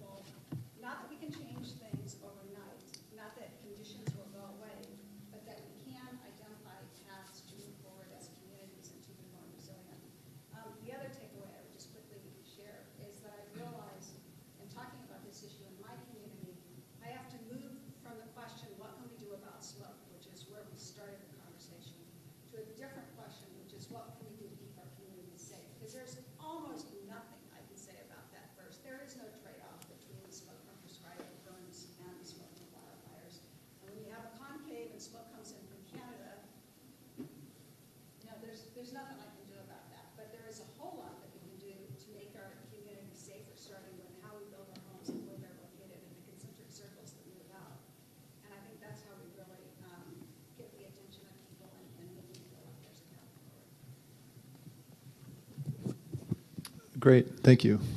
Fellow legislator, Representative Finley. Thank you. I would say thank you so much for this effort. I think this is a great process, and it's something that's sorely needed.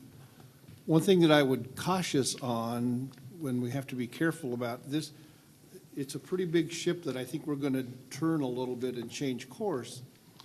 And the easy answer is let's just throw money at it and we'll fix it. And that's not the answer. I mean, one, we can't afford that, but two, we have a fiduciary responsibility. We need to spend money properly and correctly. We need to make sure what we're doing when we change the course of this ship, which we need to do, we're doing it correctly and succinctly and with all of the proper players in place, and not just say we just need to throw more money and have a nice day. I think this effort will get us there, and it's the right thing to do. So thank you.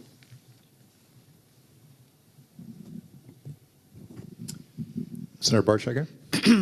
Thank you, and thank you to everybody that's here. I know most everybody's donating their time. I appreciate that, and I'm thankful that you are taking the time to come and address this issue. This was my 42nd fire season working in wildland fire, so I do have an opportunity to look through it with a different set of lenses. A year ago, well, more than a year ago, in 2017, I received a phone call from the governor asking me to join her in Brookings, Oregon for a briefing on the Chetco fire. And at that briefing, we sat there, and they were giving us the briefing, the maps were out, and the governor was asking me questions of the mapping and what's on the maps and what certain things. And then she noticed these brackets outside of quite a ways away from the fire line, and she says, "What are those?" And I says, "Well, those are future division breaks." And when she noticed that the town of Brookings were within those division breaks, she says, "Does that mean Brookings burns down?" And I said, "Well, there's a possibility under some certain conditions that happen very rarely, but yes, there's a possibility." And she asked me, "What do we do with all those people?" And I says, "Well, we'll get them out."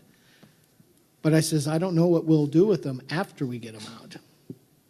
And she really thought about that. And I think even to this day in our discussions that she is deeply worried about what do we do with these communities if they get burned out? What do we do with these people? So going forward, when I listened today, and you can see the challenges we have.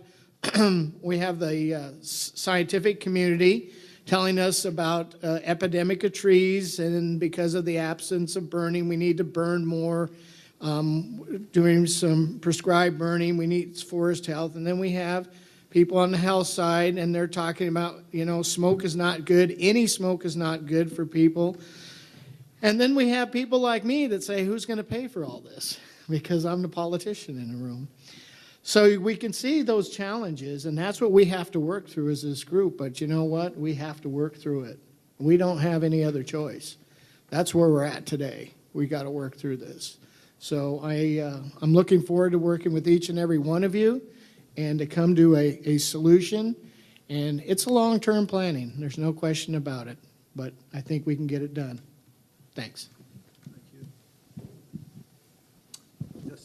Les. Mr. Chair, just real quickly, I know you've been given a lot of information today. Number one, it's an honor to be sitting here, but you heard a little bit about the Conflagration Act, and I just want to expand on that a little bit more so everyone understands how that impacts you all the way to the local level. So when the governor does a Conflagration Act, it's the worst day, right? That means there are structures that are immediately threatened. And what that does, that then gives the state fire marshal permission to start sending local resources from all across the state of Oregon to the fire. We call that neighbors helping neighbors. You need to be aware of that because, again, we touched on it just briefly, the state fire marshal budget's $500,000 for that. This past fire season, $17 million was spent. So someone's got to cover that $17 million. On top of that, when these local resources go, including my agency, we're just over $1 million in response last year. We do get reimbursed, but it takes a little while for that money to get back to our level. So our local taxpayers are covering that until we get that reimbursement back from the state. That's just something for you to be aware of. And then the worst piece of it all is the danger that we're putting not only the public in, but the firefighters that we're sending in to fight those fires. So just so you're aware, again, the Conflagration Act, that's how it operates. It is neighbors helping neighbors. It's local fire departments. Your local firefighters, your local equipment is being sent away from your community to help the community at need. So you're losing your local resources, number one, and you're temporarily losing those tax funds that go with that. Thank you. Thanks, Les. Ellen? I'd like maybe to bring up 2 points. A few of us around the table have kind of been in meetings like this before. I was talking to Russ, it was 10 years ago or so. And I would hope that as a group, I know there's a lot of elephants lurking in the corners around here. And we have to all be very, very careful how we bring that up. But the point is, what can we do? We have to sometimes leave our ideals in the closet and come in here and be a little bit pragmatic in the fact we are facing an emergency. And I would also advocate that economically and socially, I think Charles got into this, our rural communities are fragile. They're hollowing out. People are leaving. We're losing our youth. We're losing our vitality. And when you talk about fire and you look at Paradise and things like that, even bigger communities like Brookings, like Bend, there's a real risk here. And I think we have a task here. We need to come out with something that's solid. And I just hope that all of us worked with what can be done. Maybe there's a short-term things that we can do within the existing concepts. Maybe some things have really got to be moved. But again, I hope we get something done here. And I think that's a challenge for all of us to be able to, I think Matt used the word mitigate. What can we all do and agree and at least as some kind of consensus make something happen?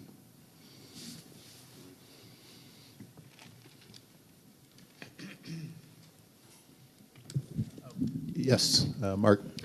Okay, well, a number of people don't know me here in the room, so I'll just elaborate a little bit because I'd like to try to stay at the 50,000-foot level because I think a lot of work that's going to be done is going to be done in the subcommittee level, and that's where we're really the rubber's going to meet the road. But I try to speak from years of experience. I was an incident commander for 11 years on ODF's Team 1, fighting fires, project fires, conflagration fires in Oregon and Washington and California. And then I was privileged to go to area command school and graduated from that. There's only 5 of us in the nation that were qualified as area commanders. And my first assignment was the Biscuit Fire when the president came. So it was a 500,000-acre fire. So I got to see conflagrations at their best, at their worst too. And then now I work with Jeff Federici and others during the summers because I'm retired now in the Northwest Coordination Center here in Portland and do MAC assignments. And MAC stands for Multi-Agency Coordination. And what we do is every morning we would contact all the fire teams in Oregon and Washington along with Mariana and others. And we would talk to them about what they need to stop these fires. And then we would make recommendations on distributing the critical resources, hotshot crews, air resources, and those kind of things. And it's a really sad situation when we aren't able to address the needs of those incident commanders out on the fires on the ground and try to stop these fires from burning up homes and destroying lives and creating smoke for literally months at a time. So I would say that what I heard today was, and I agree with you, Matt, we're trying to thread a needle here, and the needle's pretty small. We want to restore forests in a way that honors the science of resilient forests, particularly on public lands.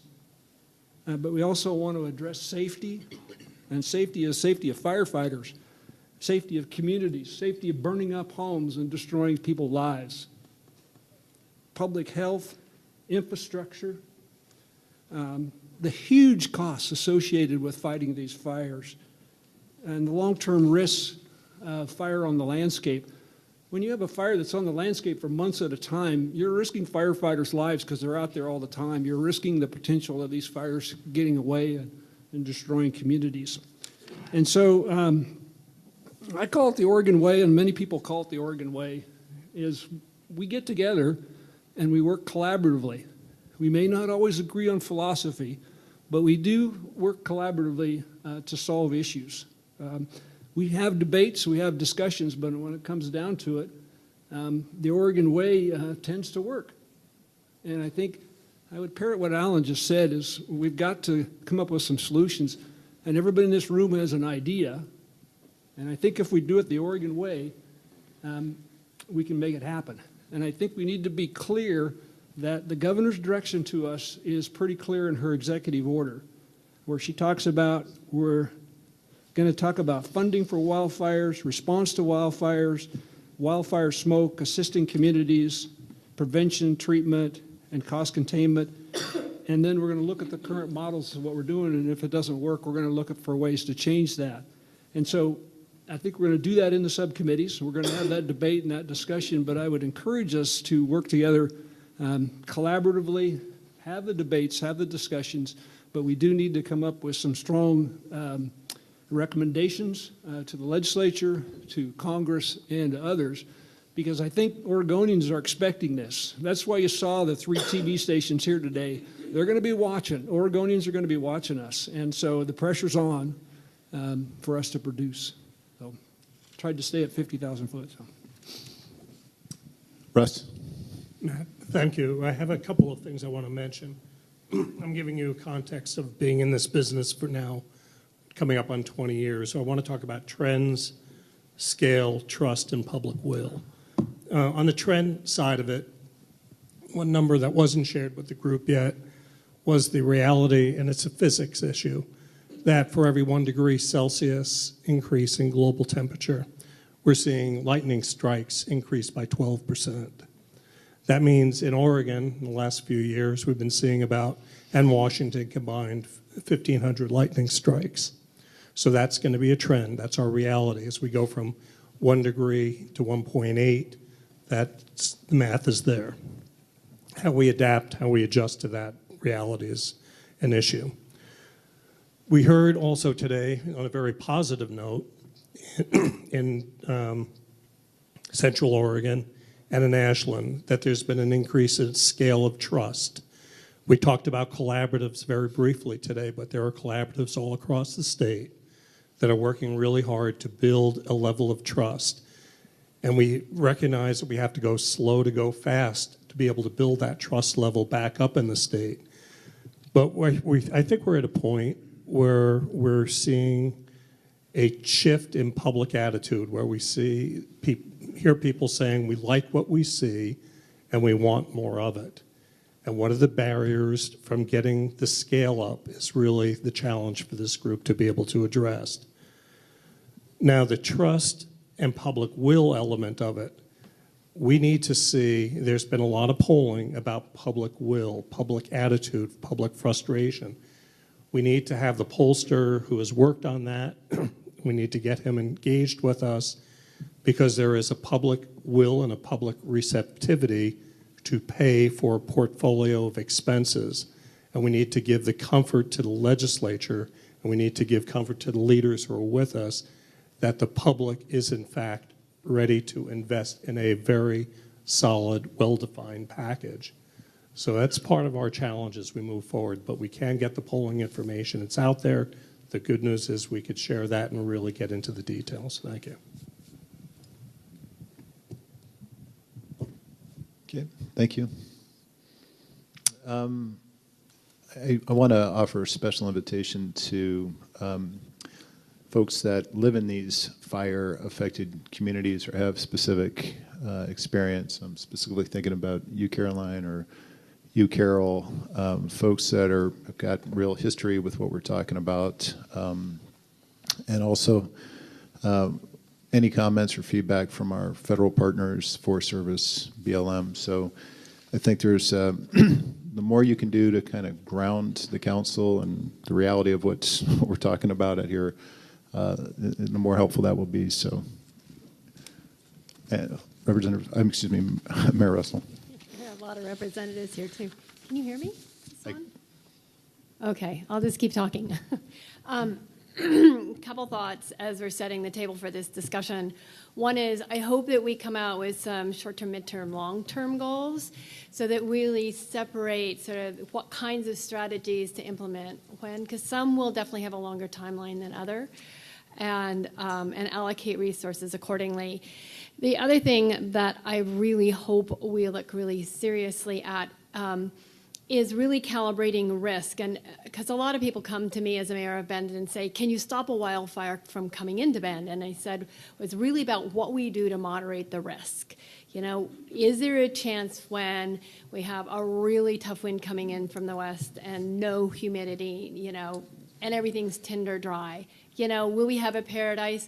Well, you know, higher chance. But if we can go in there and do the mitigation that we need, you know, when the humidity is 80%, then, or excuse me, 20%, then we have a bit more fighting chance, right? So where do we make sure that short term we increase the investment and decrease the risk, at least for some of these, you know, moments when we have a chance of really keeping what we've got. So that might be working with Deschutes County, with sort of all the outlying structures, or with creating better, in the WUI, better defense mechanisms, whatever those could be. So I would hope, again, looking at the degree of risk and just increasing the ability to defend whatever communities and resources that we really need to focus on. And the third thing I wanted to just say is I think really part of our work here is to talk about stewardship and education. I was on an outdoor recreation sort of statewide panel with Travel Oregon, and one of the things we talked about was, you know, bringing people in, bringing everyone in to solve this problem, bringing everyone in to say, I'll double check that campfire is out. I'll double check that that guy whose trailer is dragging along the rocks in the outback, you know, picks up. I mean, there's this sort of community. How do we make sure that all these small things that create, especially the human-caused fires, really people understand what's at risk? And I feel like there's a huge opportunity to really work together. Again, it's about, you know, decreasing the risk factor. I think that's so important, and I don't want us to underestimate the value of that suppression and jumping on these fires when they come up, absolutely. But remember, working on the preventative side could actually help us contain and minimize the investment we have to make once a fire gets going, and that's really important, especially given all the statistics that we were looking at today. Thank you. Great, thank you. All right, Chris?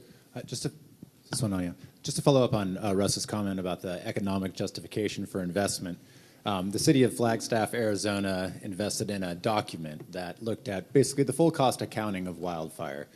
They did a really nice job. They came up with a very, very big number. Property value, a whole suite of things, including wildlife habitat, recreation.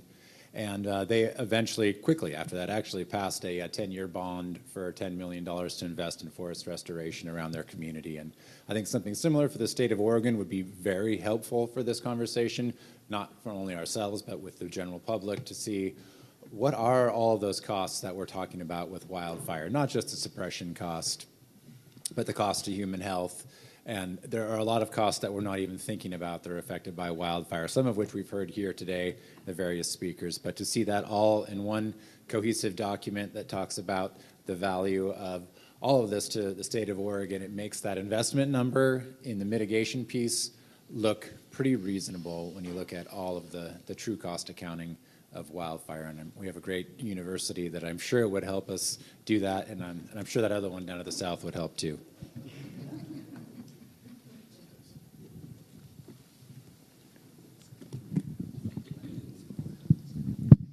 Ms. Carla? I'll talk about how our family was impacted with the fires, and I was so glad that the BLM got brought up today. My brothers were on the front line of the substation fire. That started on a Tuesday afternoon, and they were calling me from Sherman County, you know, telling me there was no air support whatsoever over that fire. And I called the governor at 2 o'clock on Wednesday afternoon, and I said, Kate, you know, this thing is going to get into the wheat, and when it gets into the wheat, we'll probably catch that fire in Ontario. That fire burned 80,000 acres in 3 days, and that was the fire that we lost the farmer in, who we knew. I don't think we realize how much fuel, this, just like forestry, how much fuel is in these canyons. So if we're not going to graze, then we have to ask the question, how are we going to control that much fuel, that much grass? Because it overpowers these natural resource users so quickly and so fast. I don't think we genuinely understand how dangerous those conditions, are, and in this case, for the farmers and ranchers. I think the biggest question to me in listening to this today is there's not enough tax money to solve this problem. You can't tax us and fee us enough to solve this. So the question in my mind is, how do we drive capital toward our problem? So spending 20 years on the Federal Reserve Board, what are the economic incentives? How are we going to drive capital to really incentivize commercial thinning? How do we create the economic incentives for these woody biomass projects to encourage investment and capital toward our problem? I know this is thousands of years listening to our forestry dean, and I know you're right. But in 1982, I was the youngest faculty member at OSU, and I'm an agricultural economist. But the whole conversation at the university was on forest policy, and there was a huge redirect in traffic on forest policy. And I think part of the outcome of what we have to do this go-around is to ensure that where we land at the end of this, we bring the confidence of the public with us, that we can ensure we've got our policy measures correct, that we will not land in the same place. And if there's good transparency and good openness and good honesty and integrity, I think we have a real shot of doing that. Peter, I really appreciated your comment today when you said, that we don't have a sustainable organization. We don't have a sustainable path forward this minute, but I have a lot of confidence that we can get there. Yes, Commissioner Bennett? Thank you. I do believe I agree with the senator and everyone else here. This is, a watershed moment, really, for us. Quickly, I can speak to in 2017, 2016, we had fires on our private land. My wife and I run a fairly large operation in Unity, Oregon, which most of you have no idea where it is, but it is in Oregon. It's on the east side. And we had the Windy Cornet fire approaching on one side. We had the El Dorado fire. The El Dorado fire was of such a low priority. The local ODF folks called and said, Mark, what can you guys do? We put our own cats out there. And actually for one day, then they called up and said, Mark, would you be the division supervisor on that side? And it was kind of funny because our cats were out there and some ODF and W folks came out to help. And two folks showed up in a Forest Service engine and goes, well, who's in charge? And they go, well, he is. And they just kind of stared at me and go, what do you want us to do? And I go, well, you're really the fire people, not me. So we're going to just keep making cat lines. We put up with those two fires. And then the following year, a fire occurred, the rail fire, which really is a tragedy because it was on a forest allotment that we have that was adjacent to us, which is primarily the agricultural watershed for the Burnt River system. And it's been generations in our family. And my wife and I, our kids, we've ridden in that. We knew every tree just about in that 60,000 acres. And when we spotted pine beetle kills, we went into the Forest Service, we brought them pictures, and they jumped on it as fast as possible. And the local district really needs to be commended. The forest needs to be commended. Because I was a commissioner, I called Richard Whitman at the time at the governor's office, and Richard helped, and the governor put in. And we had everything lined up. Everything was lined up. The stars were aligned perfect. But we didn't have any market. They didn't have any market. They were doing some work on the Mile 9 project right there, but there just wasn't an opportunity. They also didn't have anybody really the one to do the logging. Just there wasn't enough money in it. And then August came, and a lightning strike came. And we had our folks out there gathering cattle, getting them out of there. And, you know, those trees, that were beautiful trees, they just burned up. And they fought. There can be no criticism of any of the agencies or the firefighters. They had an impossible task of deadfalls and just slash and just a horrid mess. And the point is it kind of leads around. Baker County, you know, we went up to Boardman and with Baker City and some others, and we talked to them about torrification, and they said, you guys, we'll take your product. So we got a railroad spur lined up, we got the things, we worked with ODF, but the 2 or 3 investors that came to us, they said, well, guarantee us product. And that's when the discussion stopped. Because we need that partnership, and from the Forest Service, from the BLM, and because nobody's going to come in and invest $25 million in Baker City, and only on the little bit of, I mean, my wife and I have about 500 acres of private woodlands, and everybody else has pretty much logged theirs out when there was the opportunity. So there isn't enough product there to guarantee their investment.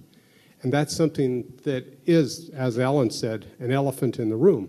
We need to have that beyond this discussion, and I'm not trying to put Glenn on the spot, and I wouldn't even try and put Vicki on the spot or the undersecretary on the spot. But that's what we need to guarantee that product to be available so we can get the investment if we're doing that. Because as was mentioned earlier, that I think it was in Ashland, that where you did the cutting and the piling, and then you went to the thinning. Well, we've got to have something there for that. And that's a big problem. I also served 12 years as Baker County's planning director, so I can speak to land use planning fairly decently, probably not as well as Russ, but pretty close. You know, Baker County implemented the Oregon Department of Forestry fire siting safety standards. So if you come in there today and get an application and you want to build a house, we will send out an inspector and do that.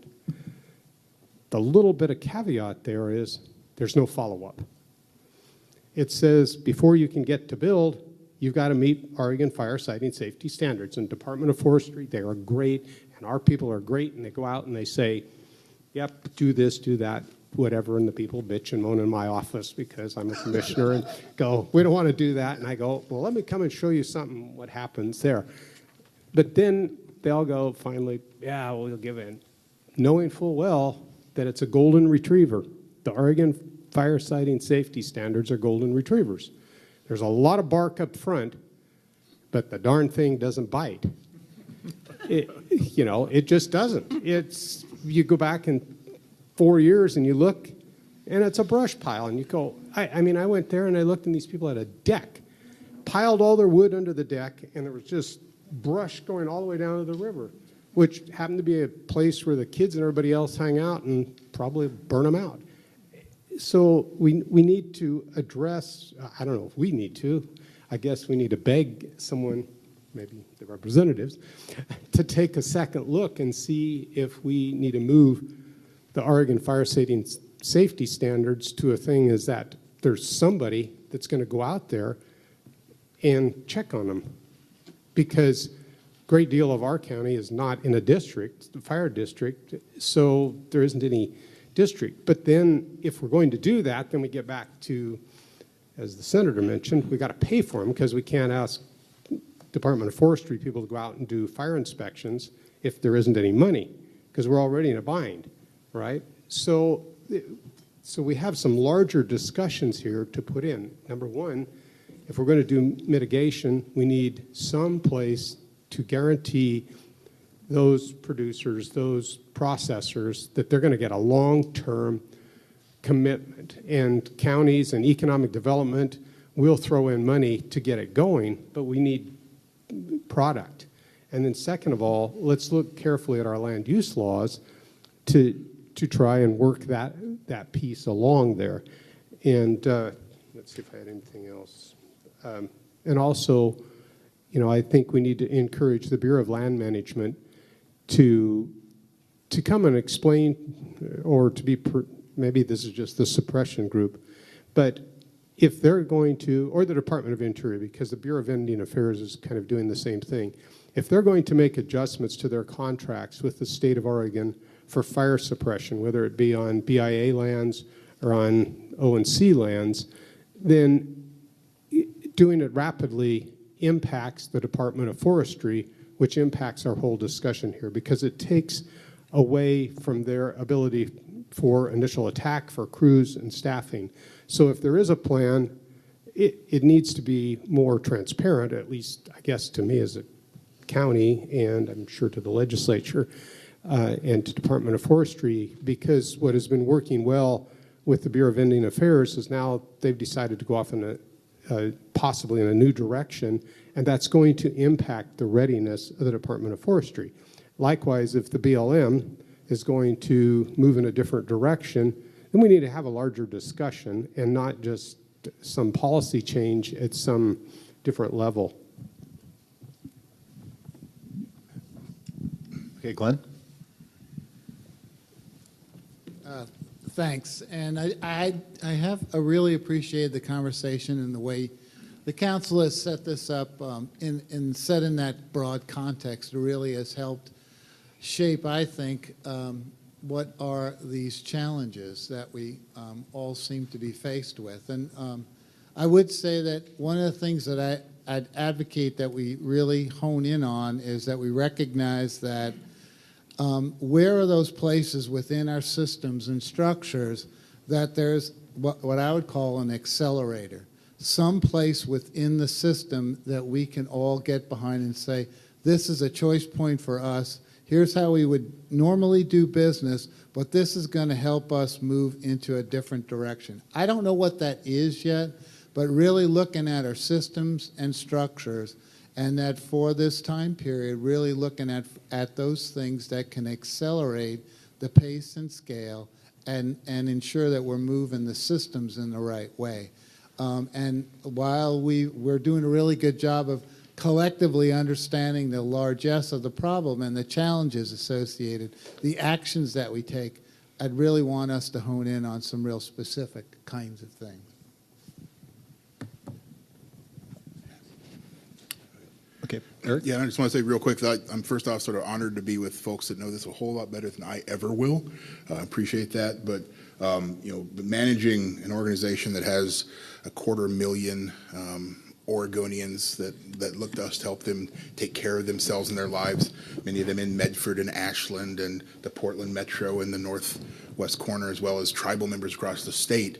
They have real concerns, they have real needs that I think we can look to at least allay some of their concerns. We talked about the communication that we have to have and make sure the messaging about why things happen and people can deal with it instead of being sort of left in the lurch. These are the most vulnerable people out there. They're in the metro or across the state. They're homeless. They've got disabilities. They've got congestive heart failure. They're pregnant. They've got opioid addictions. Even if they're working, they're in those houses that don't have air conditioners and filters, and they have to go to work outside and doing the roads. And I think to the extent that we can do whatever we can to let them understand what's behind this and that there's something happening, that there's a direction, and there's a plan, I think that will be huge. When it comes to paying for it, some of it's you pay me now or you pay me later, to the extent that we can address social determinants of health, which include sort of environmental factors for folks. If we've got a bunch of kids in Medford and Ashland who year after year after year are inhaling these particles, you're going to pay a whole lot more on the Medicaid system to take care of them 10, 15 years down the road than you're going to pay to do work now. And I think that's something to keep in mind. And I think Representative Marsh mentioned sort of the community. I've got employees. I've got an office in Medford, people who live in Medford and Ashland. And this past summer, they were asking if they'd come work out of our Portland office because they emotionally and mentally couldn't handle sort of being locked down like that. And that's a real concern. I feel as like I'm a fisherman who's got the fish on the hook and trying to get them in the net here, because we're very close to finishing on time, and I never thought that was going to happen. And so just as it's getting in the net, but I don't want to shut down the discussion, so please, I'm very much looking forward to hearing from you, Caroline. Thank you. My name is Caroline Park. Or actually, I got married. It's lips now. I still can't remember. I live in Cascade Locks, and I was impacted by the Eagle Creek fire. You're probably wondering why someone who works at a brewery is here. Well, I think I'm here because I did quite a bit of organizing to advocate for my community during and after the fire. And I really appreciate a lot of the folks today who are talking about the social equity piece in wildfire. I too am humbled to be here, and I'm learning quite a bit in terms of the, forest management, ecological impacts, and to-do lists with fire. But I hope that as a contributor to this council, we make it a point to discuss the social impacts of fire. Rural Oregon is going to be the greatest victim in our next situation that occurs. I cannot Amazon Prime dust masks or HEPA filters to my home in rural Oregon, and access to just the tools necessary to just be healthy is truly important. When I was evacuated, I fortunately own a home, therefore my insurance covered my evacuation costs. The rest of my community was outside in a fairground camping 2 miles across the river. And so there's certainly a social equity piece here, and it's incredibly important that we, as we prepare our messaging and think about these communications, we understand our audience. Yes. Understanding your fishing analogy there, I'll be quick. So again, Jeff Federici with the Bureau of Land Management. So heard loud and clear some of the comments about BLM, both grazing and the fire suppression agreement with ODF, and we're working through that and working well with the state forester on that. But again, I heard that loud and clear. So as everyone said, appreciate the opportunity to be here and opportunity to participate. A couple things. Someone had mentioned collaboratives. There's a lot of good collaboratives already out there. Don't reinvent the wheel. There's, specifically the wildfire collaboratives. They're out there. They've come up with some good ideas. They're working models. So I think that's a great resource to utilize. Number two, National Fire Plan was in 2001 approximately. That was federal, but there were a lot of spinoffs of that hit local and state agencies. And so again, my theme is here is don't reinvent the wheel. I think called Community Wildfire Protection Plans came out of that, CWPPs. And that is grassroots efforts the communities work at and dictate what they want, what they need. And it's all encompassing. It's not just about response. And I've heard a lot of stuff about response in the title here today. It's way more than about response, but it's about fuels. It's tying in with the power companies, and whether that's Harney Electric or large corporations such as yours on fuel breaks. I mean, why are we doing fuel breaks when we have, we can tie that right in on energy corridors, share that technology, those locations too. Agreements, communication systems. I mean, the fire department's around, it's important that we have same communication systems. The mitigation, the infrastructure, what those communities need.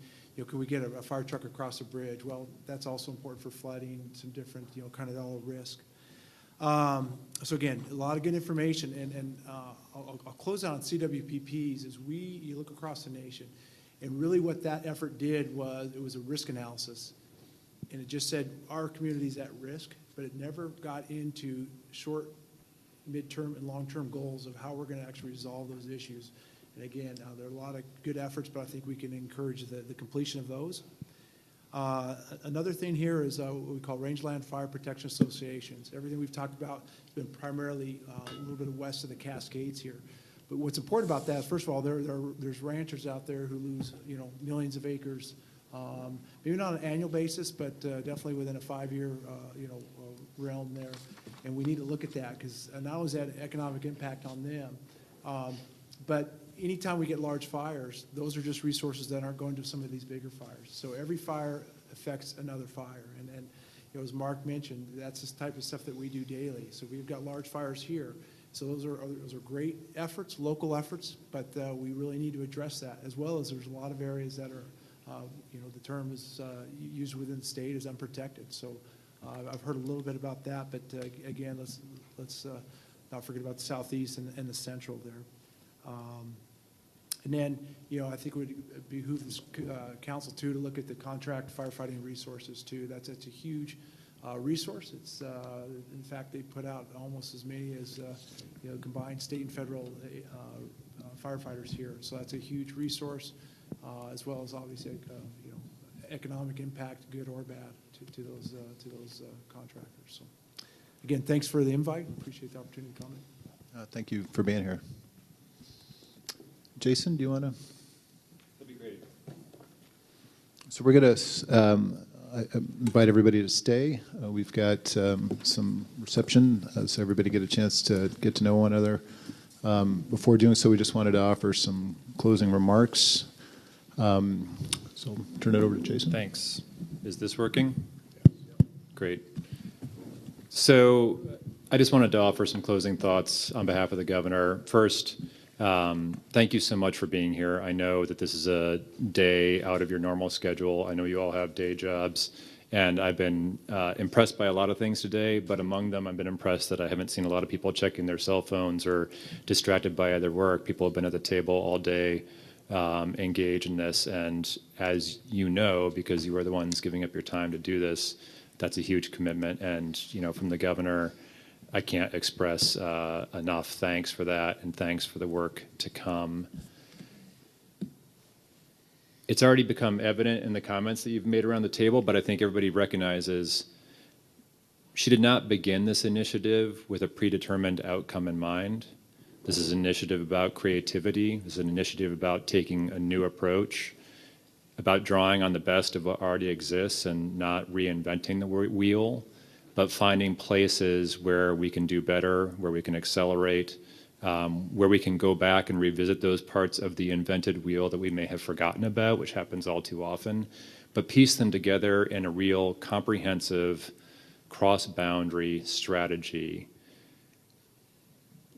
It's been an interesting day for me because I've been fielding a lot of questions during the course of the day from the media, asking why there are few or no, depending on who's asking the question, experts in fire, forests, or climate change on this panel, and recognizing there are several of you who are experts on those things. But it made me think of something that's it made me think that the reason for that is you are not here for expertise in fire, forests, or climate change. You are here because you are experts in your community. You are leaders in your community, and you bring your community to this table. And that's been recognized by a number of the comments here in closing, that if this were solely a problem of fire or forest ecology or climate change, we may have had solutions to it or strategies for it in the past. But this is a strategy for a threat to our society as a whole, to Oregonians as a whole, and to all sectors of our economy, to all sectors, to the health of all sectors, particularly impacting those sectors most at risk. I also want to acknowledge that I think the outcome, with no predetermined outcome in mind, and the assembled expertise that we have at the table, we have every reason to expect that in September we can come forward with not with a fully formed plan, but with a clear pathway out of the current situation, and something that can bring hope to all Oregonians who are counting on us to provide some hope for an alternative to the current status quo, for an alternative to our current fire seasons, and a hope that, when the governor ultimately leaves office in 4 years, that not every single fire season that she has endured has been a historic fire season as they have been so far. And so I was incredibly impressed by the day.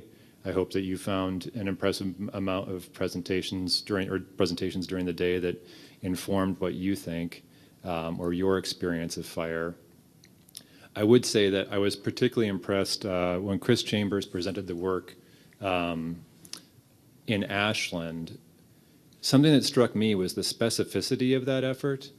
And if we can bring some of that specificity to scale across Oregon, to me, as a staff person to the governor and working with her on these issues, that kind of specificity, that level of specificity, is the kind of thing that I think can foster hope so that people in various regions of the state can see an effort that I think has gained an effort that has gained national attention for its success, and see how it might apply in their landscape, in their watershed, or in their home place. And so to me, it comes as no surprise that an owner of a brewery should be here at the table, because to echo what has been said before, you rely on clean water, you rely on your community, you lead in your community, you rely on your watershed, and you're surrounded by federal forest land, and state forest land, and private forest land. And we all have to work together to make sure that places like Thunder Island have a future, and places like Cascade Locks have an opportunity for hope that's shared across the urban-rural differences that exist in the state. On behalf of the governor, thanks for being here, and I want to thank our chair, Matt Donegan, for pulling together such a successful meeting.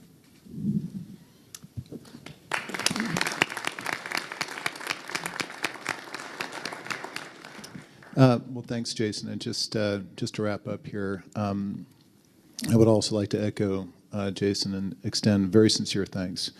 Very busy group, a lot of very senior level leaders here in the state, and so it's very impressive. Ellen Ford came up, interrupted his vacation. Sir Biddleman made a trip all the way from DC. Very, very very, very busy people who made this a priority, and I think the level of engagement here has just been fantastic. So very, very encouraged. And frankly, I didn't know what to expect, gathering here. I want to especially recognize our elected representatives and the very constructive way that all of you came here to the table, because I know that this is a very contentious issue on many, many levels. It's not just simply the philosophy of, what defines active management and, balancing these three chambers that we're talking about, but also fiscal responsibility, fiscal matters. I mean, there's a lot of pressures that are being put on your shoulders. And I very, very, again, I didn't know what to expect coming in, and I was just very impressed and thankful for the very constructive way that all of you came into this, and I think that extends to all the council members. So I'm coming away from this very encouraged. I think Commissioner Bennett used the term watershed moment, and I think that is kind of one of the main takeaways for me, and I'm not hearing otherwise. I'm not hearing anybody saying, it's no big deal. Don't overblow this. I'm hearing pretty consistently from around the room that this is a really, really big deal. And if there's nothing else that this council achieves, public awareness around just the magnitude of the challenge here. I mean, if we accomplish nothing else, we will have done a great service to this state. And it's not going to be, we're going to do much more than that. But I think helping elevate this issue and the awareness of Oregon, and that's rural Oregon, that's urban Oregon. Specifically, would love to see Portland really, start to own this, kind of see this. Boy, this is not just out there; this is right here, and we have to own this. So, with this level of awareness, I think this agreement, this is a big deal that we're hearing about throughout the room. Then you start to see, some of the issues, some of the battle lines, some of the faults, and again, a lot of this is going to come down to fiscal. Just to talk about, when we talk about magnitude, we're talking about millions and millions of acres that need restoration. And just to talk about dollars, we're talking about billions and billions of dollars. And, you hear, I think you kind of hear the wings, we're not going to clear cut our way out of this. We're not even going to cut our way out of this. And on the other side, we're not going to appropriate our way out of this. And I think both sides are right. I think it's going to be some combination, again, coming back to this public-private partnership. And I feel the responsibility as chair, but I'm sure this is shared across this council when it comes back to threading the needle, which is to find that right balance of using markets for timber and non-timber products, as well as public resources, being innovative in conservation finance and how we fund these things. Because I don't think, we have many options here. I mean, we really have to step up and act. And so I think part of our responsibility here is to figure out, not just what we want to do, but how we're going to do it, and look at the funding. I'm very pleased that at the table here are folks that are true experts on answering that last question around how, folks that really understand the policy apparatus, folks that really understand, the business side of things. Alan. So I think we have the expertise, and hopefully we have the will, to echo Jason's point about, you are the communities, you represent your communities from around the state, and hopefully that will bring the will for us to actually bring about change. I'm confident it will. So again, thank you. This has been very, very encouraging, a great start. I think we do have, we'll send out a calendar. I do think everybody mark April 23rd as being the date for the next meeting. That'll be in Salem. And we'll send out the rest of the calendar from here on out. But again, thank you. Please stick around, get to know one another. Look forward to working together. Thanks.